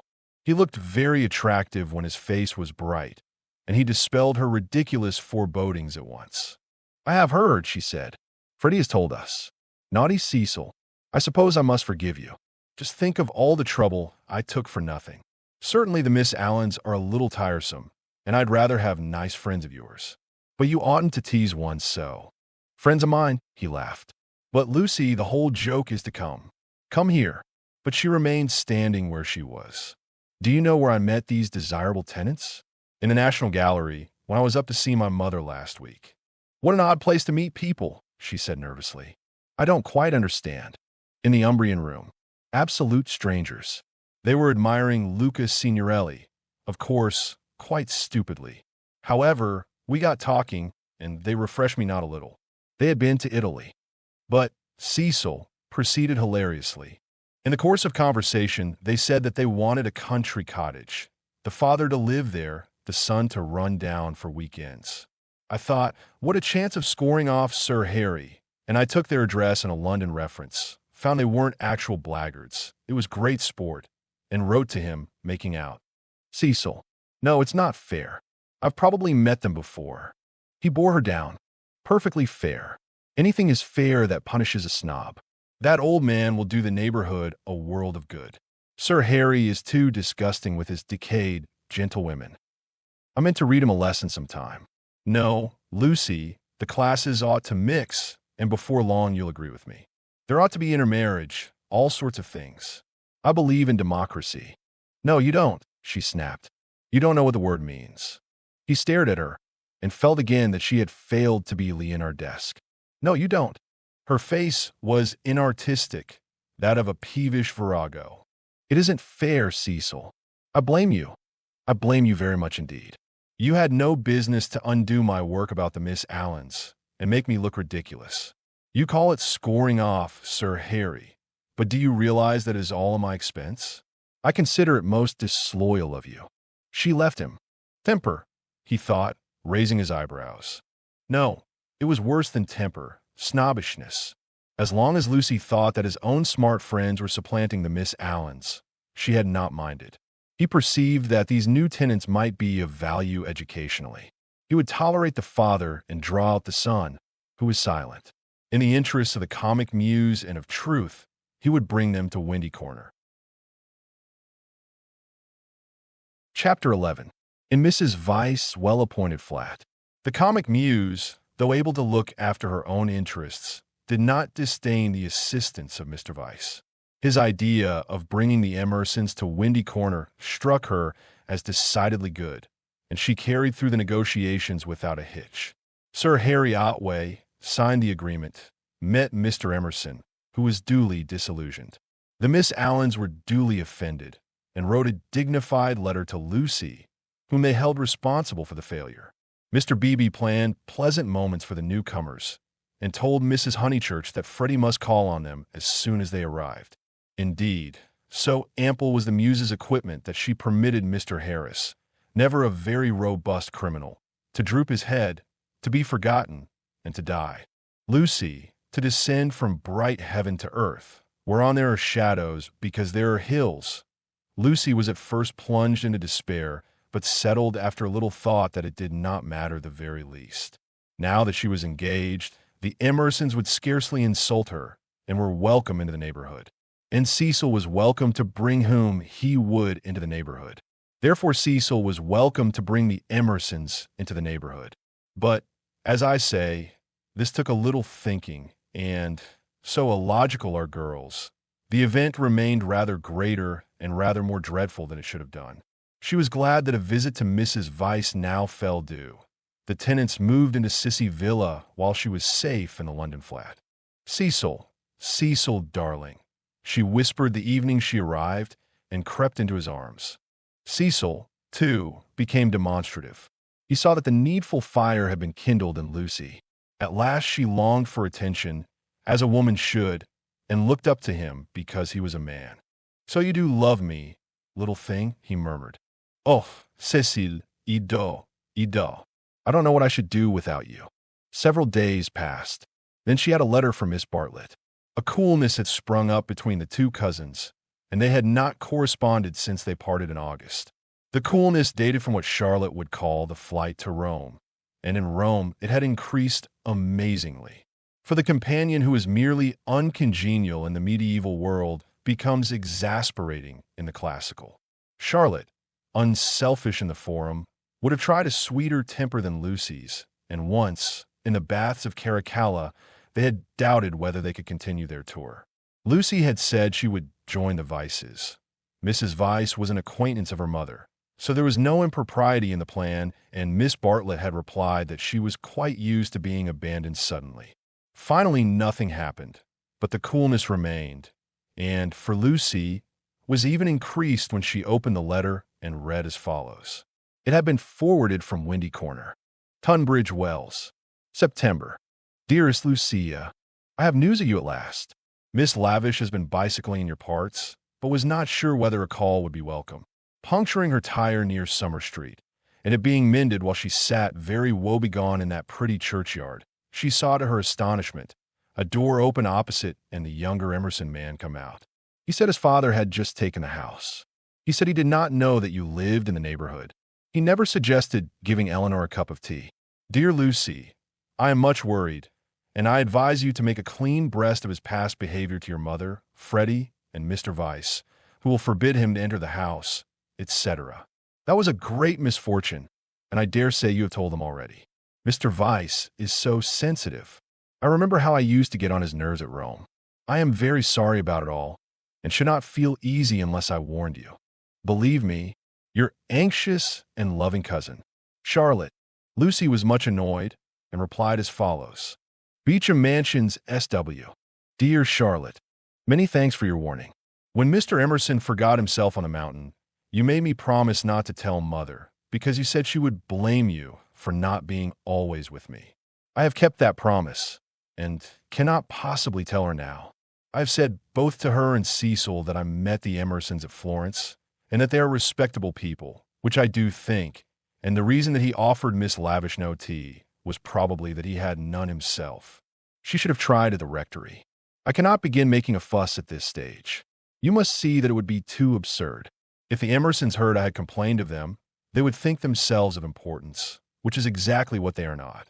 I like the old father and look forward to seeing him again. As for the son, I am sorry for him when we meet rather than for myself. They're known to Cecil, who is very well and spoke of you the other day. We expect to be married in January.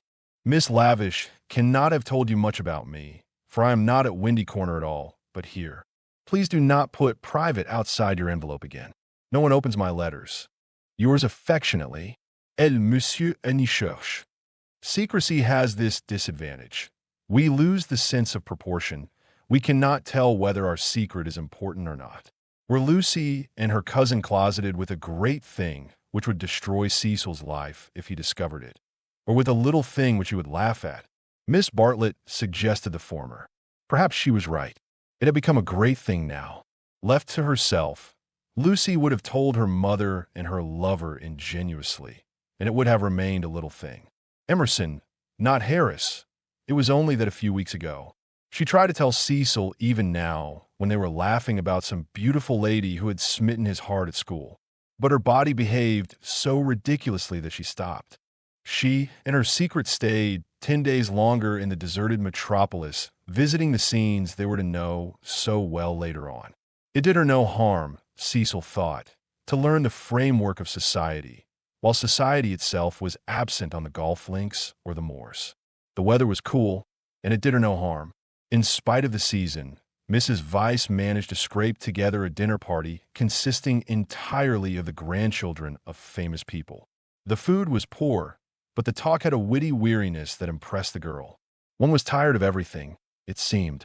One launched into enthusiasms only to collapse gracefully and pick oneself up amid sympathetic laughter.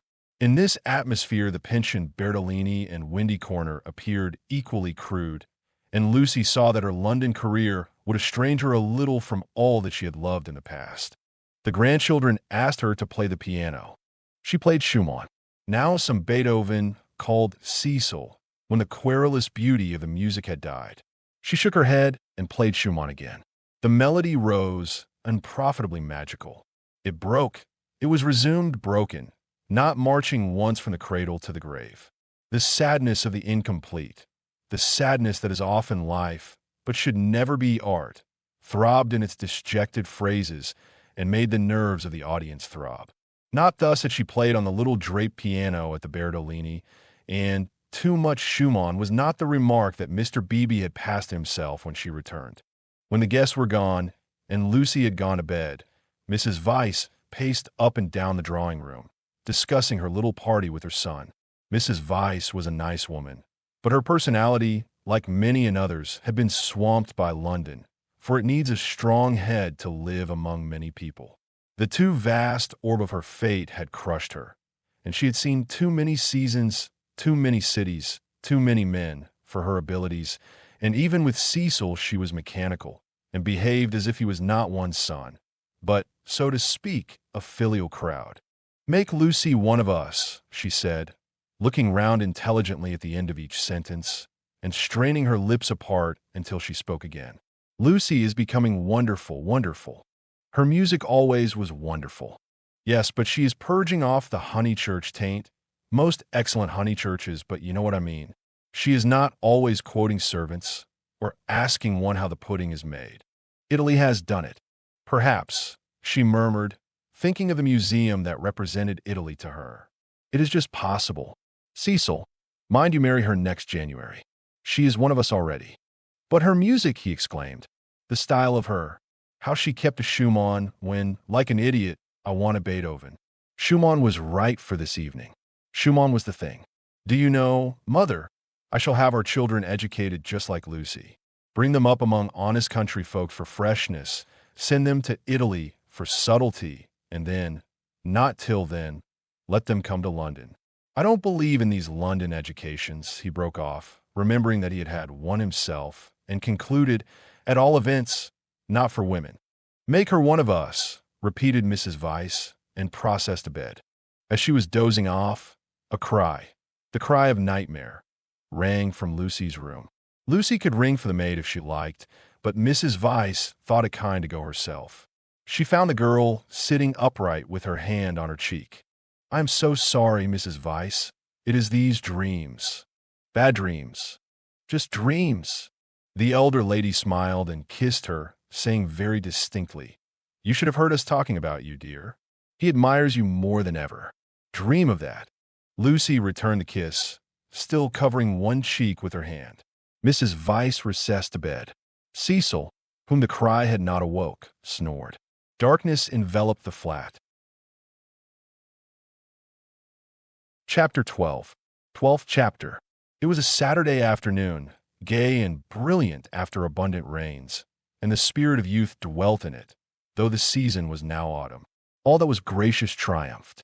As the motor cars passed through Summer Street, they raised only a little dust, and their stench was soon dispersed by the wind and replaced by the scent of the wet birches or of the pines. Mr. Beebe, at leisure for life's amenities, leant over his rectory gate. Freddy leant by him, smoking a pendant pipe. Suppose we go and hinder those new people opposite for a little. Mem, they might amuse you. Freddy, whom his fellow creatures never amused, suggested that the new people might be feeling a bit busy, and so on, since they had only just moved in. I suggested we should hinder them, said Mr. Beebe. They are worth it. Unlatching the gate, he sauntered over the triangular green to Sissy Villa. Hello, he cried, shouting in at the open door, through which much squalor was visible. A grave voice replied, Hello, I've brought someone to see you. I'll be down in a minute. The passage was blocked by a wardrobe, which the removal men had failed to carry up the stairs. Mr. Beebe edged round it with difficulty. The sitting room itself was blocked with books. Are these people great readers? Freddy whispered. Are they that sort? I fancy they know how to read. A rare accomplishment. What have they got? Byron. Exactly. A Shropshire lad. Never heard of it. The Way of All Flesh. Never heard of it. Gibbon. Hello. Dear George reads German. Schopenhauer, Nietzsche, and so we go on. Well, I suppose your generation knows its own business, Honeychurch. Mr. Beebe, look at that, said Freddy in awestruck tones. On the cornice of the wardrobe, the hand of an amateur had painted this inscription, Mistrust all enterprises that require new clothes. I know. Isn't it jolly? I like that. I'm certain that's the old man's doing. How very odd of him. Surely you agree? But Freddy was his mother's son and felt that one ought not to go on spoiling the furniture. Pictures, the clergyman continued, scrambling about the room. Giotto. They got that at Florence, I'll be bound. The same as Lucy's got. Oh, by the by, did Miss Honeychurch enjoy London? She came back yesterday. I suppose she had a good time? Yes, very, said Freddy, taking up a book. She and Cecil are thicker than ever. That's good hearing. I wish I wasn't such a fool, Mr. Beebe. Mr. Beebe ignored the remark. Lucy used to be nearly as stupid as I am, but it'll be very different now, Mother thinks. She will read all kinds of books. So will you. Only medical books. Not books that you could talk about afterwards. Cecil is teaching Lucy Italian, and he says her playing is wonderful. There are all kinds of things in it that we have never noticed. Cecil says, "What on earth are those people doing upstairs?" Emerson, "We think will come another time." George ran downstairs and pushed them into the room without speaking. "Let me introduce Mr. Honeychurch, a neighbor." Then Freddy hurled one of the thunderbolts of youth. Perhaps he was shy, perhaps he was friendly, or perhaps he thought that George's face wanted washing. At all events, he greeted him with, "How do you do? Come and have a bathe." "Oh, all right," said George, impassive. Mr. Beebe was highly entertained. "How do you do? How do you do? Come and have a bathe," he chuckled. "That's the best conversational opening I've ever heard. But I'm afraid it will only act between men. Can you picture a lady who has been introduced to another lady by a third lady opening civilities with, 'How do you do? Come and have a bathe?' And yet you will tell me that the sexes are equal." "I tell you that they shall be," said Mr. Emerson, who had been slowly descending the stairs. "Good afternoon, Mr. Beebe. I tell you they shall be comrades." And George thinks the same. "We are to raise ladies to our level?" the clergyman inquired. "The Garden of Eden," pursued Mr. Emerson, still descending, "which you place in the past, is really yet to come. We shall enter it when we no longer despise our bodies." Mr. Beebe disclaimed placing the Garden of Eden anywhere. "In this, not in other things, we men are ahead. We despise the body less than women do. But not until we are comrades shall we enter the garden." "I say, what about this bathe?" murmured Freddy, appalled at the mass of philosophy that was approaching him. "I believe in a return to nature once. But how can we return to nature when we have never been with her? Today, I believe that we must discover nature. After many conquests, we shall attain simplicity. It is our heritage. Let me introduce Mr. Honeychurch, whose sister you will remember at Florence. How do you do? Very glad to see you, and that you are taking George for a bathe. Very glad to hear that your sister is going to marry. Marriage is a duty. I am sure that she will be happy, for we know Mr. Vyse too. He has been most kind. He met us by chance in the National Gallery and arranged everything about this delightful house. Though I hope I have not vexed Sir Harry Otway. I have met so few liberal landowners, and I was anxious to compare his attitude towards the game laws with the conservative attitude. Ah, this wind! You do well to bathe. Yours is a glorious country, Honeychurch." "Not a bit," mumbled Freddy. "I must, that is to say, I have to, have the pleasure of calling on you later on. My mother says I hope." "Call, my lad. Who taught us that drawing-room twaddle? Call on your grandmother. Listen to the wind among the pines. Yours is a glorious country." Mr. Beebe came to the rescue. "Mr. Emerson, he will call. I shall call. You or your son will return our calls before 10 days have elapsed. I trust that you have realized about the 10 days interval. It does not count that I helped you with the stare eyes yesterday. It does not count that they're going to bathe this afternoon." "Yes, go and bathe, George. Why do you dawdle talking? Bring them back to tea. Bring back some milk, cakes, honey. The change will do you good. George has been working very hard at his office. I can't believe he's well." George bowed his head, dusty and somber, exhaling the peculiar smell of one who has handled furniture. "Do you really want this bathe?" Freddy asked him. "It is only a pond, don't you know? I dare say you are used to something better." "Yes, I've said yes already." Mr. Beebe felt bound to assist his young friend and led the way out of the house and into the pine woods. How glorious it was! For a little time, the voice of old Mr. Emerson pursued them, dispensing good wishes and philosophy. It ceased, and they only heard the fair wind blowing the bracken and the trees. Mr. Beebe, who could be silent, but who could not bear silence, was compelled to chatter, since the expedition looked like a failure, and neither of his companions would utter a word. He spoke of Florence. George attended gravely, assenting or dissenting with slight but determined gestures that were as inexplicable as the motions of the treetops above their heads. "And what a coincidence that you should meet Mr. Vyse. Did you realize that you would find all the pension Bertolini down here?" "I did not. Miss Lavish told me. When I was a young man, I always meant to write a history of coincidence. Non fusiessim. Though, as a matter of fact, coincidences are much rarer than we suppose. For example, It isn't purely coincidentally that you are here now, when one comes to reflect. To his relief, George began to talk. It is. I have reflected. It is fate. Everything is fate. We are flung together by fate, drawn apart by fate, flung together, drawn apart. The 12 winds blow us, we settle nothing. You have not reflected at all, rapped the clergyman. Let me give you a useful tip. Emerson, attribute nothing to fate. Don't say, I didn't do this, for you did it, 10 to 1. Now I'll cross-question you. Where did you first meet Miss Honeychurch and myself? Italy. And where did you meet Mr. Vyse, who is going to marry Miss Honeychurch? National Gallery. Looking at Italian art. There you are, and yet you talk of coincidence and fate. You naturally seek out things Italian, and so do we and our friends. This narrows the field. Immeasurably we meet again in it. It is fate that I am here, persisted George. But you can call it Italy if it makes you less unhappy. Mr. Beebe slid away from such heavy treatment of the subject, but he was infinitely tolerant of the young, and had no desire to snub George. And so for this, and for other reasons, my history of coincidence is still to write. Silence. Wishing to round off the episode, he added, We are all so glad that you have come. Silence. Here we are, called Freddy. Oh, good, exclaimed Mr. Beebe, mopping his brow. And there's the pond.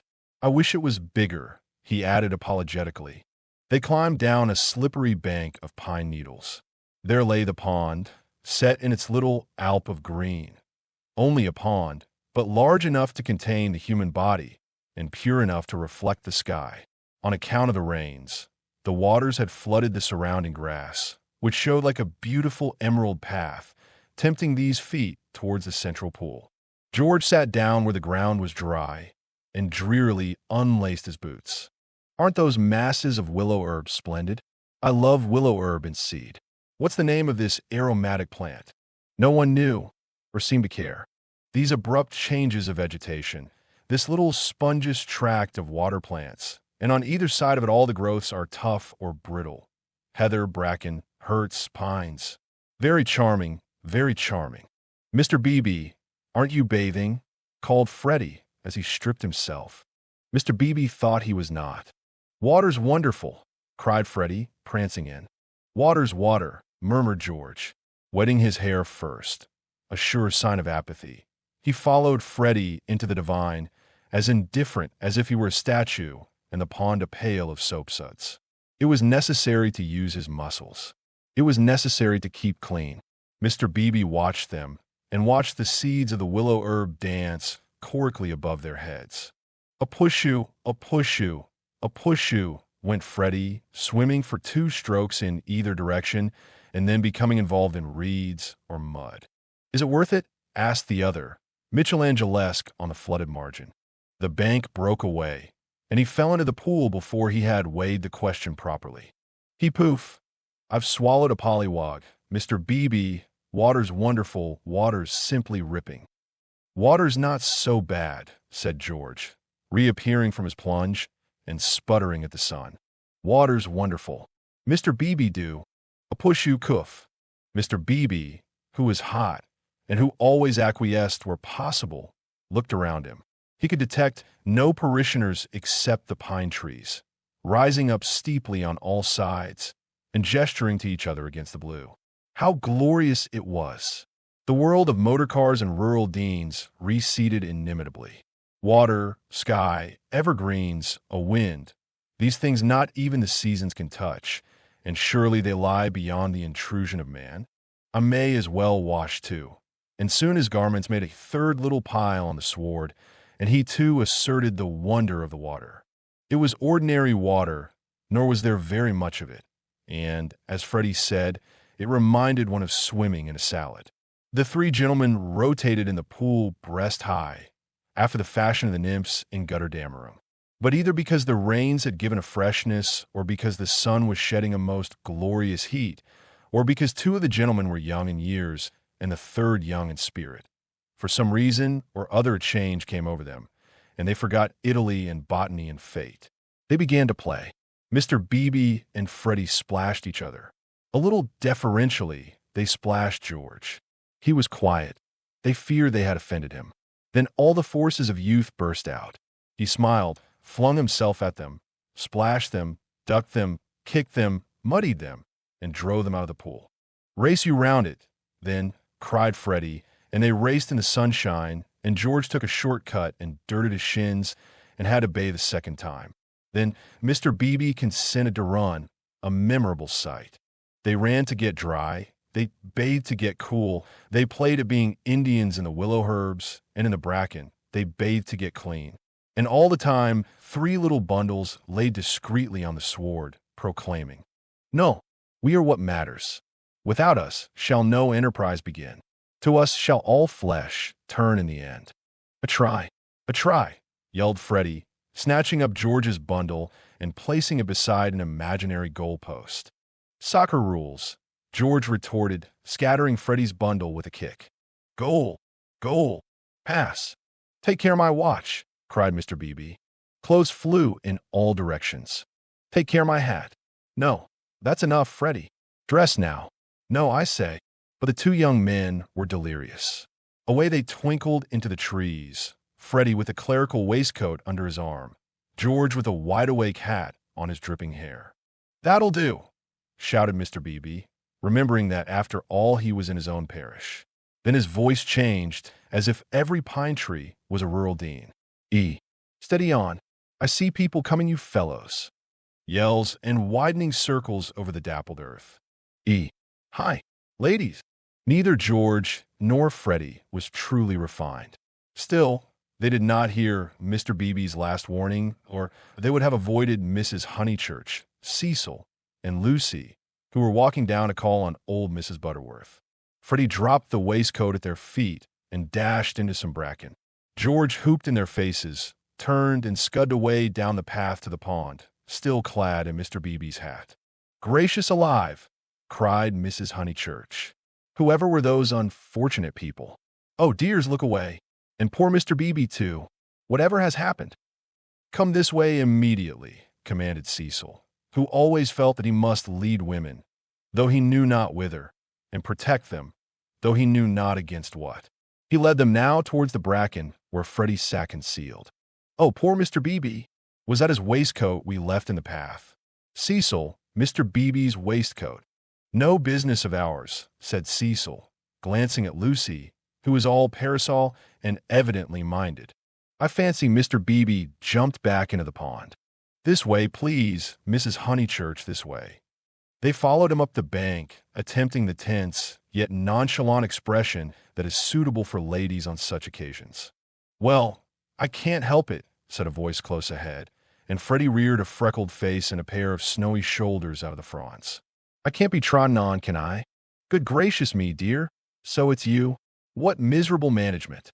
Why not have a comfortable bath at home, with hot and cold laid on? Look here, mother, a fellow must wash, and a fellow's got to dry. And if another fellow— Dear, no doubt you're right as usual, but you are in no position to argue. Come, Lucy." They turned. "Oh, look, don't look. Oh, poor Mr. Beebe. How unfortunate again." For Mr. Beebe was just crawling out of the pond, on whose surface garments of an intimate nature did float, while George, the world-weary George, shouted to Freddy that he had hooked a fish. "And me, I've swallowed one," answered he of the bracken. "I've swallowed a polyvoke. It wriggleth in my tummy. I shall die. Emerson, you beast, you've got on my bags." "Hush, dears," said Mrs. Honeychurch, who found it impossible to remain shocked. "And do be sure you dry yourselves thoroughly first. All these colds come of not drying thoroughly." "Mother, do come away," said Lucy. "Oh, for goodness' sake, do come." "Hello," cried George, so that again the ladies stopped. He regarded himself as dressed. Barefoot, bare-chested, radiant and personable against the shadowy woods, he called. "Hello, Miss Honeychurch." "Hello. Bow, Lucy. Better bow. Whoever is it?" "I shall bow." Miss Honeychurch bowed. That evening and all that night the water ran away. On the morrow the pool had shrunk to its old size and lost its glory. It had been a call to the blood and to the relaxed will, a passing benediction whose influence did not pass, a holiness, a spell, a momentary chalice for youth. Chapter 13. How Miss Bartlett's boiler was so tiresome. How often had Lucy rehearsed this bow, this interview? But she had always rehearsed them indoors, and with certain accessories, which surely we have a right to assume. Who could foretell that she and George would meet in the rout of a civilization, amidst an army of coats and collars and boots that lay wounded over the sunlit earth? She had imagined a young Mr. Emerson, who might be shy or morbid or indifferent or furtively impudent. She was prepared for all of these, but she had never imagined one who would be happy and greet her with a shout of the morning star. Indoors herself, partaking of tea with old Mrs. Butterworth, she reflected that it is impossible to foretell the future with any degree of accuracy, that it is impossible to rehearse life. A fault in the scenery, a face in the audience, an eruption of the audience onto the stage, and all our carefully planned gestures mean nothing or mean too much. I will bow, she had thought. I will not shake hands with him. That will be just the proper thing. She had bowed. But to whom? To gods, to heroes, to the nonsense of schoolgirls. She had bowed across the rubbish that cumbers the world. So ran her thoughts, while her faculties were busy with Cecil. It was another of those dreadful engagement calls. Mrs. Butterworth had wanted to see him, and he did not want to be seen. He did not want to hear about hydrangeas, why they changed their color at the seaside. He did not want to join the COS. When Croce was always elaborate and made long, clever answers where yes or no would have done. Lucy soothed him and tinkered at the conversation in a way that promised well for their married peace. No one is perfect, and surely it is wiser to discover the imperfections before wedlock. Miss Bartlett, indeed, though not in word, had taught the girl that this our life contains nothing satisfactory. Lucy, though she disliked the teacher, regarded the teaching as profound and applied it to her lover. "Lucy," said her mother when they got home, "is anything the matter with Cecil?" The question was ominous. Up till now, Mrs. Honeychurch had behaved with charity and restraint. "No, I don't think so, Mother. Cecil's all right. Perhaps he's tired." Lucy compromised. Perhaps Cecil was a little tired. "Because otherwise," she pulled out her bonnet pins with gathering displeasure, "because otherwise I cannot account for him. I do think Mrs. Butterworth is rather tiresome, if you mean that. Cecil has told you to think so. You were devoted to her as a little girl, and nothing will describe her goodness to you through the typhoid fever. No, it is just the same thing everywhere. Let me just put your bonnet away, may I?" Surely he could answer her civilly for 1/2 hour? "Cecil has a very high standard for people," faltered Lucy, seeing trouble ahead. "It's part of his ideals. It is really that makes him sometimes seem—" "Oh, rubbish. If high ideals make a young man rude, the sooner he gets rid of them the better," said Mrs. Honeychurch, handing her the bonnet. "Now, Mother, I've seen you cross with Mrs. Butterworth yourself." "Not in that way. At times I could wring her neck, but not in that way. No, it is the same with Cecil all over. By the by, I never told you. I had a letter from Charlotte while I was away in London." This attempt to divert the conversation was too puerile, and Mrs. Honeychurch resented it. "Since Cecil came back from London, nothing appears to please him. Whenever I speak, he winces. I see him, Lucy. It is useless to contradict me. No doubt I'm neither artistic, nor literary, nor intellectual, nor musical, but I cannot help the drawing-room furniture. Your father bought it, and we must put up with it. Will Cecil kindly remember?" I see what you mean, and certainly Cecil oughtn't to. But he does not mean to be uncivil. He once explained, it is the things that upset him. He is easily upset by ugly things. He is not uncivil to people. Is it a thing or a person when Freddy sings? You can't expect a really musical person to enjoy comic songs as we do. Then why didn't he leave the room? Why sit wriggling and sneering and spoiling everyone's pleasure? "We mustn't be unjust to people," faltered Lucy. Something had enfeebled her, and the case for Cecil, which she had mastered so perfectly in London, would not come forth in an effective form. The two civilizations had clashed. Cecil hinted that they might, and she was dazzled and bewildered, as though the radiance that lies behind all civilization had blinded her eyes. Good taste and bad taste were only catchwords, garments of diverse cut, and music itself dissolved to a whisper through pine trees, where the song is not distinguishable from the comic song. She remained in much embarrassment, while Mrs. Honeychurch changed her frock for dinner, and every now and then she said a word and made things no better. There was no concealing the fact. Cecil had meant to be supercilious, and he had succeeded. And Lucy, she knew not why, wished that the trouble could have come at any other time. "Go and dress, dear. You'll be late." "All right, mother." "Don't say all right and stop. Go." She obeyed, but loitered disconsolately at the landing window. It faced north, so there was little view and no view of the sky. Now, as in the winter, the pine trees hung close to her eyes. One connected the landing window with depression.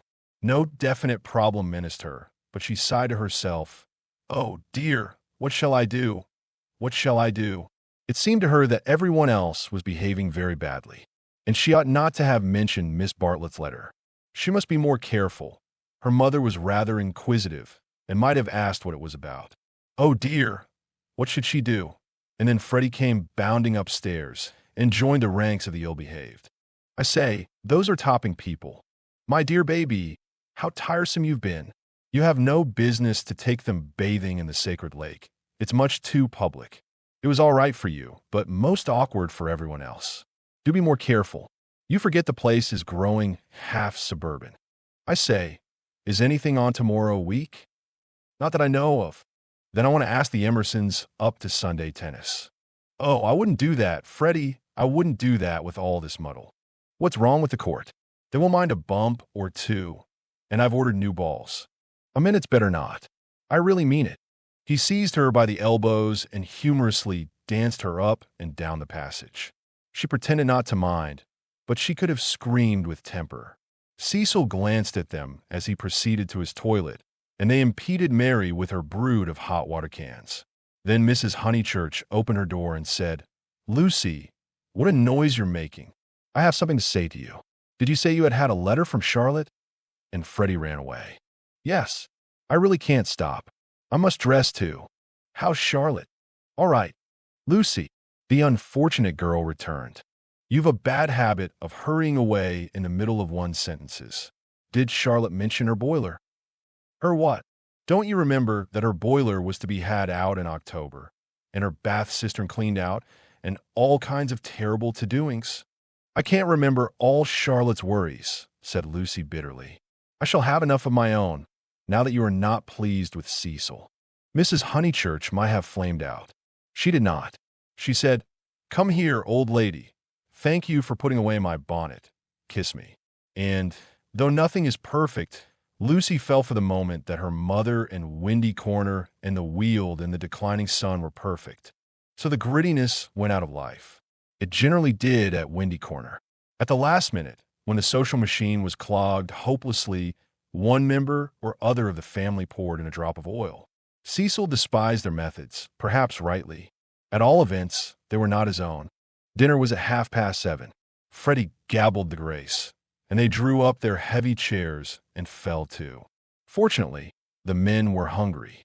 Nothing untoward occurred until the pudding. Then Freddy said, "Lucy, what's Emerson like?" "I saw him in Florence," said Lucy, hoping that this would pass for a reply. "Is he the clever sort? Or is he a decent chap?" "Ask Cecil. It is Cecil who brought him here." "He is the clever sort, like myself," said Cecil. Freddy looked at him doubtfully. "How well did you know them at the Bertolini?" asked Mrs. Honeychurch. "Oh, very slightly. I mean, Charlotte knew them even less than I did." "Oh, that reminds me. You never told me what Charlotte said in her letter." "One thing and another," said Lucy, wondering whether she would get through the meal without a lie. "Among other things, that an awful friend of hers had been bicycling through Summer Street. Wondered if she'd come up and see us, and mercifully didn't." "Lucy, I do call the way you talk unkind." "She was a novelist," said Lucy craftily. The remark was a happy one, for nothing roused Mrs. Honeychurch so much as literature in the hands of females.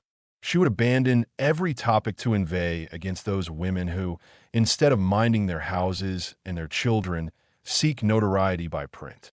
Her attitude was, if books must be written, Let them be written by men. And she developed it at great length, while Cecil yawned and Freddy played at this year, next year, now never, with his plumstones, and Lucy artfully fed the flames of her mother's wrath. But soon the conflagration died down, and the ghosts began to gather in the darkness. There were too many ghosts about. The original ghost, that touch of lips on her cheek, had surely been laid long ago. It could be nothing to her that a man had kissed her on a mountain once. But it had begotten a spectral family. Mr. Harris, Miss Bartlett's letter, Mr. Beebe's memories of violets, and one or other of these was bound to haunt her before Cecil's very eyes. It was Miss Bartlett who returned now, and with appalling vividness. I have been thinking, Lucy, of that letter of Charlotte's. How is she? I tore the thing up. Didn't she say how she was? How does she sound? Cheerful. Oh, yes, I suppose so. No, not very cheerful, I suppose. Then, depend upon it, it is the boiler. I know myself how water preys upon one's mind. I would rather anything else, even a misfortune with the meat. Cecil laid his hand over his eyes. So would I, asserted Freddy, backing his mother up, backing up the spirit of her remark rather than the substance. And I have been thinking, she added rather nervously, surely we could squeeze Charlotte in here next week and give her a nice holiday while the plumbers at Tunbridge Wells finish. I have not seen poor Charlotte for so long. It was more than her nerves could stand, and she could not protest violently after her mother's goodness to her upstairs. Mother, no, she pleaded. It's impossible. We can't have Charlotte on the top of the other things. We're squeezed to death as it is. Freddy's got a friend coming Tuesday. There's Cecil. And you've promised to take in Minnie Beebe because of the diphtheria scare. It simply can't be done. Nonsense. It can, if Minnie sleeps in a bath. Not otherwise.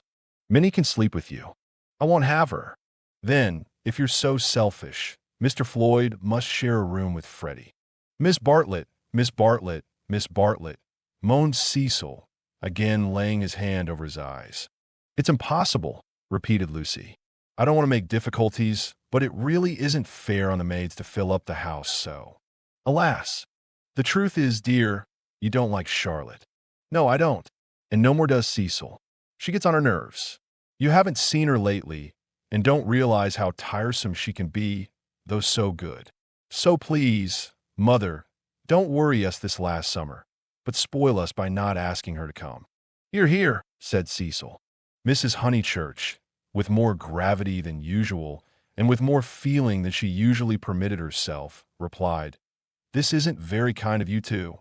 You have each other, and all these woods to walk in, so full of beautiful things. And poor Charlotte has only the water turned off and plumbers. You are young, dears, and however clever young people are, and however many books they read, they will never guess what it feels like to grow old. Cecil crumbled his bread. I must say Cousin Charlotte was very kind to me that year I called on my bike, put in Freddy. She thanked me for coming till I felt like such a fool, and fussed round no end to get an egg boiled for my tea just right. I know, dear. She is kind to everyone, and yet Lucy makes this difficulty when we try to give her some little return. But Lucy hardened her heart. It was no good being kind to Miss Bartlett. She had tried herself too often and too recently. One might lay up treasure in heaven by the attempt, but one enriched neither Miss Bartlett nor anyone else upon earth. She was reduced to saying, I can't help it, Mother. I don't like Charlotte. I admit it's horrid of me. From your own account, you told her as much. Well, she would leave Florence so stupidly. She flurried. The ghosts were returning. They filled Italy. They were even usurping the places she had known as a child. The sacred lake would never be the same again, and, on Sunday week, something would even happen to Windy Corner.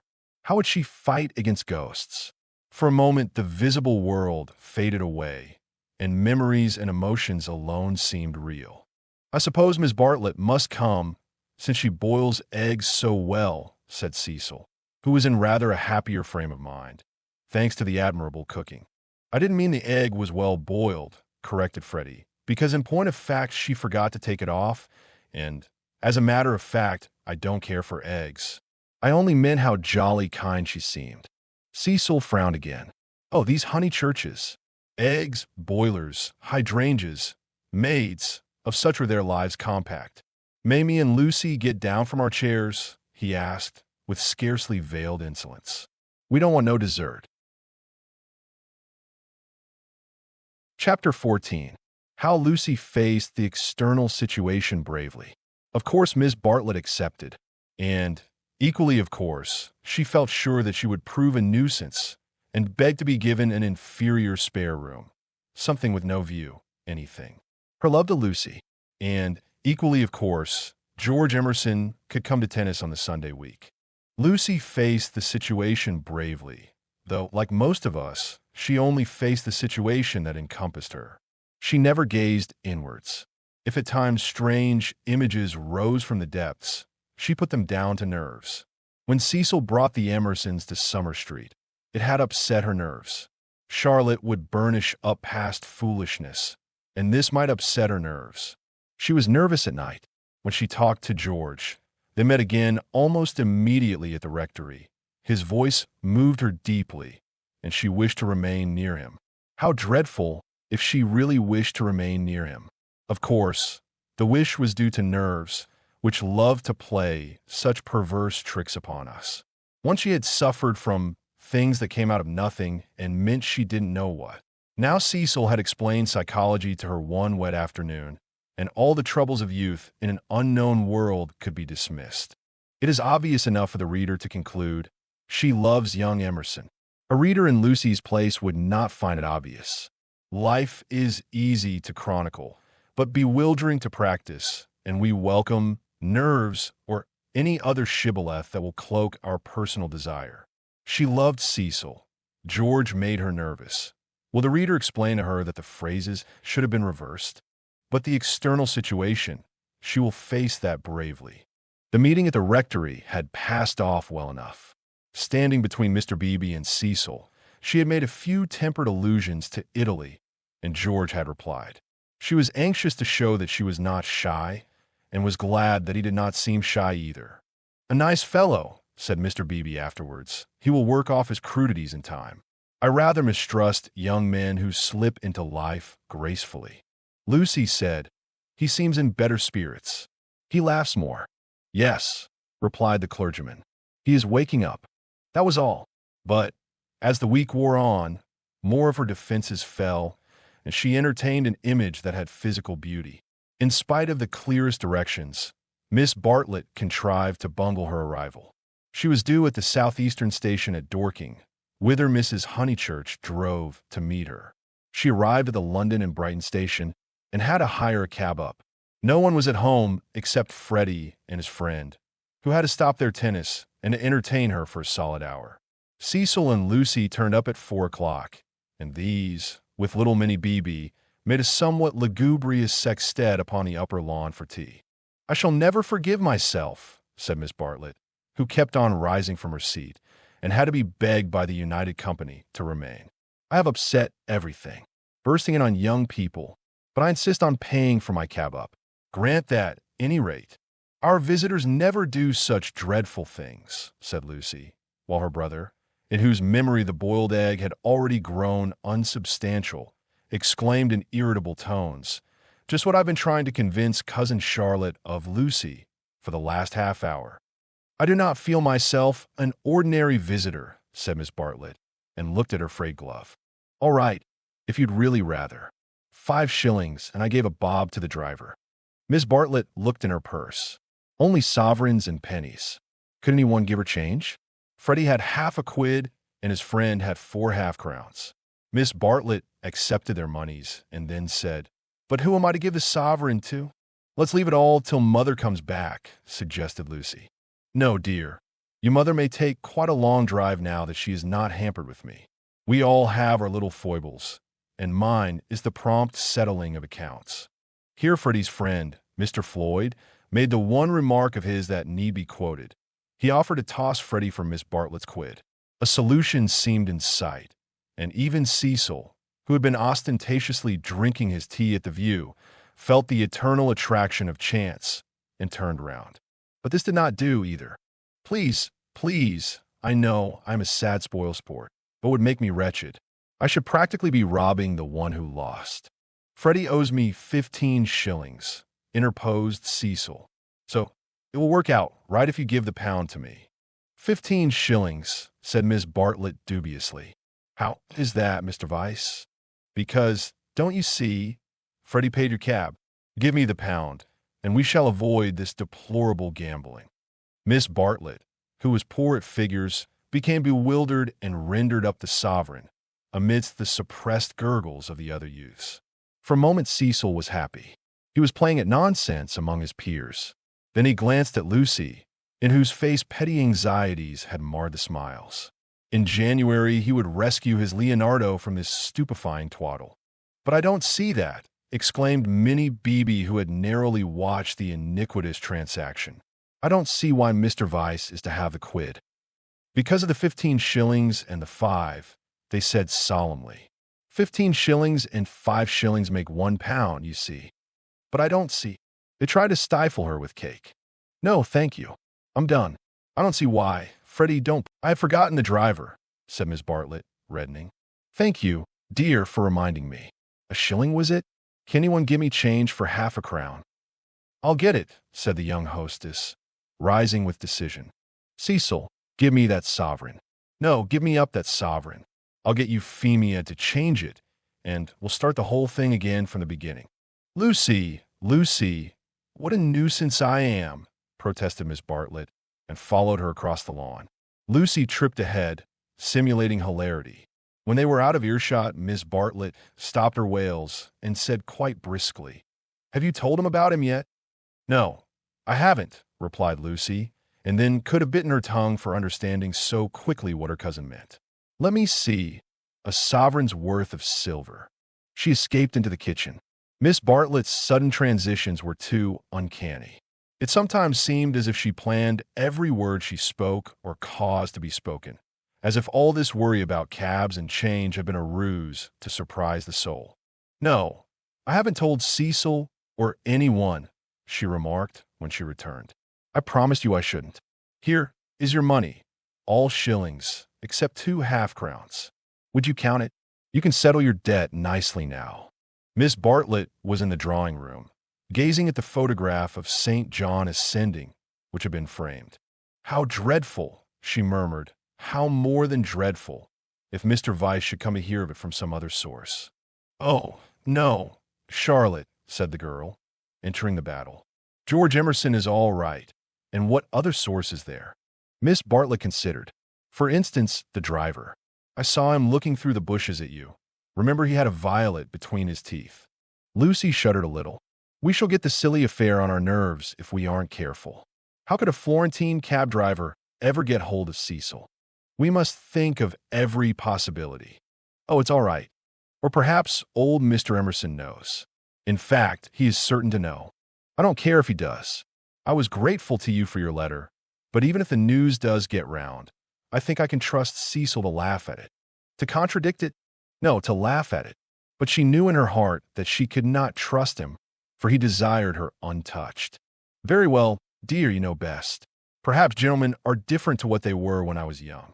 Ladies are certainly different. Now, Charlotte, she struck at her playfully. You kind, anxious thing. What would you have me do?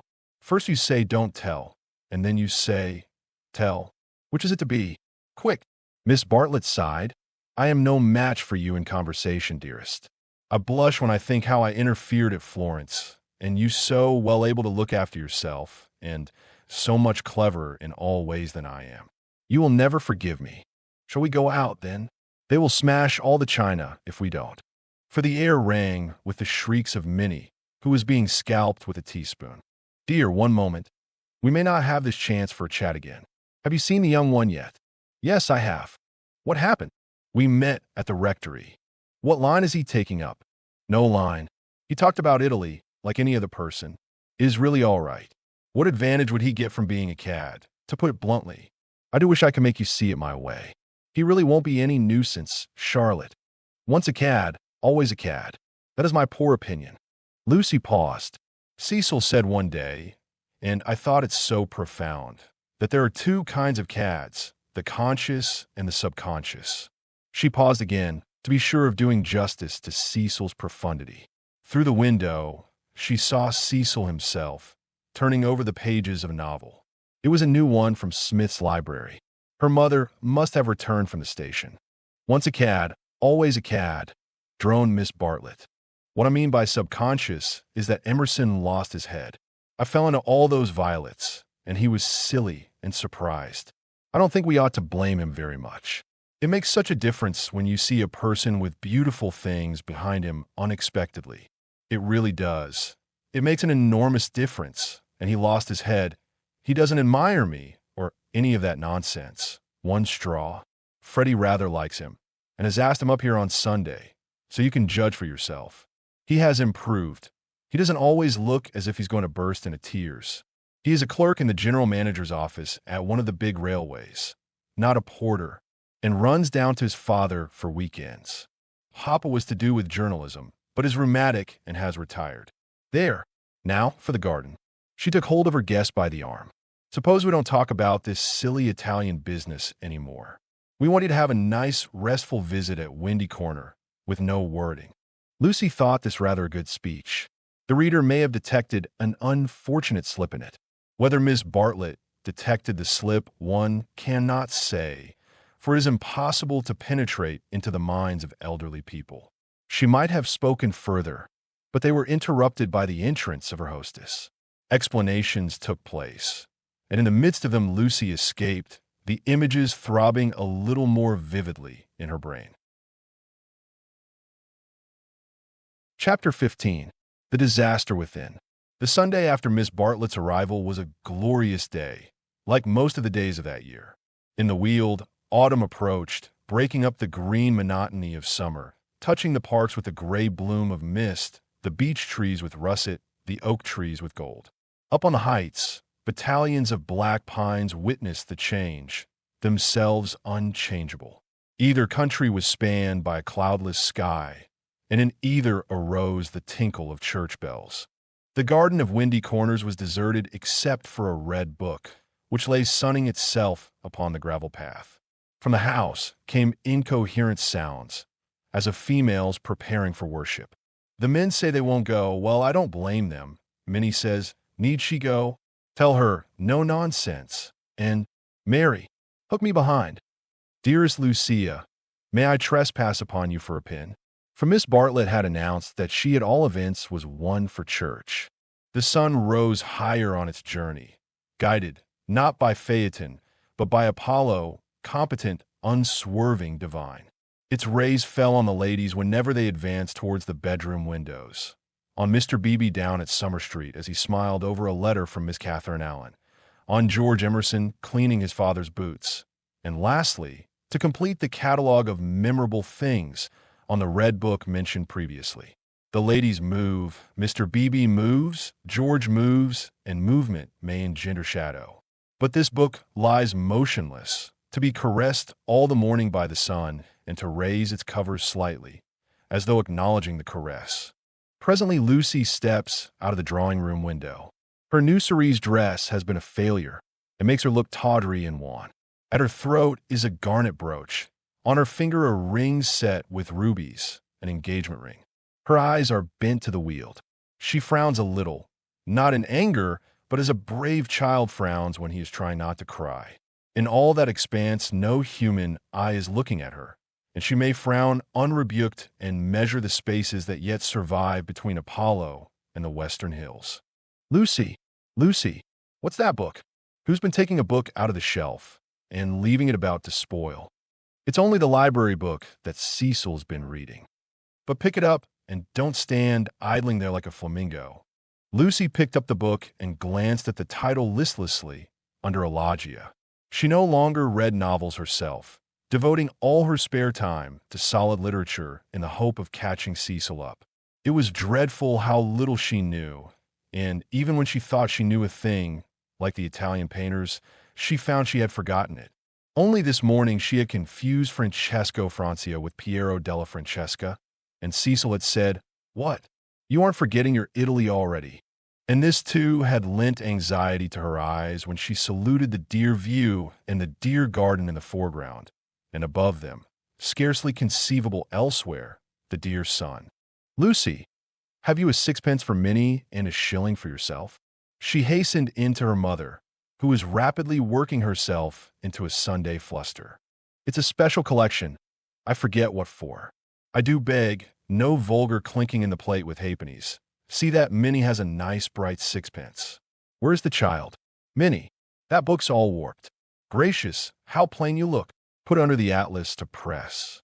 Minnie, oh, Mrs. Honeychurch, from the upper regions. Minnie, don't be late. Here comes the horse. It was always the horse, never the carriage. Where's Charlotte?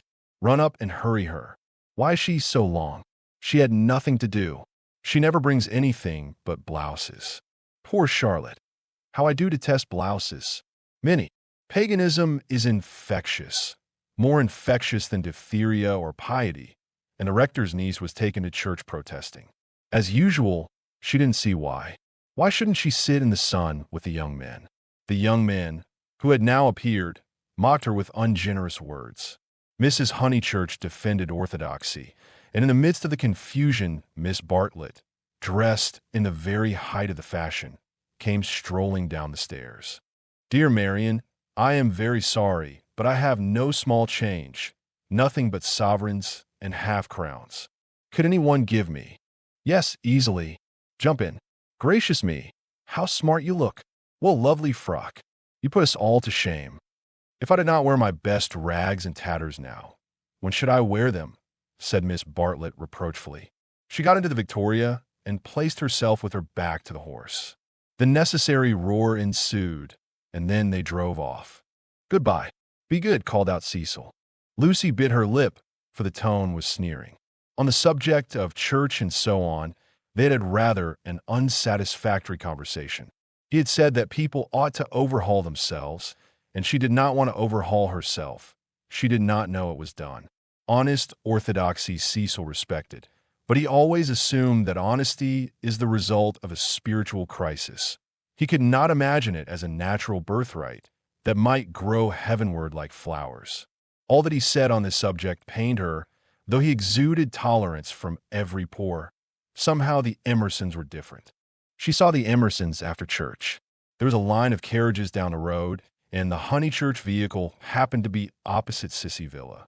To save time, they walked over the green to it and found father and son smoking in the garden. "Introduce me," said her mother.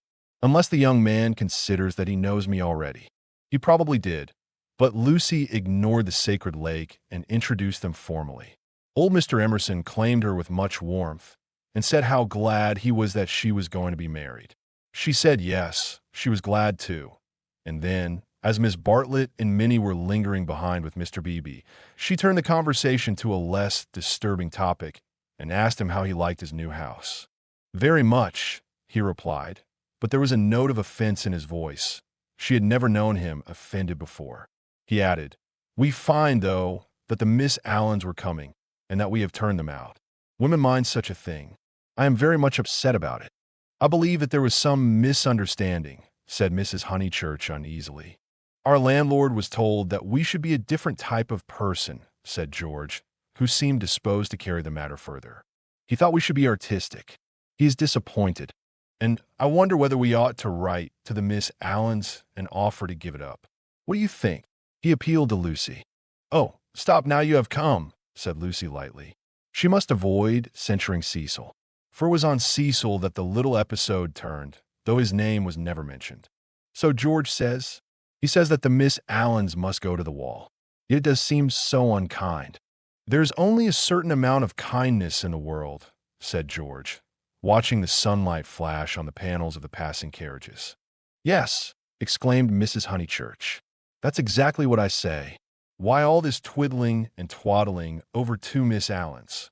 There's a certain amount of kindness, just as there's a certain amount of light," he continued in measured tones. "We cast a shadow on something wherever we stand, and it is no good moving from place to save things, because the shadow always follows. Choose a place where you won't do harm. Yes, choose a place where you won't do very much harm, and stand in it for all you are worth, facing the sunshine. Oh, Mr. Emerson, I see you're clever. I see you're going to be clever. I hope you didn't go behaving like that to poor Freddy." George's eyes laughed, and Lucy suspected that he and her mother would get on rather well. "No, I didn't," he said. "He behaved that way to me. It is his philosophy. Only he starts life with it. And I have tried the note of interrogation first." "What do you mean?" "No, never mind what you mean. Don't explain. He looks forward to seeing you this afternoon. Do you play tennis? Do you mind tennis on Sunday?" George mind tennis on Sunday. George, after his education, distinguished between Sunday. "Very well, George doesn't mind tennis on Sunday. No more do I. That's settled. Mr. Emerson, if you could come with your son, we should be so pleased." He thanked her, but the walk sounded rather far. He could only potter about in these days. She turned to George, "And then he wants to give up his house to the Miss Allens." "I know," said George, and put his arm round his father's neck. The kindness that Mr. Beebe and Lucy had always known to exist in him came out suddenly, like sunlight touching a vast landscape. A touch of the morning sun? She remembered that in all his perversities he had never spoken against affection. Miss Bartlett approached. "You know our cousin, Miss Bartlett," said Mrs. Honeychurch pleasantly. "You met her with my daughter in Florence." "Yes, indeed," said the old man, and made as if he would come out of the garden to meet the lady. Miss Bartlett promptly got into the Victoria. Thus entrenched, she emitted a formal bow. It was the pensioned Bertolini again, the dining table with the decanters of water and wine. It was the old battle of the room with the view. George did not respond to the bow. Like any boy, he blushed and was ashamed. He knew that the chaperone remembered. He said, I'll come up to tennis if I can manage it," and went into the house. Perhaps anything that he did would have pleased Lucy, but his awkwardness went straight to her heart. Men were not gods after all, but as human and as clumsy as girls. Even men might suffer from unexplained desires and need help. To one of her upbringing and of her destination, the weakness of men was a truth unfamiliar, but she had surmised it at Florence when George threw her photographs into the River Arno. "George, don't go," cried his father, who thought it a great treat for people if his son would talk to them. "George has been in such good spirits today, and I am sure he will end by coming up this afternoon." Lucy caught her cousin's eye. Something in its mute appeal made her reckless. "Yes," she said, raising her voice, "I do hope he will." Then she went to the carriage and murmured, "The old man hasn't been told. I knew it was all right." Mrs. Honeychurch followed her, and they drove away, satisfactory that Mr. Emerson had not been told of the Florence escapade. Yet Lucy's spirits should not have leapt up as if she had sighted the ramparts of heaven. Satisfactory. Yet surely she greeted it with disproportionate joy. All the way home the horses' hoofs sang a tune to her. "He is not told. He is not told." Her brain expanded the melody. "He is not told his Father, to whom he tells all things." It was not an exploit. He did not laugh at me when I had gone. She raised her hand to her cheek. "He does not love me. No. How terrible if he did. But he is not told. He will not tell." She longed to shout the words, "It is all right. It's a secret between us two forever. Cecil will never hear." She was even glad that Miss Bartlett had made her promise secrecy, that last dark evening at Florence, when they had knelt packing in his room. The secret, big or little, was guarded. Only 3 English people knew of it in the world. Thus she interpreted her joy. She greeted Cecil with unusual radiance because she felt so safe. As he helped her out of the carriage, she said, "The Emersons have been so nice. George Emerson has improved enormously." "How are my protégés?" asked Cecil, who took no real interest in them, and had long since forgotten his resolution to bring them to Windy Corner for educational purposes. "Protégés," she exclaimed with some warmth. For the only relationship which Cecil conceived was feudal, that of protector and protected. He had no glimpse of the comradeship after which the girl's soul yearned. "You shall see for yourself how your protégés are. George Emerson is coming up this afternoon. He is a most interesting man to talk to. Only don't," she nearly said, "don't protect him." But the bell was ringing for lunch, and, as often happened, Cecil had paid no great attention to her remarks. Charm, not argument, was to be her forte. Lunch was a cheerful meal. Generally, Lucy was depressed at meals. Someone had to be soothed, either Cecil or Miss Bartlett or a being not visible to the mortal eye. a being who whispered to her soul, "It will not last, this cheerfulness. In January, you must go to London to entertain the grandchildren of celebrated men." But today she felt she had received a guarantee. Her mother would always sit there, her brother here. The sun, though it had moved a little since the morning, would never be hidden behind the western hills. After luncheon, they asked her to play. She had seen Gluck's Armide that year, and played from memory the music of the enchanted garden, the music to which Renaud approaches, beneath the light of an eternal dawn, the music that never gains, never wanes, but ripples forever like the tideless seas of fairyland. Such music is not for the piano, and her audience began to get restive, and Cecil, sharing the discontent, called out, "Now play us the other garden, the one in Parsifal." She closed the instrument. "Not very dutiful," said her mother's voice. Fearing that she had offended Cecil, she turned quickly round. There George was. He had crept in without interrupting her. "Oh, I had no idea," she exclaimed, getting very red. And then, without a word of greeting, she reopened the piano. Cecil should have the Parsifal, and anything else that he liked. "Our performer has changed her mind," said Miss Bartlett, perhaps implying she will play the music to Mr. Emerson. Lucy did not know what to do, nor even what she wanted to do. She played a few bars of the Flower Maiden's song very badly, and then she stopped. "I vote tennis," said Freddy, disgusted at the scrappy entertainment. "Yes, so do I." Once more she closed the unfortunate piano. "I vote you have amends for." "All right. Not for me." "Thank you," said Cecil. "I will not spoil the set." He never realized that it may be an act of kindness in a bad player to make up a fourth. "Oh, come along, Cecil. I'm bad, Floyd's rotten, and so I dare say's Emerson." George corrected him. "I am not bad." One looked down one's nose at this. "Then certainly I won't play," said Cecil, while Miss Bartlett, under the impression that she was snubbing George, added, "I agree with you, Mr. Vyse. You had much better not play. Much better not." Minnie, rushing in where Cecil feared to tread, announced that she would play. "I shall miss every ball anyway, so what does it matter?" But Sunday intervened and stamped heavily upon the kindly suggestion. "Then it will have to be Lucy," said Mrs. Honeychurch. "You must fall back on Lucy. There is no other way out of it. Lucy, go and change your frock." Lucy's Sabbath was generally of this amphibious nature. She kept it without hypocrisy in the morning, and broke it without reluctance in the afternoon. As she changed her frock, she wondered whether Cecil was sneering at her. Really, she must overhaul herself and settle everything up before she married him. Mr. Floyd was her partner. She liked music, but how much better tennis seemed. How much better to run about in comfortable clothes than to sit at the piano and feel girt under the arms. Once more music appeared to her the employment of a child. George served, and surprised her by his anxiety to win.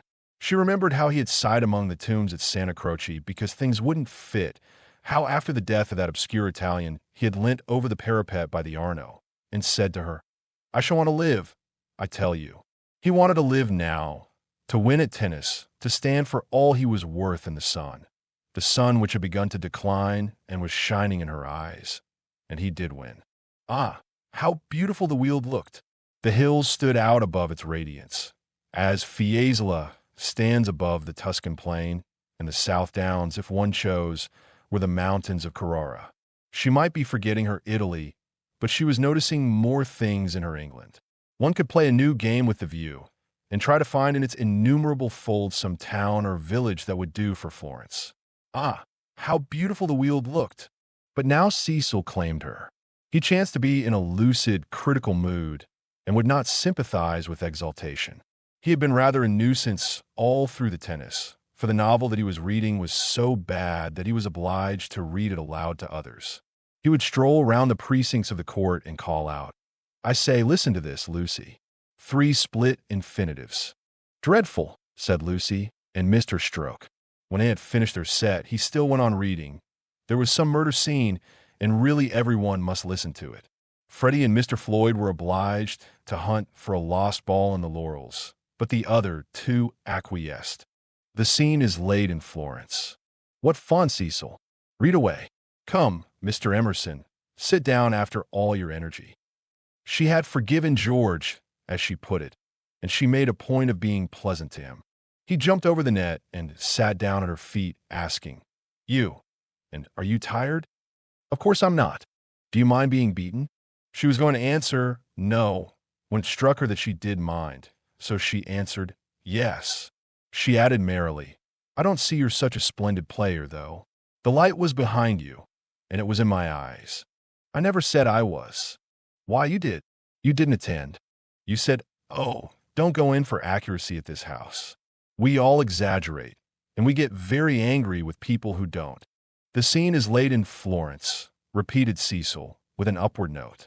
Lucy recollected herself. Sunset. Leonora was speeding. Lucy interrupted. "Leonora? Is Leonora the heroine? Who's the book by?" "Joseph Emery Prank." Sunset. Leonora speeding across the square.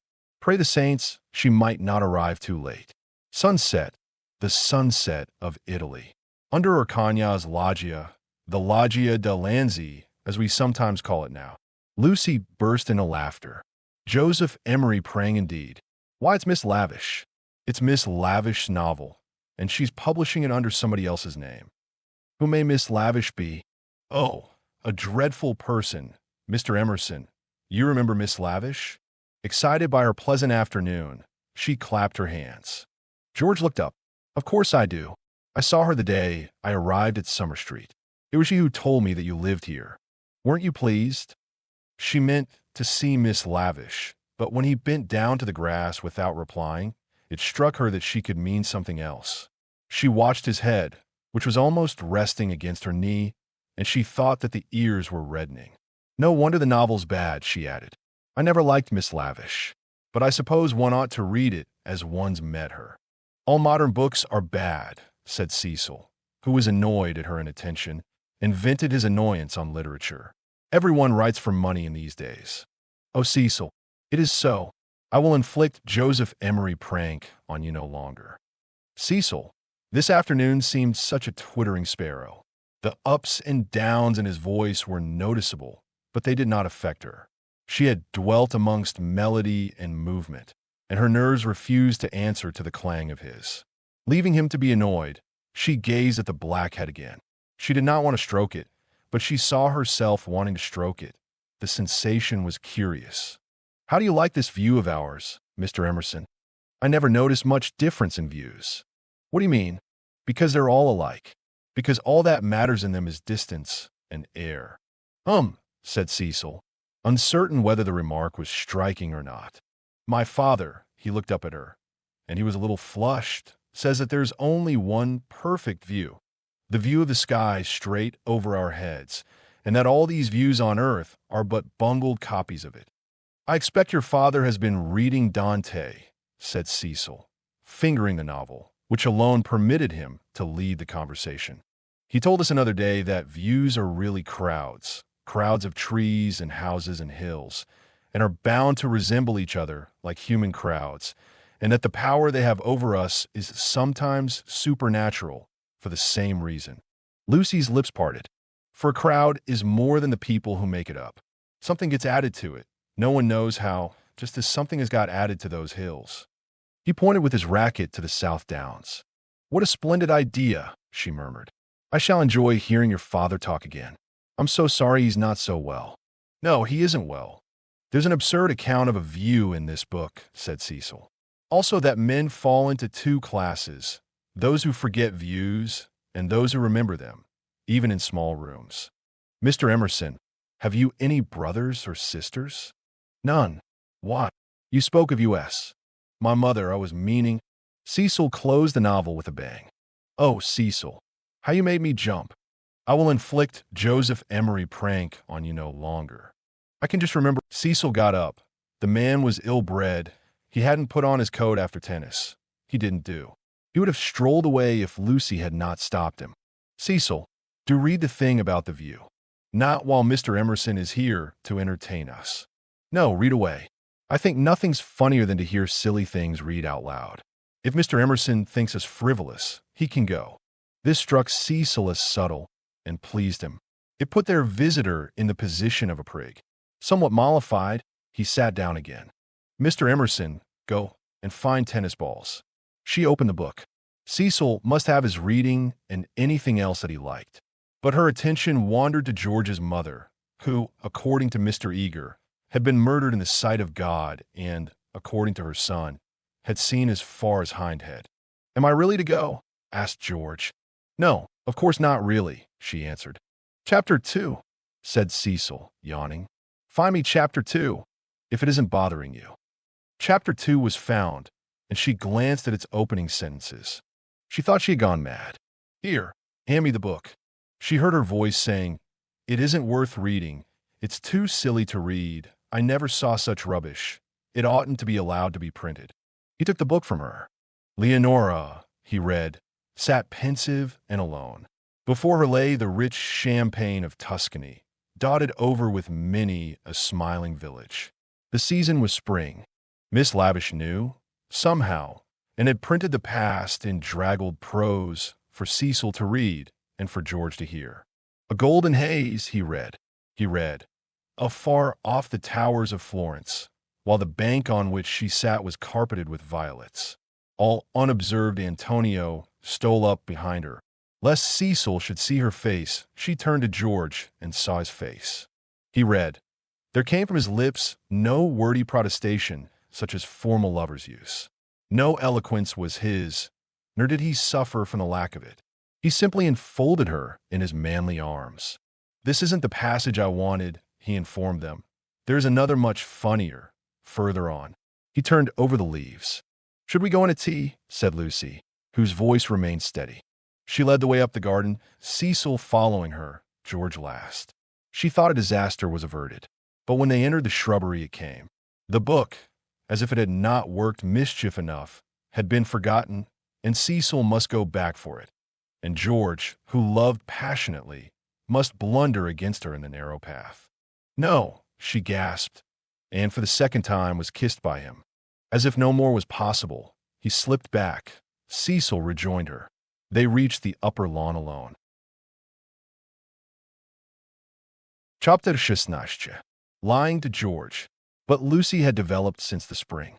That is to say, she was now better able to stifle the emotions of which the conventions and the world disapprove. Though the danger was greater, she was not shaken by deep sobs. She said to Cecil, "I am not coming in to tea. Tell Mother. I must write some letters," and went up to her room. Then she prepared for action. Love felt and returned. Love which our bodies exact and our hearts have transfigured. Love, which is the most real thing that we shall ever meet, reappeared now as the world's enemy, and she must stifle it. She sent for Miss Bartlett. The contest lay not between love and duty. Perhaps there never is such a contest. It lay between the real and the pretended, and Lucy's first aim was to defeat herself.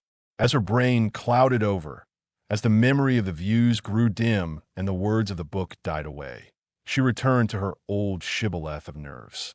She conquered her breakdown. Tampering with the truth, she forgot that the truth had ever been.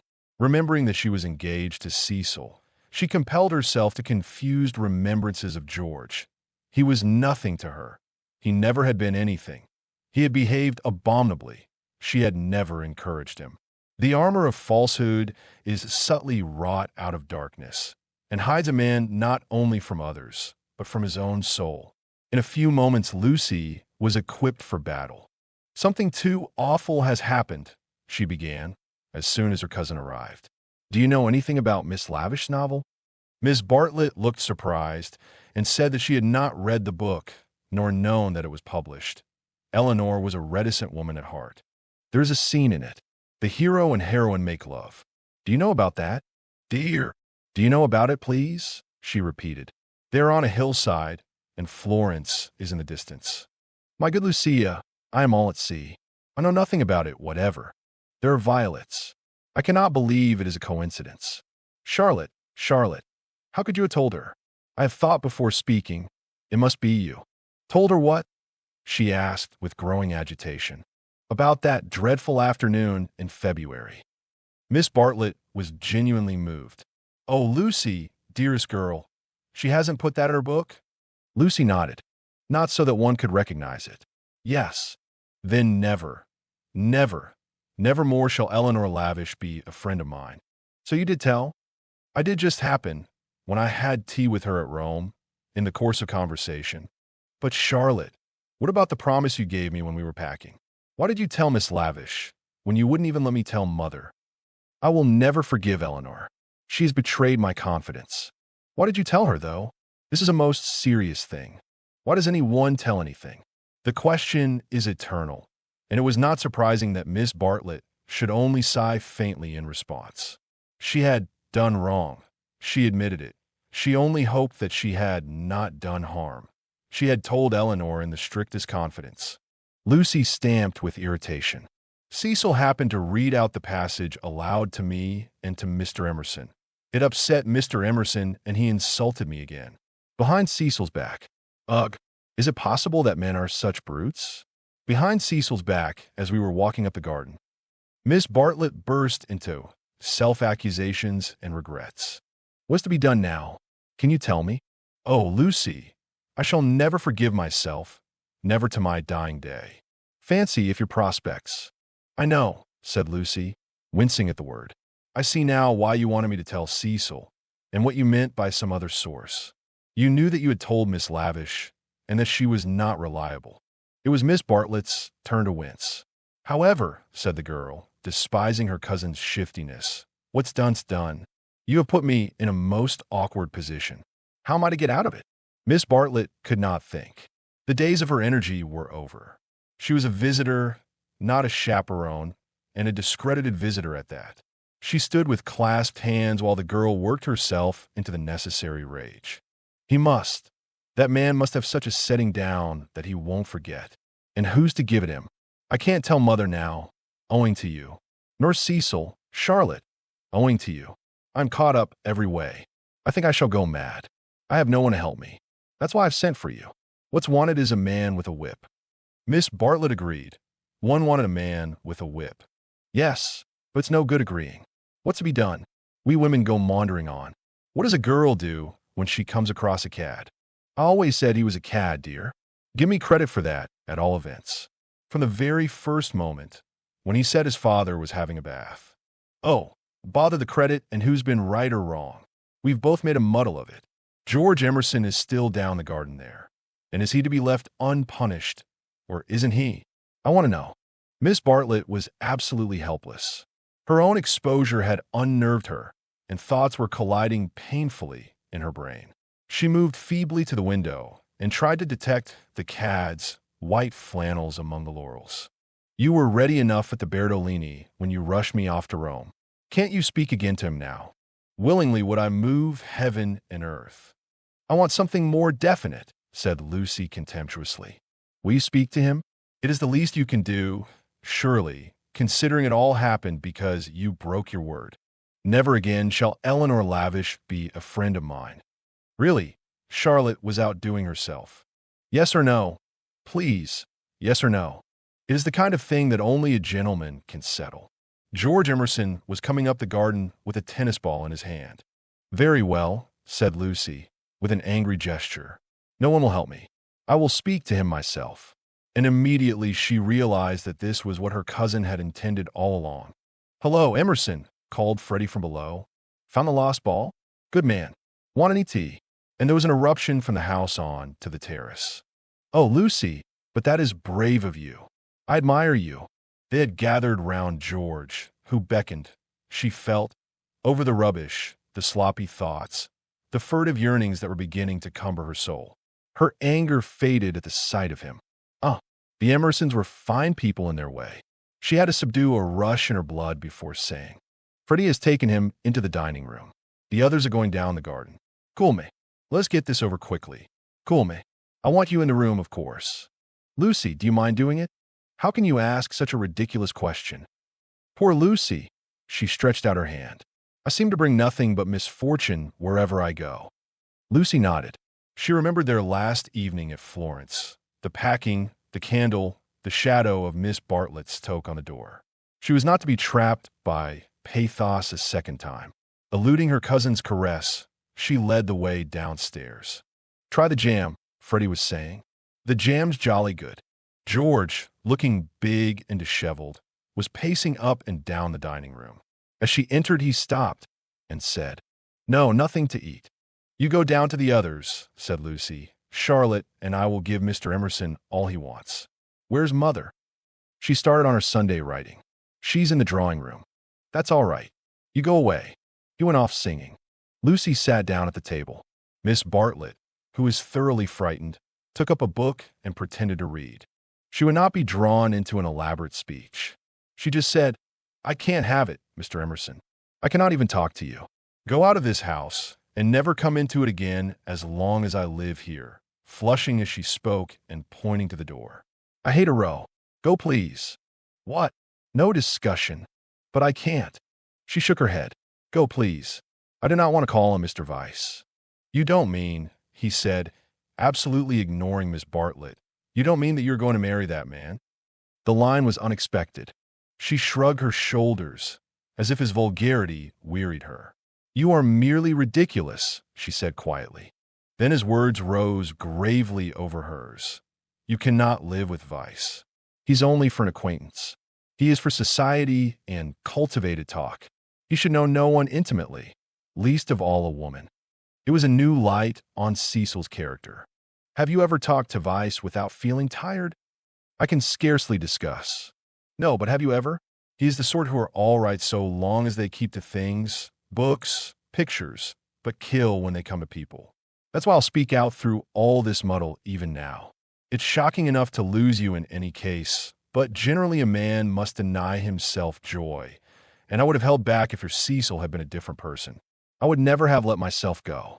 But I saw him first in the National Gallery, when he winced because my father mispronounced the names of great painters. Then he brings us here, and we find it is to play some silly trick on a kind neighbor. That is the man all over, playing tricks on people, on the most sacred form of life that he can find. Next, I meet you together, and find him protecting and teaching you and your mother to be shocked, when it was for you to settle whether you were shocked or no. Cecil all over again. He daren't let a woman decide. He's the type who's kept Europe back for 1,000 years.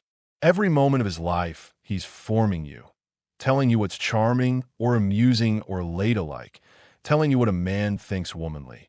And you of all women, listen to his voice instead of to your own. So it was at the rectory when I met you both again. So it has been the whole of this afternoon. Therefore, not therefore I kissed you, because the book made me do that, and I wish to goodness I had more self-control. I'm not ashamed. I don't apologize. But it has frightened you, and you may not have noticed that I love you. Or would you have told me to go and dealt with a tremendous thing so lightly? But therefore I settled to fight him. Lucy thought of a very good remark. "You say Mr. Vyse wants me to listen to him, Mr. Emerson. Pardon me for suggesting that you have caught the habit." And he took the shoddy reproof and touched it into immortality. He said, "Yes, I have," and sank down as if suddenly weary. "I'm the same kind of brute at bottom. This desire to govern a woman. It lies very deep, and men and women must fight it together before they shall enter the garden. But I do love you surely in a better way than he does." He thought, "Yes, really in a better way. I want you to have your own thoughts even when I hold you in my arms." He stretched them towards her. "Lucy, be quick. There's no time for us to talk now. Come to me as you came in the spring, and afterwards I will be gentle and explain. I have cared for you since that man died. I cannot live without you. No good. I thought, she is marrying someone else, but I meet you again when all the world is glorious water and sun. As you came through the wood, I saw that nothing else mattered. I called. I wanted to live and have my chance of joy." "And Mr. Vyse," said Lucy, who kept commendably calm, "does he not matter? That I love Cecil, shall be his wife shortly? A detail of no importance, I suppose." But he stretched his arms over the table towards her. "May I ask what you intend to gain by this exhibition?" He said, "It is our last chance. I shall do all that I can." And as if he had done all else, he turned to Miss Bartlett, who sat like some portent against the skies of the evening. "You wouldn't stop us this second time if you understood," he said. "I've been into the dark, and I'm going back into it, unless you will try to understand." Her long, narrow head drove backwards and forwards, as though demolishing some invisible obstacle. She did not answer. "It is being young," he said quietly, picking up his racket from the floor and preparing to go. "It is being certain that Lucy cares for me really. It is that love and youth matter intellectually." In silence, the two women watched him. His last remark, they knew, was nonsense, but was he going after it or not? Would not he, the cad, the charlatan, attempt a more dramatic finish? No, he was apparently content. He left them, carefully closing the front door, and when they looked through the hall window, they saw him go up the drive and begin to climb the slopes of withered fern behind the house. Their tongues were loosed, and they burst into stealthy rejoicings. "Oh, Lucia, come back here. Oh, what an awful man." Lucy had no reaction, at least, not yet. "Well, he amuses me," she said. "Either I'm mad, or else he is, and I'm inclined to think it's the latter. One more fuss through with you, Charlotte. Many thanks. I think, though, that this is the last. My admirer will hardly trouble me again. And Miss Bartlett, too," essayed the roguish. "Well, it isn't everyone who could boast such a conquest, dearest, is it? Oh, one oughtn't to laugh, really. It might have been very serious. But you were so sensible and brave, so unlike the girls of my day. Let's go down to them." But once in the open air, she paused. Some emotion, pity, terror, love, but the emotion was strong, seized her, and she was aware of autumn. Summer was ending, and the evening brought her odors of decay, the more pathetic because they were reminiscent of spring. That something or other mattered intellectually. A leaf, violently agitated, danced past her, while other leaves lay motionless. That the earth was hastening to re-enter darkness, and the shadows of those trees over Windy Corner. "Hello, Lucy. There's still light enough for another set, if you two'll hurry. Mr. Emerson has had to go. What a nuisance. That spoils the four. I say, Cecil, do play, there's a good chap. It's Floyd's last day. Do play tennis with us, just this once." Cecil's voice came. "My dear Freddy, I am no athlete. As you well remarked this very morning, there are some chaps who are no good for anything but books. I plead guilty to being such a chap and will not inflict myself on you." The scales fell from Lucy's eyes. How had she stood Cecil for a moment? He was absolutely intolerable, and the same evening she broke off her engagement. Chapter 17. Lying to Cecil. He was bewildered. He had nothing to say. He was not even angry, but stood, with a glass of whiskey between his hands, trying to think what had led her to such a conclusion. She had chosen the moment before bed, when, in accordance with their bourgeois habit, she always dispensed drinks to the men. Freddy and Mr. Floyd were sure to retire with their glasses, while Cecil invariably lingered, sipping at his while she locked up the sideboard. "I'm very sorry about it," she said. "I have carefully thought things over. We're too different. I must ask you to release me, and try to forget that there ever was such a foolish girl." It was a suitable speech, but she was more angry than sorry, and her voice showed it. "Different? How? I haven't had a really good education, for one thing," she continued, still on her knees by the sideboard. "My Italian trip came too late, and I am forgetting all that I learnt there. I shall never be able to talk to your friends or behave as a wife of yours should. I don't understand you. You aren't like yourself. You're tired, Lucy." "Tired?" she retorted, kindling at once. "That is exactly like you. You always think women don't mean what they say. Well, you sound tired, as if something has worried you. What if I do? It doesn't prevent me from realizing the truth. I can't marry you, and you will thank me for saying so someday.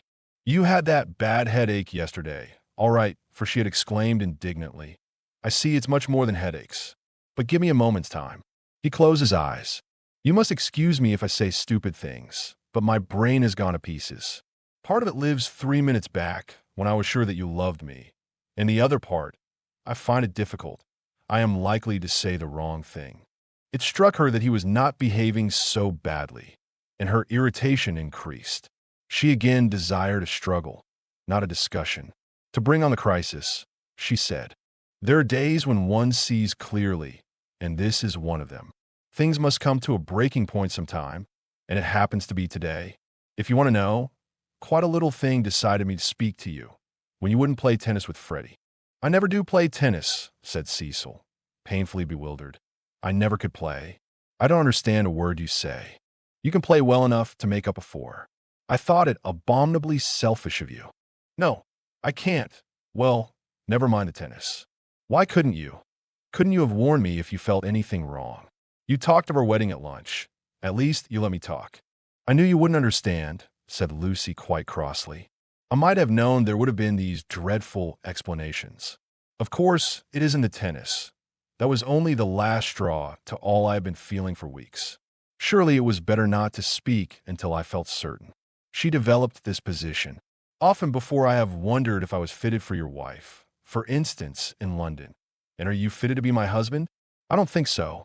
You don't like Freddy, nor my mother.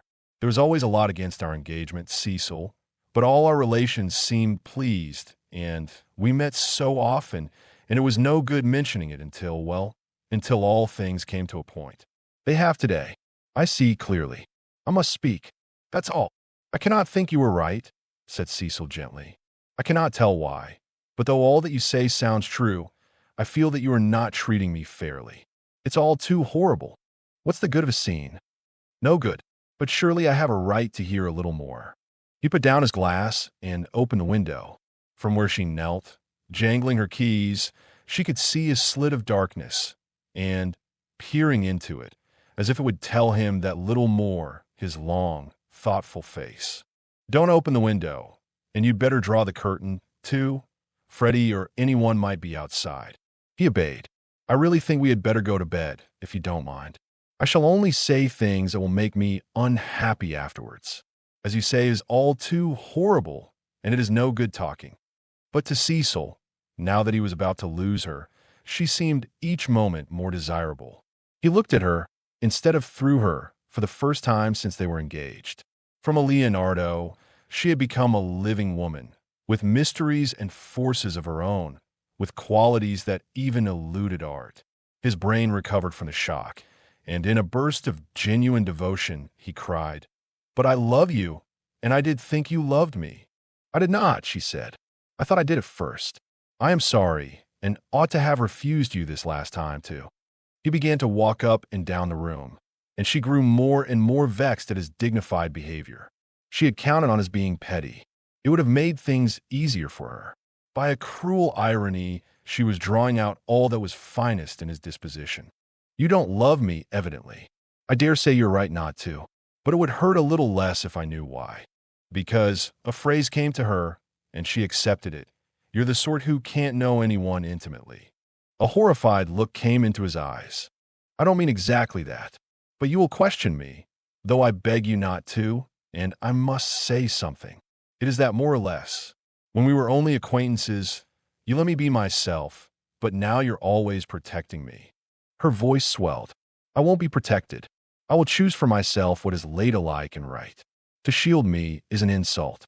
Can't I be trusted to face the truth, but I must get it second-hand through you? A woman's place. You despise my mother. I know you do, because she's conventional and bothers over puddings. But oh, goodness!" She rose to her feet. "Conventional, Cecil. You're that, for you may understand beautiful things, but you don't know how to use them. And you wrap yourself up in art and books and music, and would try to wrap up me. I won't be stifled, not by the most glorious music, for people are more glorious, and you hide them from me. That's why I break off my engagement. You were all right as long as you kept to things, but when you came to people," she stopped. There was a pause. Then Cecil said with great emotion, "It is true. True on the whole," she corrected, full of some vague shame. "True. Every word. It is a revelation. It is I. Anyhow, those are my reasons for not being your wife." He repeated, "The sort that can know no one intimately. It is true. I fell to pieces the very first day we were engaged. I behaved like a cad to Beebe and to your brother. You are even greater than I thought." She withdrew a step. "I'm not going to worry you. You are far too good to me. I shall never forget your insight. And, dear, I only blame you for this. You might have warned me in the early stages, before you felt you wouldn't marry me, and so have given me a chance to improve. I have never known you till this evening. I have just used you as a peg for my silly notions of what a woman should be. But this evening you are a different person. New thoughts, even a new voice." "What do you mean by a new voice?" she asked, seized with incontrollable anger. "I mean that a new person seems speaking through you," said he. Then she lost her balance. She cried, "If you think I am in love with someone else, you are very much mistaken. Of course I don't think that. You are not that kind, Lucy. Oh yes, you do think it. It's your old idea, the idea that has kept you aback. I mean the idea that women are always thinking of men. If a girl breaks off her engagement, everyone says, 'Oh, she had someone else in her mind. She hopes to get someone else.' It's disgusting, brutal, as if a girl can't break it off for the sake of freedom." He answered reverently, "I may have said that in the past. I shall never say it again. You have taught me better." She began to redden and pretended to examine the windows again. "Of course, there is no question of someone else in this, no jilting or any such nauseous stupidity. I beg your pardon most humbly if my words suggested that there was. I only meant that there was a force in you that I hadn't known of up till now." "All right, Cecil, that will do. Don't apologize to me. It was my mistake. It is a question between ideals, yours and mine, pure abstract ideals, and yours are the nobler. I was bound up in the old vicious notions, and all the time you were splendid and new." His voice broke. "I must actually thank you for what you have done, for showing me what I really am. Solemnly, I thank you for showing me a true woman. Will you shake hands?" "Of course I will," said Lucy, twisting up her other hand in the curtains. "Good night, Cecil. Goodbye. That's all right. I'm sorry about it. Thank you very much for your gentleness. Let me light your candle, shall I?" They went into the hall. "Thank you. Good night again. God bless you, Lucy. Goodbye, Cecil." She watched him steal upstairs, while the shadows from 3 banisters passed over her face like the beat of wings. On the landing he paused strong in his renunciation, and gave her a look of memorable beauty. For all his culture, Cecil was an ascetic at heart, and nothing in his love became him like the leaving of it. She could never marry. In the tumult of her soul, that stood firm. Cecil believed in her. She must some day believe in herself. She must be one of the women whom she had praised so eloquently, who care for liberty and not for men. She must forget that George loved her. She put out the lamp. It did not do to think, nor, for the matter of that, to feel.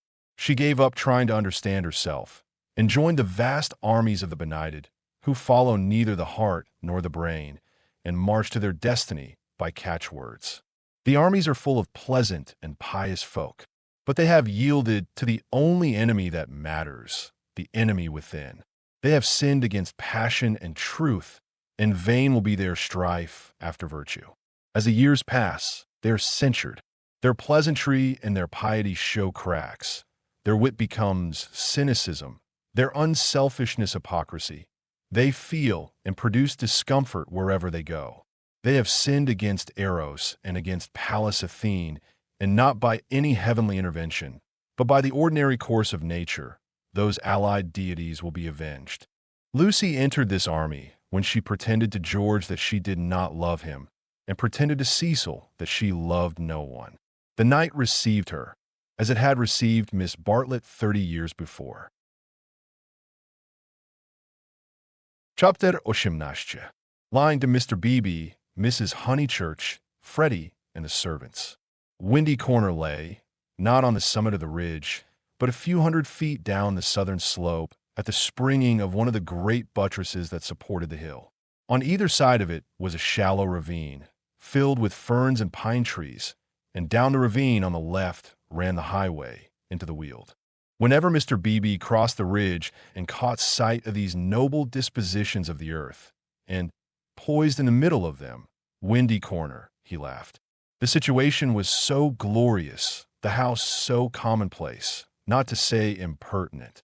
The late Mr. Honeychurch had affected the cube, because it gave him the most accommodation for his money, and the only addition made by his widow had been a small turret, shaped like a rhinoceros horn, where she could sit in wet weather and watch the carts going up and down the road.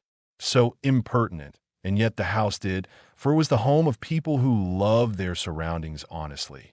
Other houses in the neighborhood had been built by expensive architects.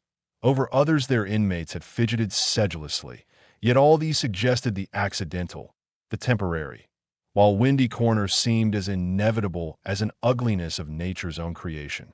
One might laugh at the house, but one never shuddered. Mr. Beebe was bicycling over this Monday afternoon with a piece of gossip. He had heard from the Miss Allens. These admirable ladies, since they could not go to Sissy Villa, had changed their plans. They were going to Greece instead. Since Florence did my poor sister so much good, wrote Miss Catherine, we do not see why we should not try Athens this winter. Of course, Athens is a plunge, and the doctor has ordered her special digestive bread. But, after all, we can take that with us, and it is only getting first into a steamer and then into a train. What is there in English church? And the letter went on to say, I do not expect we shall go any further than Athens, but if you knew of a really comfortable pension at Constantinople, we should be so grateful. Lucy would enjoy this letter, and the smile with which Mr. Beebe greeted Windy Corner was partly for her. She would see the fun of it, and some of its beauty, for she must see some beauty.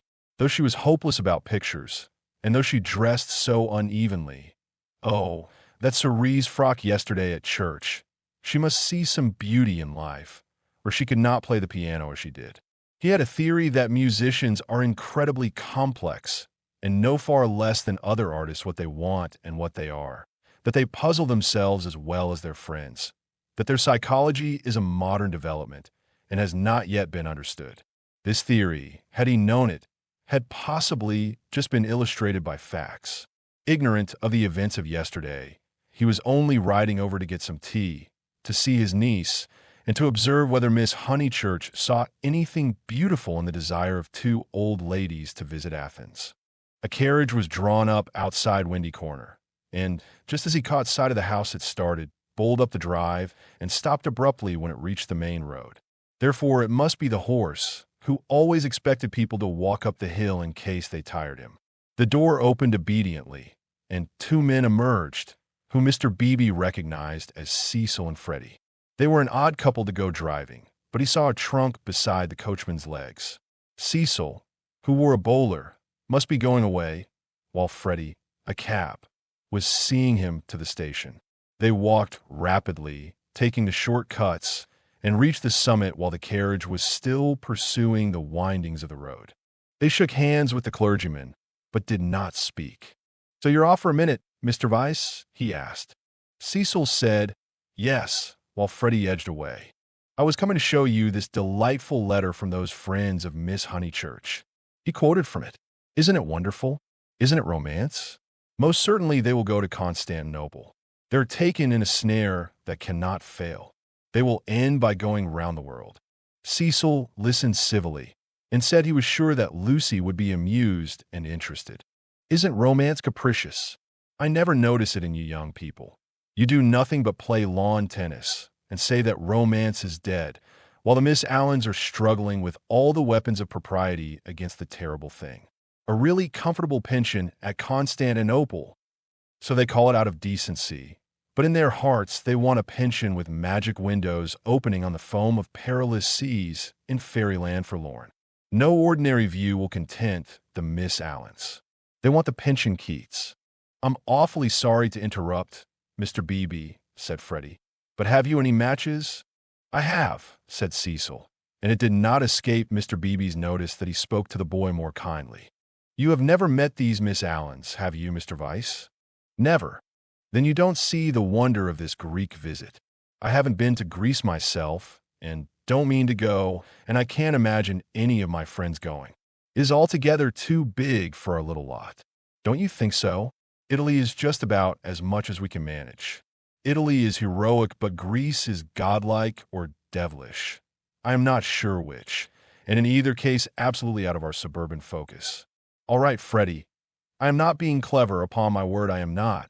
I took the idea from another fellow. And give me those matches when you've done with them. He lit a cigarette and went on talking to the two young men. I was saying, if our poor little Cockney lives must have a background, let it be Italian. Big enough in all conscience. The ceiling of the Sistine Chapel for me. Though the contrast is just as much as I can realize. But not the Parthenon, not the frieze of Phidias at any price. And here comes the Victoria. You're quite right, said Cecil. Greece is not for our little lot. And he got in. Freddy followed, nodding to the clergyman, whom he trusted not to be pulling one's leg. Really. And before they had gone a dozen yards, he jumped out and came running back for Vyse matchbox, which had not been returned.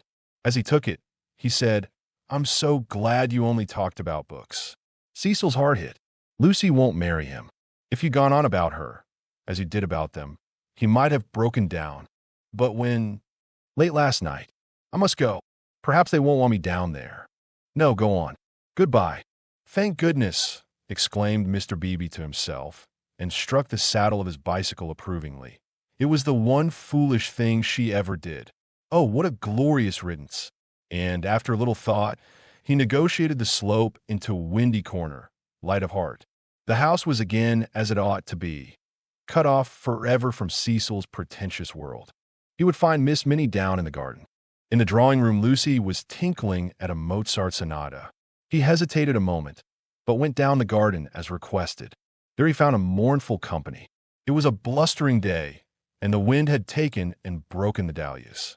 Mrs. Honeychurch, who looked cross, was tying them up, while Miss Bartlett, unsuitably dressed, impeded her with offers of assistance.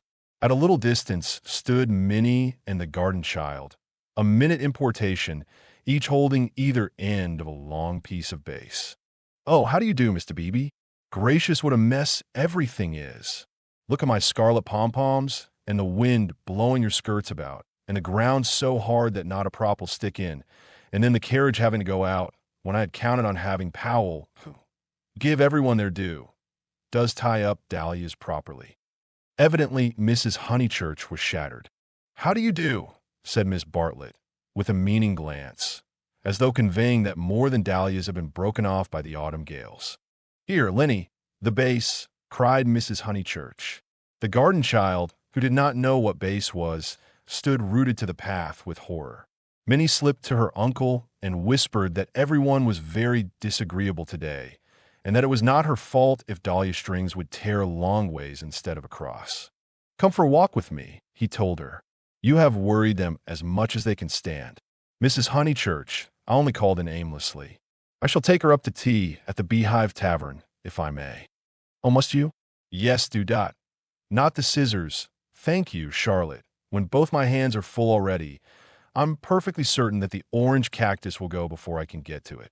Mr. Beebe, who was an adept at relieving situations, invited Miss Bartlett to accompany them to this mild festivity. Yes, Charlotte, I don't want you. Do go. There's nothing to stop about for, either in the house or out of it.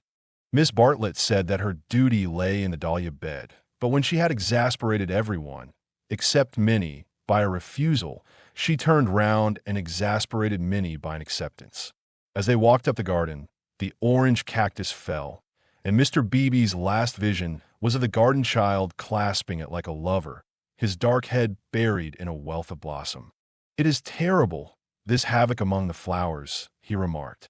It is always terrible when the promise of months is destroyed in a moment, enunciated Miss Bartlett. Perhaps we ought to send Miss Honeychurch down to her mother. Or will she come with us? I think we had better leave Lucy to herself and to her own pursuits. They're angry with Miss Honeychurch because she was late for breakfast, whispered Minnie, and Floyd has gone, and Mr. Vyse has gone, and Freddy won't play with me. In fact, Uncle Arthur, the house is not at all what it was yesterday. Don't be a prig, said her Uncle Arthur. Go and put on your boots. He stepped into the drawing-room, where Lucy was still attentively pursuing the sonatas of Mozart. She stopped when he entered. How do you do? Miss Bartlett and Minnie are coming with me to tea at the Beehive. Would you come too? I don't think I will, thank you. No, I didn't suppose you would care too much. Lucy turned to the piano and struck a few chords. How delicate those sonatas are, said Mr. Beebe, though at the bottom of his heart he thought them silly little things. Lucy passed into Schumann. Miss Honeychurch. Yes. I met them on the hill. Your brother told me. Oh, he did. She sounded annoyed. Mr. Beebe felt hurt, for he had thought that she would like him to be told. I needn't say that it will go no further, Mother, Charlotte, Cecil, Freddy, said Lucy, playing a note for each person who knew, and then playing a sixth note. If you let me say so, I am very glad, and I am certain that you have done the right thing. So, I hoped other people would think, but they don't seem to. I could see that Miss Bartlett thought it unwise. So does Mother. Mother minds dreadfully. I'm very sorry for that, said Mr. Beebe with feeling. Mrs. Honeychurch, who hated all changes, did mind, but not nearly as much as her daughter pretended, and only for the minute. It was really a ruse of Lucy's to justify her despondency, a ruse of which she was not herself conscious, for she was marching in the armies of darkness. And Freddy minds. Still, Freddy never hit it off with Vyse much, did he? I gathered that he disliked the engagement and felt it might separate him from you. Boys are so odd. Many could be heard arguing with Miss Bartlett through the floor. Tea at the Beehive apparently involved a complete change of apparel. Mr. Beebe saw that Lucy, very properly, did not wish to discuss her action, so after a sincere expression of sympathy, he said, I have had an absurd letter from Miss Allen. That was really what brought me over. I thought it might amuse you all. How delightful, said Lucy in a dull voice. For the sake of something to do, he began to read her the letter. After a few words her eyes grew alert, and soon she interrupted him with going abroad. When do they start? Next week, I gather. Did Freddy say whether he was driving straight back? No, he didn't, because I do hope he won't go gossiping.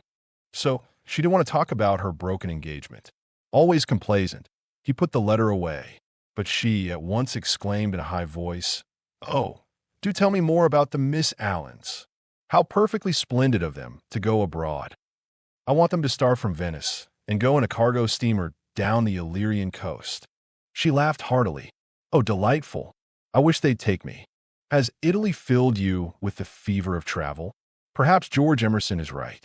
He says that Italy is only an euphuism for fate. Oh, not Italy, but Constantinople. I have always longed to go to Constantinople. Constantinople is practically Asia, isn't it? Mr. Beebe reminded her that Constantinople was still unlikely, and that the Miss Allens only aimed at Athens, with Delphi, perhaps, if the roads are safe. But this made no difference to her enthusiasm. She had always longed to go to Greece even more, it seemed. He saw, to his surprise, that she was apparently serious. I didn't realize that you and the Miss Allens were still such friends after Sissy Villa. Oh, that's nothing. I assure you Sissy Villa's nothing to me. I would give anything to go with them. Would your mother spare you again so soon? You have scarcely been home 3 months. She must spare me, cried Lucy in growing excitement.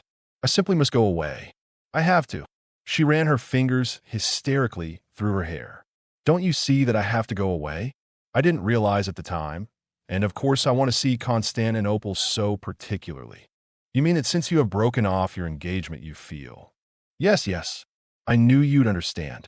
Mr. Beebe did not quite understand. Why could not Miss Honeychurch repose in the bosom of her family? Cecil had evidently taken up the dignified line and was not going to annoy her. But it struck him that her family itself might be annoying. He hinted this to her, and she accepted the hint eagerly. Yes, of course, to go to Constantinople until they are used to the idea and everything has calmed down. I am afraid it has been a bothersome business, he said gently. No, not at all. Cecil was very kind indeed. Only, I had better tell you the whole truth, since you have heard a little. It was that he is so masterful. I found that he wouldn't let me go my own way. He would improve me in places where I can't be improved. Cecil won't let a woman decide for herself. In fact, he daren't. What nonsense I do talk.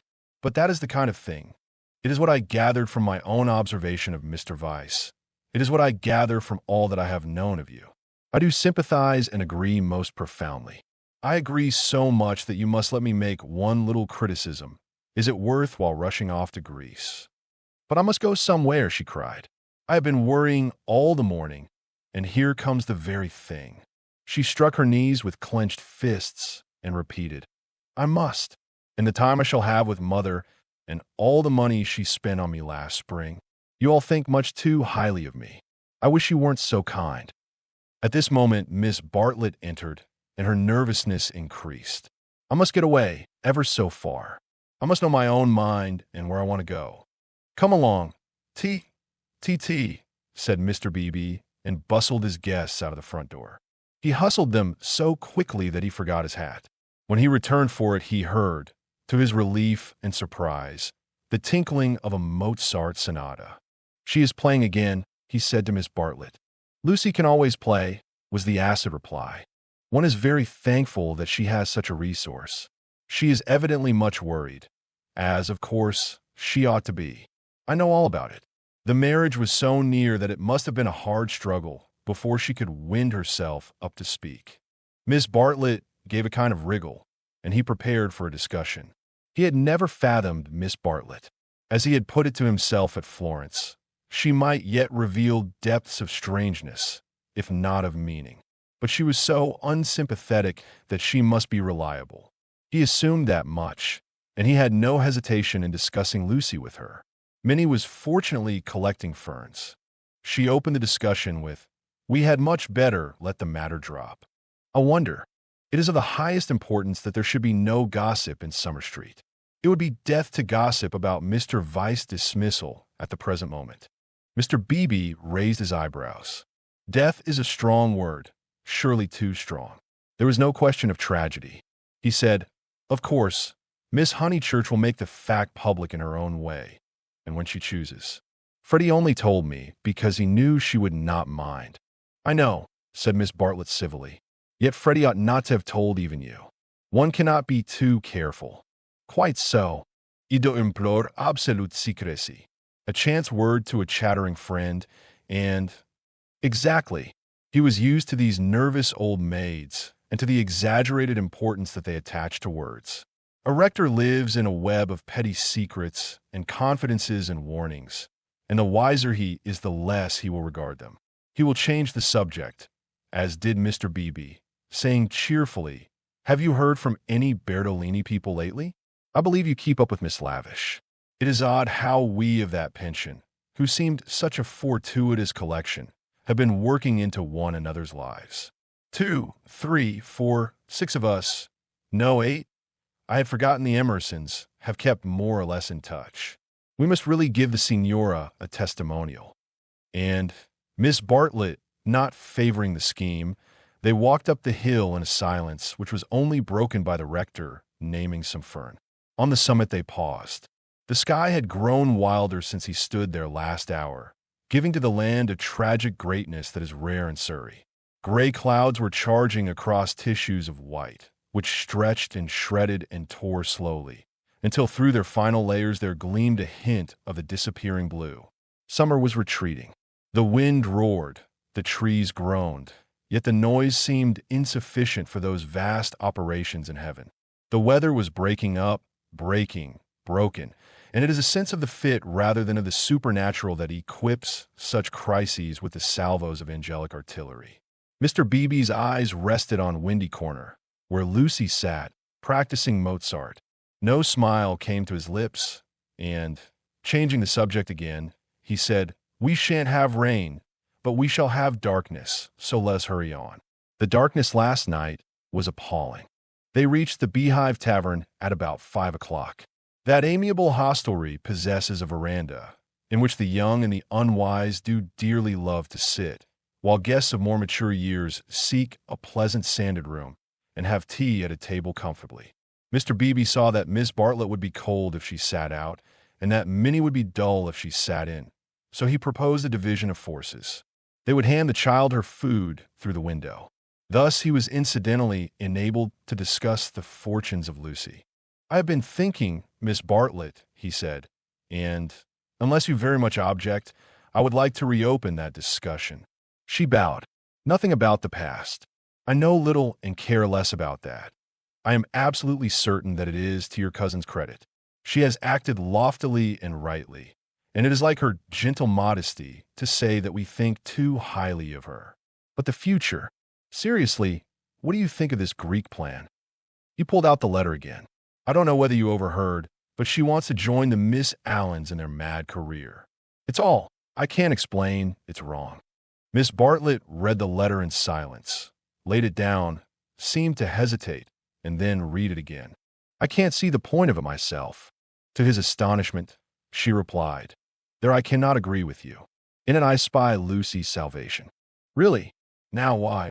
"She wanted to leave Windy Corner." "I know, but it seems so odd, so unlike her, so I was going to say selfish. It is natural, surely, after such painful scenes, that she should desire a change." Here, apparently, was one of those points that the male intellect misses. Mr. Beebe exclaimed, "So she says herself, and since another lady agrees with her, I must own that I am partially convinced. Perhaps she must have a change. I have no sisters, and I don't understand these things. But why need she go as far as Greece?" "You may well ask that," replied Miss Bartlett, who was evidently interested, and had almost dropped her evasive manner. "Why Greece? What is it, Minnie dear Jam? Why not Tunbridge Wells?" "Oh, Mr. Beebe, I had a long and most unsatisfactory interview with dear Lucy this morning. I cannot help her. I will say no more. Perhaps I have already said too much. I am not to talk. I wanted her to spend 6 months with me at Tunbridge Wells, and she refused." Mr. Beebe poked at a crumb with his knife. "But my feelings are of no importance. I know too well that I get on Lucy's nerves. Our tour was a failure. She wanted to leave Florence, and when we got to Rome, she did not want to be in Rome, and all the time I felt that I was spending her mother's money." "Let us keep to the future, though," interrupted Mr. Beebe. "I want your advice." "Very well," said Charlotte, with a choky abruptness that was new to him, though familiar to Lucy. "I for one will help her to go to Greece." "Will you?" Mr. Beebe considered. "It is absolutely necessary," she continued, lowering her veil and whispering through it with a passion and intensity that surprised him. I know."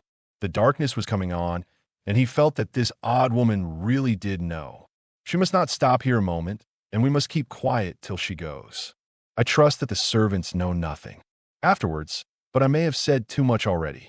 Only Lucy and I are helpless against Mrs. Honeychurch alone. If you help, we may succeed. Otherwise, she repeated as if the word held finality. "Yes, I will help her," said the clergyman, setting his jaw firm. "Come, let us go back now and settle the whole thing up." Miss Bartlett burst into florid gratitude. The tavern sign, a beehive trimmed evenly with bees, creaked in the wind outside as she thanked him. Mr. Beebe did not quite understand the situation, but then he did not desire to understand it, nor to jump to the conclusion of another man that would have attracted a grosser mind. He only felt that Miss Bartlett knew of some vague influence from which the girl desired to be delivered, and which might well be clothed in the fleshly form. Its very vagueness spurred him into knight-errantry. His belief in celibacy, so reticent, so carefully concealed beneath his tolerance and culture, now came to the surface and expanded like some delicate flower. "They that marry do well, but they that refrain do better." So ran his belief, and he never heard that an engagement was broken off but with a slight feeling of pleasure. In the case of Lucy, the feeling was intensified through dislike of Cecil, and he was willing to go further, to place her out of danger until she could confirm her resolution of virginity. The feeling was very subtle and quite undogmatic, and he never imparted it to any other of the characters in this entanglement. Yet it existed, and it alone explains his action subsequently and his influence on the action of others. The compact that he made with Miss Bartlett in the tavern was to help not only Lucy, but religion also. They hurried home through a world of black and gray. He conversed on indifferent topics: the Emerson's need of a housekeeper, servants, Italian servants, novels about Italy, novels with a purpose. Could literature influence life? Windy Corner glimmered. In the garden, Mrs. Honeychurch, now helped by Freddy, still wrestled with the lives of her flowers. "It gets too dark," she said hopelessly. "This comes of putting off. We might have known the weather would break up soon. And now Lucy wants to go to Greece. I don't know what the world's coming to." "Mrs. Honeychurch," he said, "go to Greece she must. Come up to the house and let's talk it over. Do you, in the first place, mind her breaking with Vyse?" "Mr. Beebe, I'm thankful, simply thankful." "So am I," said Freddy. "Good. Now, come up to the house."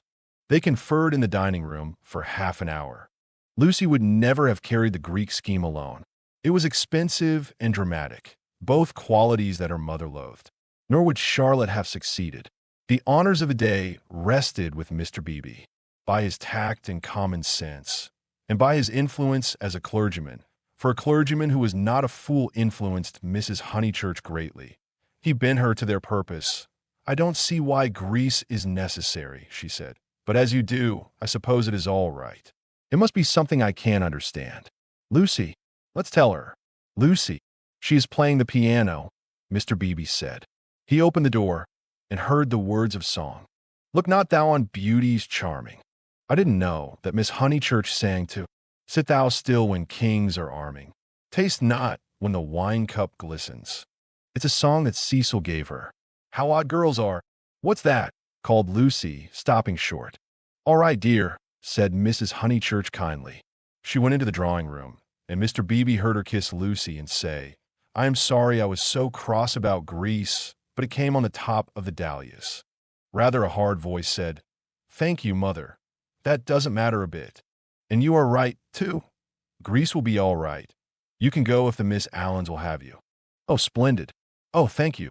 Mr. Beebe followed. Lucy still sat at the piano with her hands over the keys. She was glad, but he had expected greater gladness. Her mother bent over her. Freddy, to whom she had been singing, reclined on the floor with his head against her and an unlit pipe between his lips. Oddly enough, the group was beautiful. Mr. Beebe, who loved the art of the past, was reminded of a favorite theme, the Santa Conversazione, in which people who care for one another are painted chatting together about noble things. A theme neither sensual nor sensational, and therefore ignored by the art of today.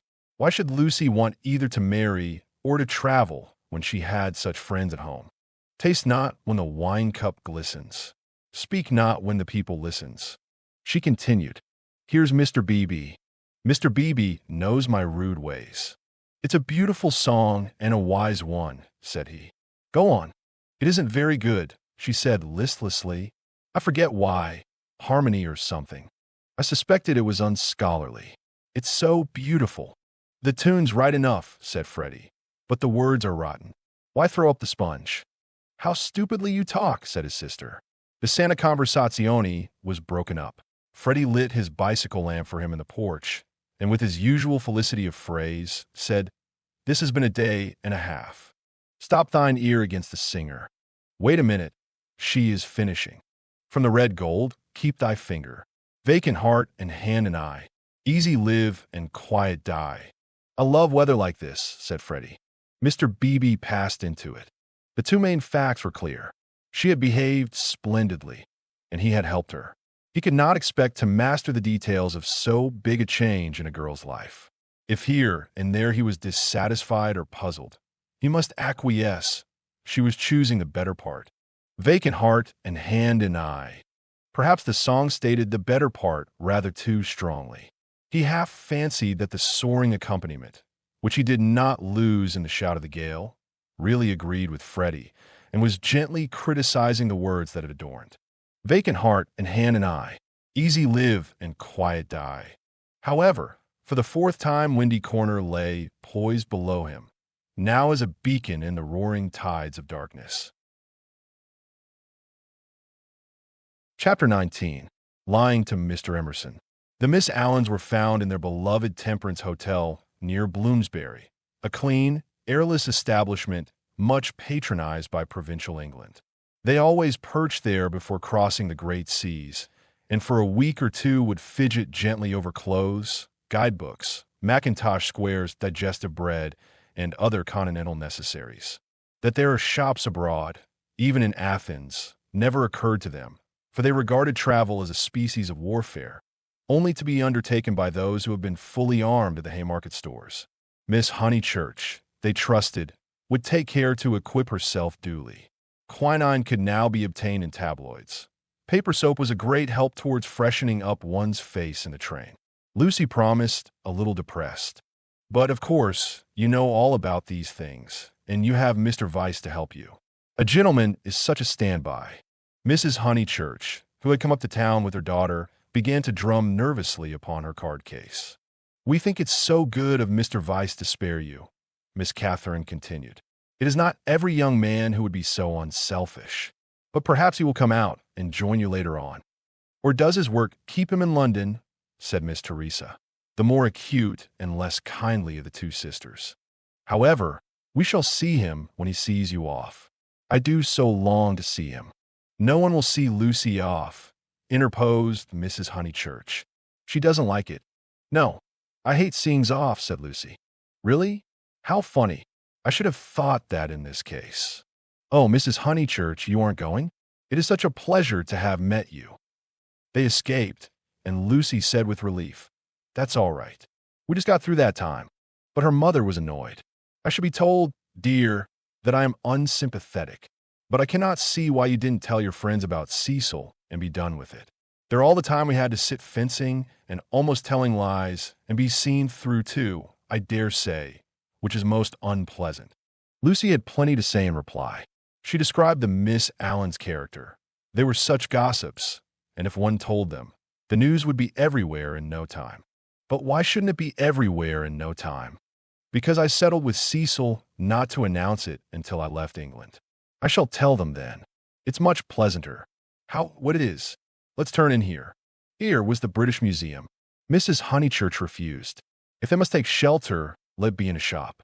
Lucy felt contemptuous, for she was on the tack of caring for Greek sculpture, and had already borrowed a mythical dictionary from Mr. Beebe to get up the names of the goddesses and gods. "Oh, well, let me shop, then. Let's go to Moody's. I'll buy a guidebook. You know, Lucy, you and Charlotte and Mr. Beebe all tell me I'm so stupid, so I suppose I am, but I shall never understand this hole-and-corner work. You've got rid of Cecil. Well and good, and I'm thankful he's gone, though I did feel angry for the minute. But why not announce it? Why this hushing up and tiptoeing? It's only for a few days. But why at all?" Lucy was silent. She was drifting away from her mother. It was quite easy to say, "Because George Emerson has been bothering me, and if he hears I've given up Cecil, may begin again." Quite easy, and it had the incidental advantage of being true. But she could not say it.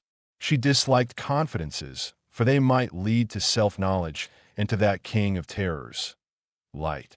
Ever since that last evening at Florence, she had deemed it unwise to reveal her soul.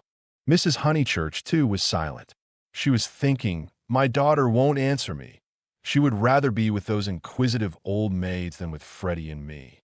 Any rag, tag, and bobtail apparently does if she can leave her home." And as in her case, thoughts never remained unspoken long. She burst out with, "You're tired of Windy Corner." This was perfectly true. Lucy had hoped to return to Windy Corner when she escaped from Cecil, but she discovered that her home existed no longer. It might exist for Freddy, who still lived and thought straight, but not for one who had deliberately warped the brain. She did not acknowledge that her brain was warped, for the brain itself must assist in that acknowledgement, and she was disordering the very instruments of life. She only felt, "I do not love George. I broke off my engagement because I did not love George. I must go to Greece because I do not love George. It is more important that I should look up gods in the dictionary than that I should help my mother. Everyone else is behaving very badly." She only felt irritable and petulant, and anxious to do what she was not expected to do, and in this spirit she proceeded with the conversation. "Oh, Mother, what rubbish you talk. Of course I'm not tired of Windy Corner." "Then why not say so at once, instead of considering half an hour?" She laughed faintly. "Half a minute would be nearer. Perhaps you would like to stay away from your home altogether?" "Hush, Mother. People will hear you," for they had entered Moody's. She bought Baedeker, and then continued, "Of course I want to live at home, but as we are talking about it, I may as well say that I shall want to be away in the future more than I have been. You see, I come into my money next year." Tears came into her mother's eyes. Driven by nameless bewilderment, by what is in older people termed eccentricity, Lucy determined to make this point clear. "I've seen the world so little. I felt so out of things in Italy. I have seen so little of life. One ought to come up to London more. Not a cheap ticket like today, but to stop. I might even share a flat for a little with some other girl." and mess with typewriters and latchkeys, exploded Mrs. Honeychurch, and agitate and scream and be carried off kicking by the police, and call it a mission when no one wants you, and call it duty when it means that you can't stand your own home, and call it work when thousands of men are starving with the competition as it is. And then to prepare yourself, find 2 doddering old ladies and go abroad with them. I want more independence, said Lucy lamely. She knew that she wanted something, and independence is a useful cry. We can always say that we have not got it. She tried to remember her emotions in Florence. Those had been sincere and passionate, and had suggested beauty rather than short skirts and latchkeys. But independence was certainly her cue. Very well, take your independence and be gone. Rush up and down and round the world, and come back as thin as a lath with the bad food. Despise the house that your father built and the garden that he planted, and our dear view, and then share a flat with another girl. Lucy screwed up her mouth and said, "Perhaps I spoke hastily." "Oh, goodness," her mother flashed. "How you do remind me of Charlotte Bartlett." "Charlotte?" flashed Lucy in her turn, pierced at last by a vivid pain. "More every moment." "I don't know what you mean, mother. Charlotte and I are not the very least alike." "Well, I see the likeness. The same eternal worrying, the same taking back of words. You and Charlotte trying to divide 2 apples among 3 people last night might be sisters. What rubbish! And if you dislike Charlotte so, it's rather a pity you asked her to stop. I warned you about her. I begged you, implored you not to, but of course it was not listened to. There you go. I beg your pardon? Charlotte again, my dear. That's all." Her very words. Lucy clenched her teeth. "My point is that you oughtn't to have asked Charlotte to stop. I wish you would keep to the point." And the conversation died off into a wrangle. She and her mother shopped in silence, spoke little in the train, little again in the carriage, which met them at Dorking Station. It had poured all day, and as they ascended through the deep Surrey lanes, showers of water fell from the overhanging beech trees and rattled on the hood. Lucy complained that the hood was stuffy. Leaning forward, she looked out into the steaming dusk and watched the carriage lamp pass like a searchlight over mud and leaves and reveal nothing beautiful. "The crush when Charlotte gets in will be abominable," she remarked, for they were to pick up Miss Bartlett at Summer Street, where she had been dropped as the carriage went down, to pay a call on Mr. Beebe's old mother. "We shall have to sit 3 aside, because the trees drop, and yet it isn't raining. Oh, for a little air." Then she listened to the horse's hoofs. He is not told. He is not told. That melody was blurred by the soft road. "Can't we have the hood down?" she demanded.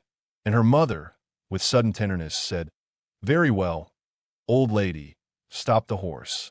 And the horse was stopped, and Lucy and Powell wrestled with the hood and squirted water down Mrs. Honeychurch's neck. But now that the hood was down, she did see something that she would have missed. There were no lights in the windows of Sissy Villa, and round the garden gate she fancied she saw a padlock. "Is that house to let again, Powell?" she called. "Yes, miss," he replied. "Have they gone?" "It is too far out of town for the young gentleman, and his father's rheumatism has come on, so he can't stop on alone. So they're trying to let furnished," was the answer. "They have gone, then?" "Yes, miss, they have gone." Lucy sang back. The carriage stopped at the rectory. She got out to call for Miss Bartlett. So the Emersons had gone, and all this bother about Greece had been unnecessary. Waste. That word seemed to sum up the whole of life. Wasted plans, wasted money, wasted love, and she had wounded her mother. Was it possible that she had muddled things away? Quite possible. Other people had. When the maid opened the door, she was unable to speak and stared stupidly into the hall. Miss Bartlett at once came forward, and after a long preamble asked a great favor. Might she go to church? Mr. Beebe and his mother had already gone, but she had refused to start until she obtained her hostess's full sanction, for it would mean keeping the horse waiting a good 10 minutes more. "Certainly," said the hostess wearily. "I forgot it was Friday. Let's all go. Powell can go round to the stables. Lucy, dearest, no church for me. Thank you." A sigh, and they departed. The church was invisible, but up in the darkness to the left there was a hint of color. This was a stained window, through which some feeble light was shining. And when the door opened, Lucy heard Mr. Beebe's voice running through the litany to a minute congregation. Even their church, built upon the slope of the hill so artfully, with its beautiful raised transept and its spire of silvery shingle, even their church had lost its charm, and the thing one never talked about, religion, was fading like all the other things. She followed the maid into the rectory. Would she object to sitting in Mr. Beebe's study? There was only that one fire. She would not object. Someone was there already, for Lucy heard the words, "A lady to wait, sir." Old Mr. Emerson was sitting by the fire, with his foot upon a gout stool. "Oh, Miss Honeychurch, that you should come," he quavered, and Lucy saw an alteration in him since last Sunday. Not a word would come to her lips. George she had faced, and could have faced again, but she had forgotten how to treat his father. "Miss Honeychurch, dear, we are so sorry. George is so sorry. He thought he had a right to try. I cannot blame my boy, and yet I wish he had told me first. He ought not to have tried. I knew nothing about it at all. If only she could remember how to behave." He held up his hand. "But you must not scold him." Lucy turned her back and began to look at Mr. Beebe's books. "I taught him," he quavered, "to trust in love. I said, when love comes, that is reality. I said, passion does not blind. No, passion is sanity, and the woman you love, she is the only person you will ever really understand." He sighed. "True, everlastingly true, though my day is over, and though there is the result. Poor boy, he is so sorry. He said he knew it was madness when you brought your cousin in, that whatever you felt you did not mean." Yet his voice gathered strength. He spoke out to make certain. "Miss Honeychurch, do you remember Italy?" Lucy selected a book, a volume of Old Testament commentaries. Holding it up to her eyes, she said, "I have no wish to discuss Italy or any subject connected with your son. But you do remember it?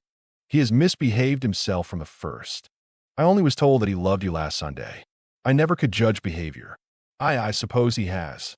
Feeling a little steadier, she put the book back and turned round to him. His face was drooping and swollen, but his eyes, though they were sunken deep, gleamed with a child's courage. "Why, he has behaved abominably," she said. "I'm glad he is sorry. Do you know what he did?" "Not abominably," was the gentle correction. "He only tried when he should not have tried. You have all you want, Miss Honeychurch. You are going to marry the man you love. Do not go out of George's life saying he is abominable." "No, of course," said Lucy, ashamed at the reference to Cecil. "Abominable is much too strong. I am sorry I used it about your son. I think I will go to church, after all.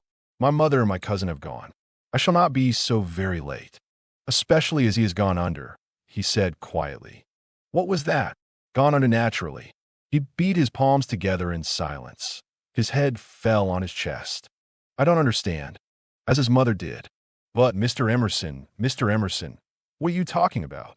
"When I wouldn't have George baptized," said he. Lucy was frightened, and she agreed that baptism was nothing, but he caught that fever when he was 12, and she turned round. She thought it a judgment. He shuddered. "Oh, horrible, when we had given up that sort of thing and broken away from her parents. Oh, horrible. Worst of all, worse than death, when you made a little clearing in the wilderness, planted your little garden, let in your sunlight, and then the weeds creep in again. A judgment. And our boy had typhoid because no clergyman had dropped water on him in church. Is it possible, Miss Honeychurch? Shall we slip back into the darkness forever?" "I don't know," gasped Lucy. "I don't understand this sort of thing. I was not meant to understand it.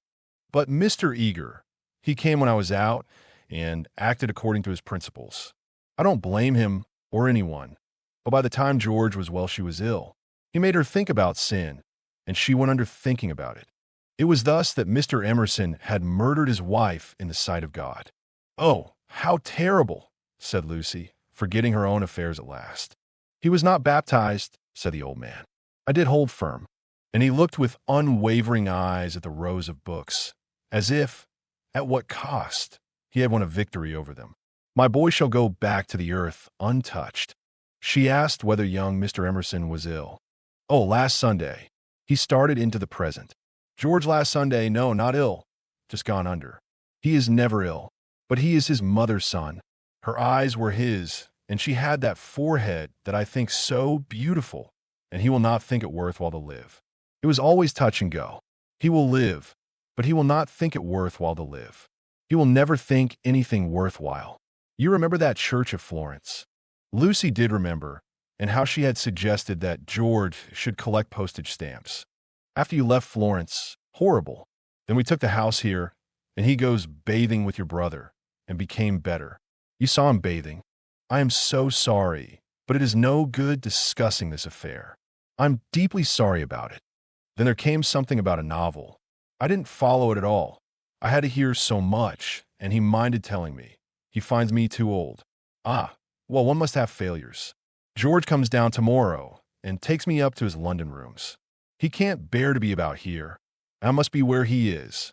Mr. Emerson, cried the girl, don't leave, at least, not on my account. I'm going to Greece. Don't leave your comfortable house. It was the first time her voice had been kind, and he smiled. How good everyone is. And look at Mr. Beebe housing me. Came over this morning and heard I was going. Here I am so comfortable with a fire. Yes, but you won't go back to London. It's absurd. I must be with George. I must make him care to live, and down here he can't. He says the thought of seeing you and of hearing about you. I am not justifying him. I'm only saying what has happened. Oh, Mr. Emerson. She took hold of his hand. You mustn't. I've been bother enough to the world by now. I can't have you moving out of your house when you like it, and perhaps losing money through it, all on my account. You must stop. I'm just going to Greece. All the way to Greece. Her manner altered. To Greece? So you must stop. You want to talk about this business, I know. I could trust you both. Certainly you can. We either have you in our lives, or leave you to the life that you have chosen. I shouldn't want. I suppose Mr. Vyse is very angry with George? No, it was wrong of George to try. We have pushed our beliefs too far. I fancy that we deserve sorrow.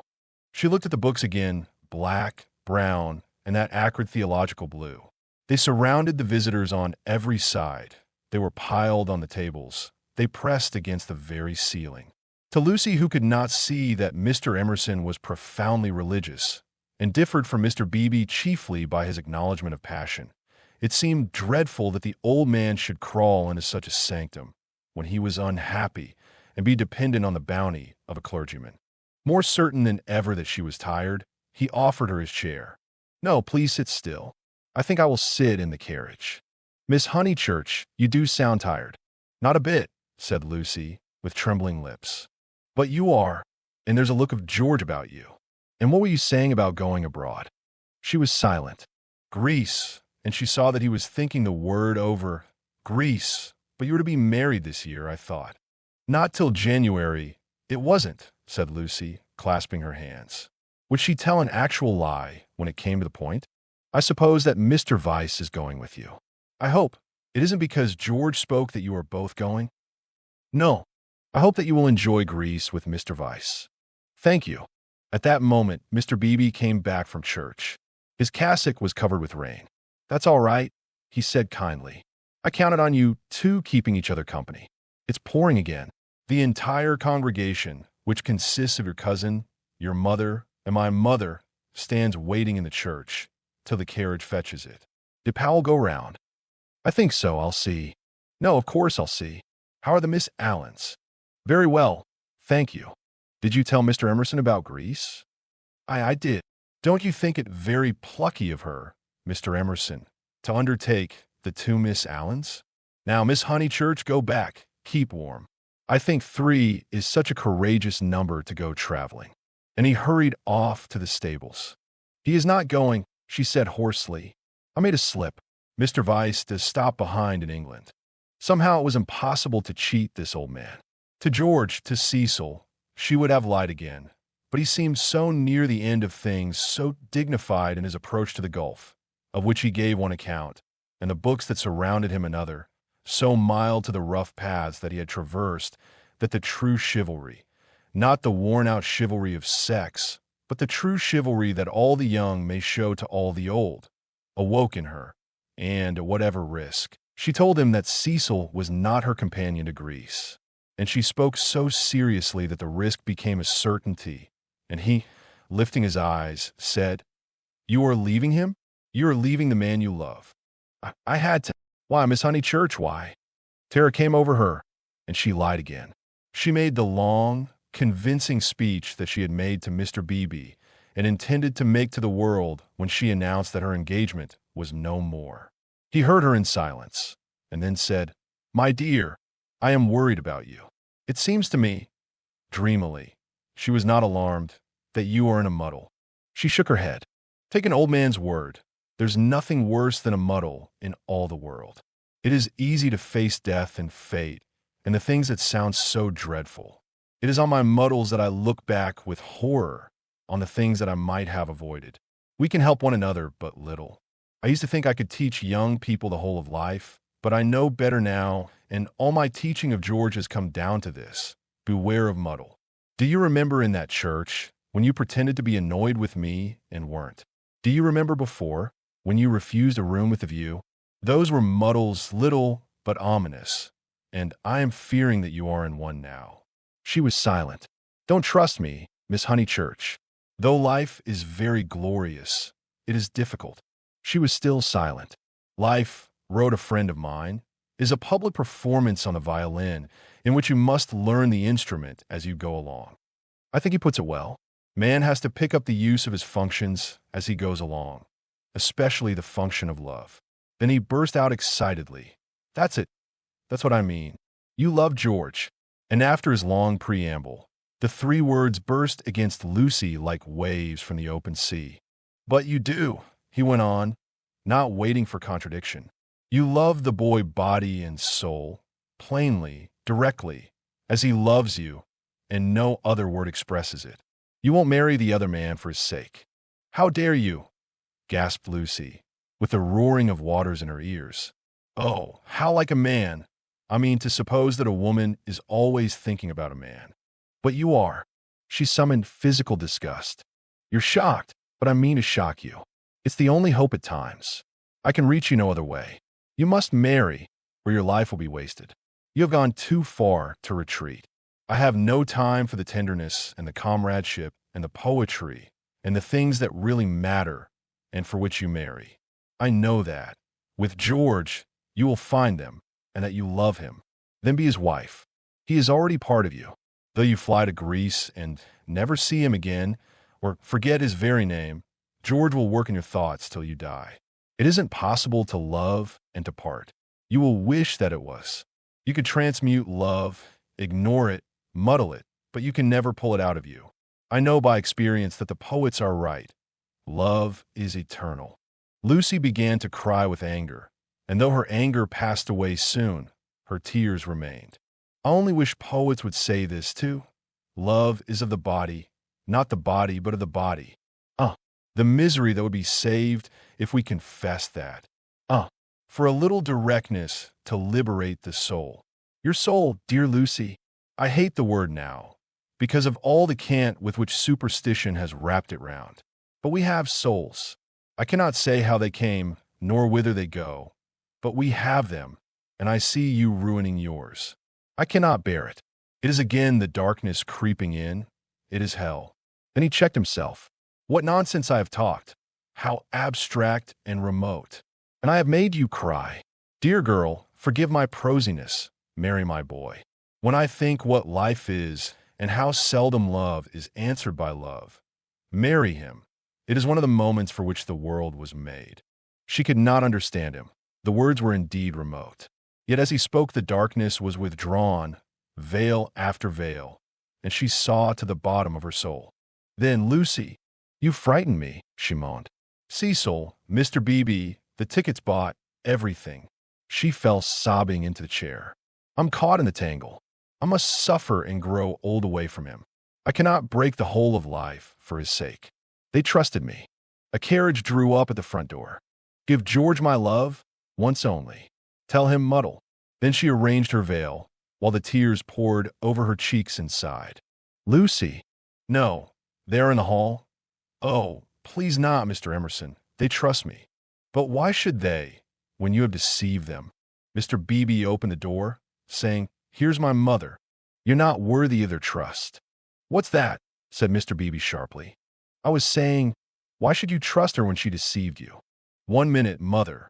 He came in and shut the door. "I don't follow you, Mr. Emerson. To whom do you refer?" "Trust whom?" "I mean, she has pretended to you that she did not love George. They have loved one another all along." Mr. Beebe looked at the sobbing girl.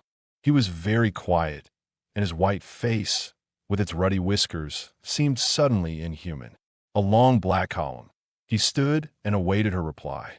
"I shall never marry him," quavered Lucy. A look of contempt came over him, and he said, "Why not?" "Mr. Beebe, I have misled you. I have misled myself." "Oh, rubbish, Miss Honeychurch." "It is not rubbish," said the old man hotly. "It's the part of people that you don't understand." Mr. Beebe laid his hand on the old man's shoulder pleasantly. "Lucy, Lucy," called voices from the carriage. "Mr. Beebe, could you help me?" He looked amazed at the request and said in a low, stern voice, "I am more grieved than I can possibly express. It is lamentable, lamentable, incredible." "What's wrong with the boy?" fired up the other again. "Nothing, Mr. Emerson, except that he no longer interests me. Marry George, Miss Honeychurch.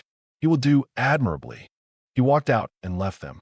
They heard him guiding his mother upstairs. "Lucy," the voices called. She turned to Mr. Emerson in despair, but his face revived her. It was the face of a saint who understood. Now it is all dark. Now beauty and passion seem never to have existed. "I know, but remember the mountains over Florence and the view." "You kiss me," said the girl. "You kiss me. I will try." He gave her a sense of deities reconciled, a feeling that, in gaining the man she loved, she would gain something for the whole world. Throughout the squalor of her homeward drive, she spoke at once. His salutation remained. He had robbed the body of its taint, the world's taunts of their sting. He had shown her the holiness of direct desire. She never exactly understood, she would say in after years, how he managed to strengthen her. It was as if he had made her see the whole of everything at once. Chapter 20. The End of the Middle Ages. The Miss Allens did go to Greece, but they went by themselves. They alone of this little company will double Malea and plow the waters of the Saronic Gulf. They alone will visit Athens and Delphi, and either shrine of intellectual song, that upon the Acropolis, encircled by blue seas, that under Parnassus, where the eagles build and the bronze charioteer drives undismayed towards infinity.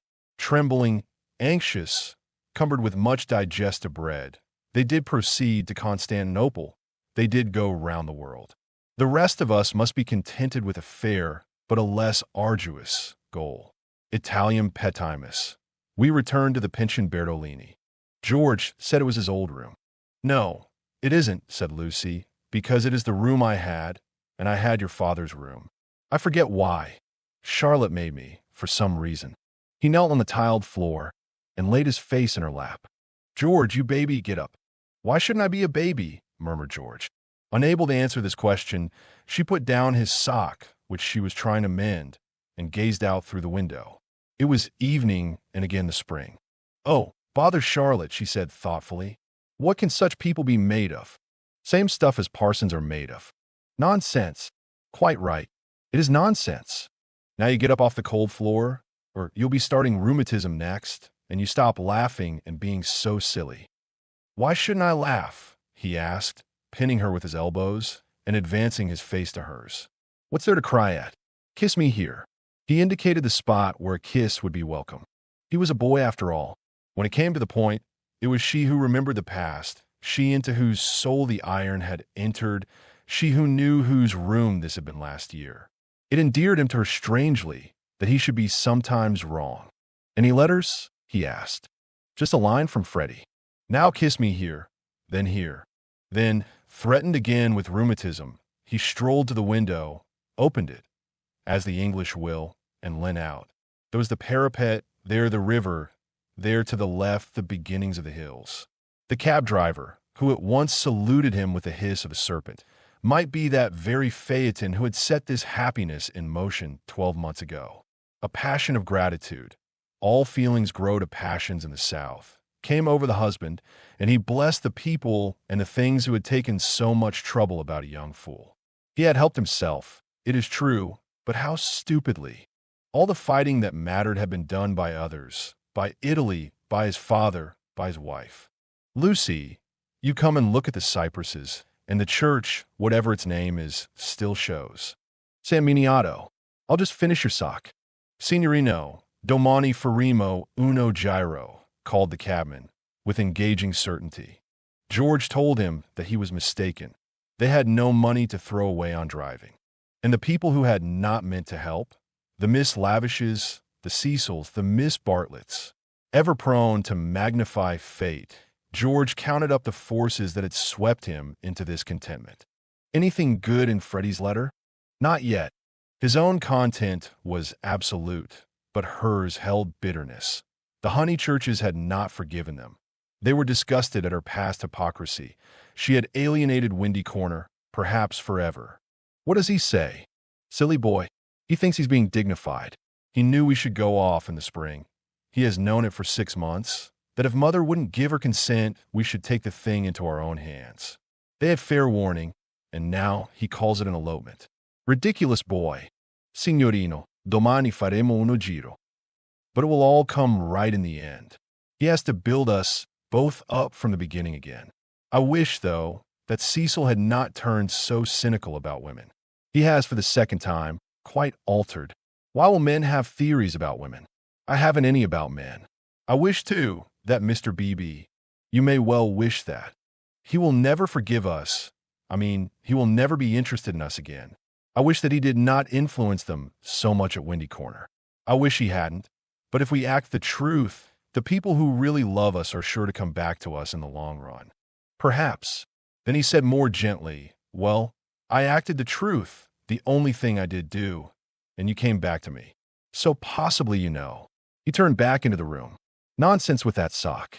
He carried her to the window, so that she, too, saw all the view. They sank upon their knees, invisible from the road. They hoped and began to whisper one another's names.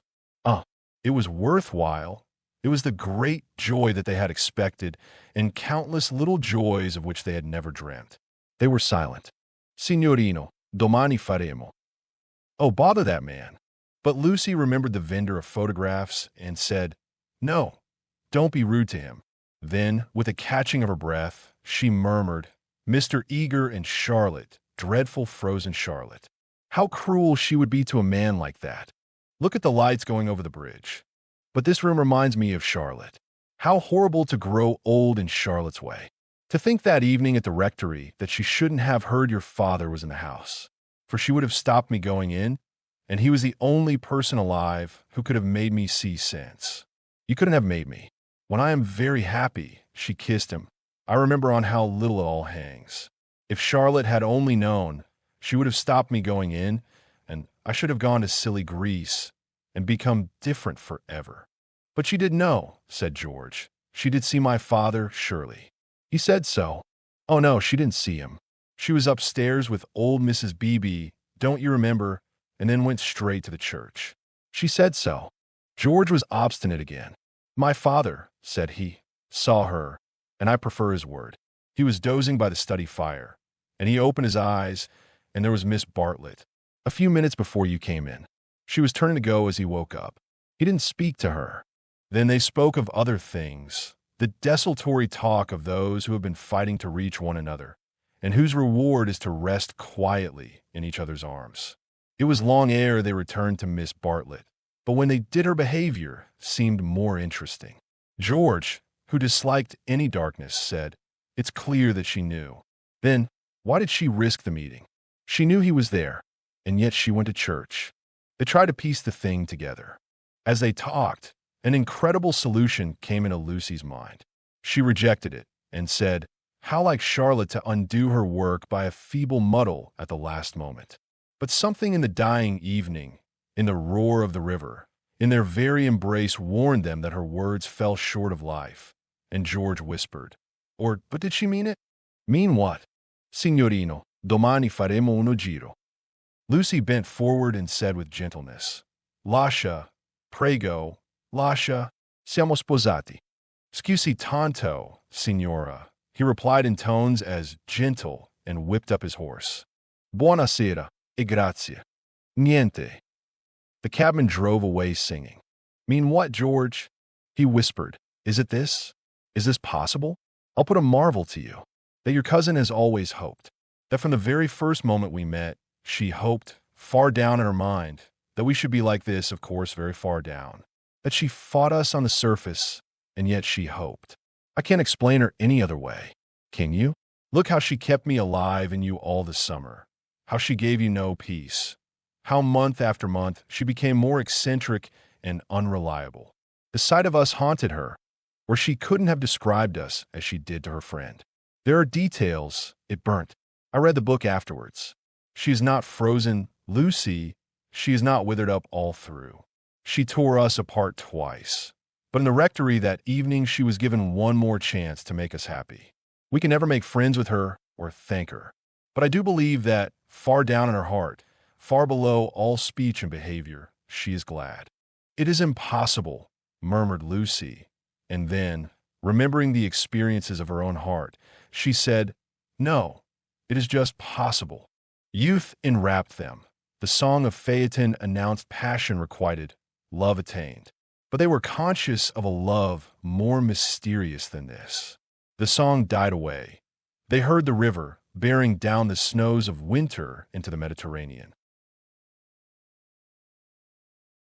If you enjoyed listening, please subscribe to the channel by hitting the subscribe button below.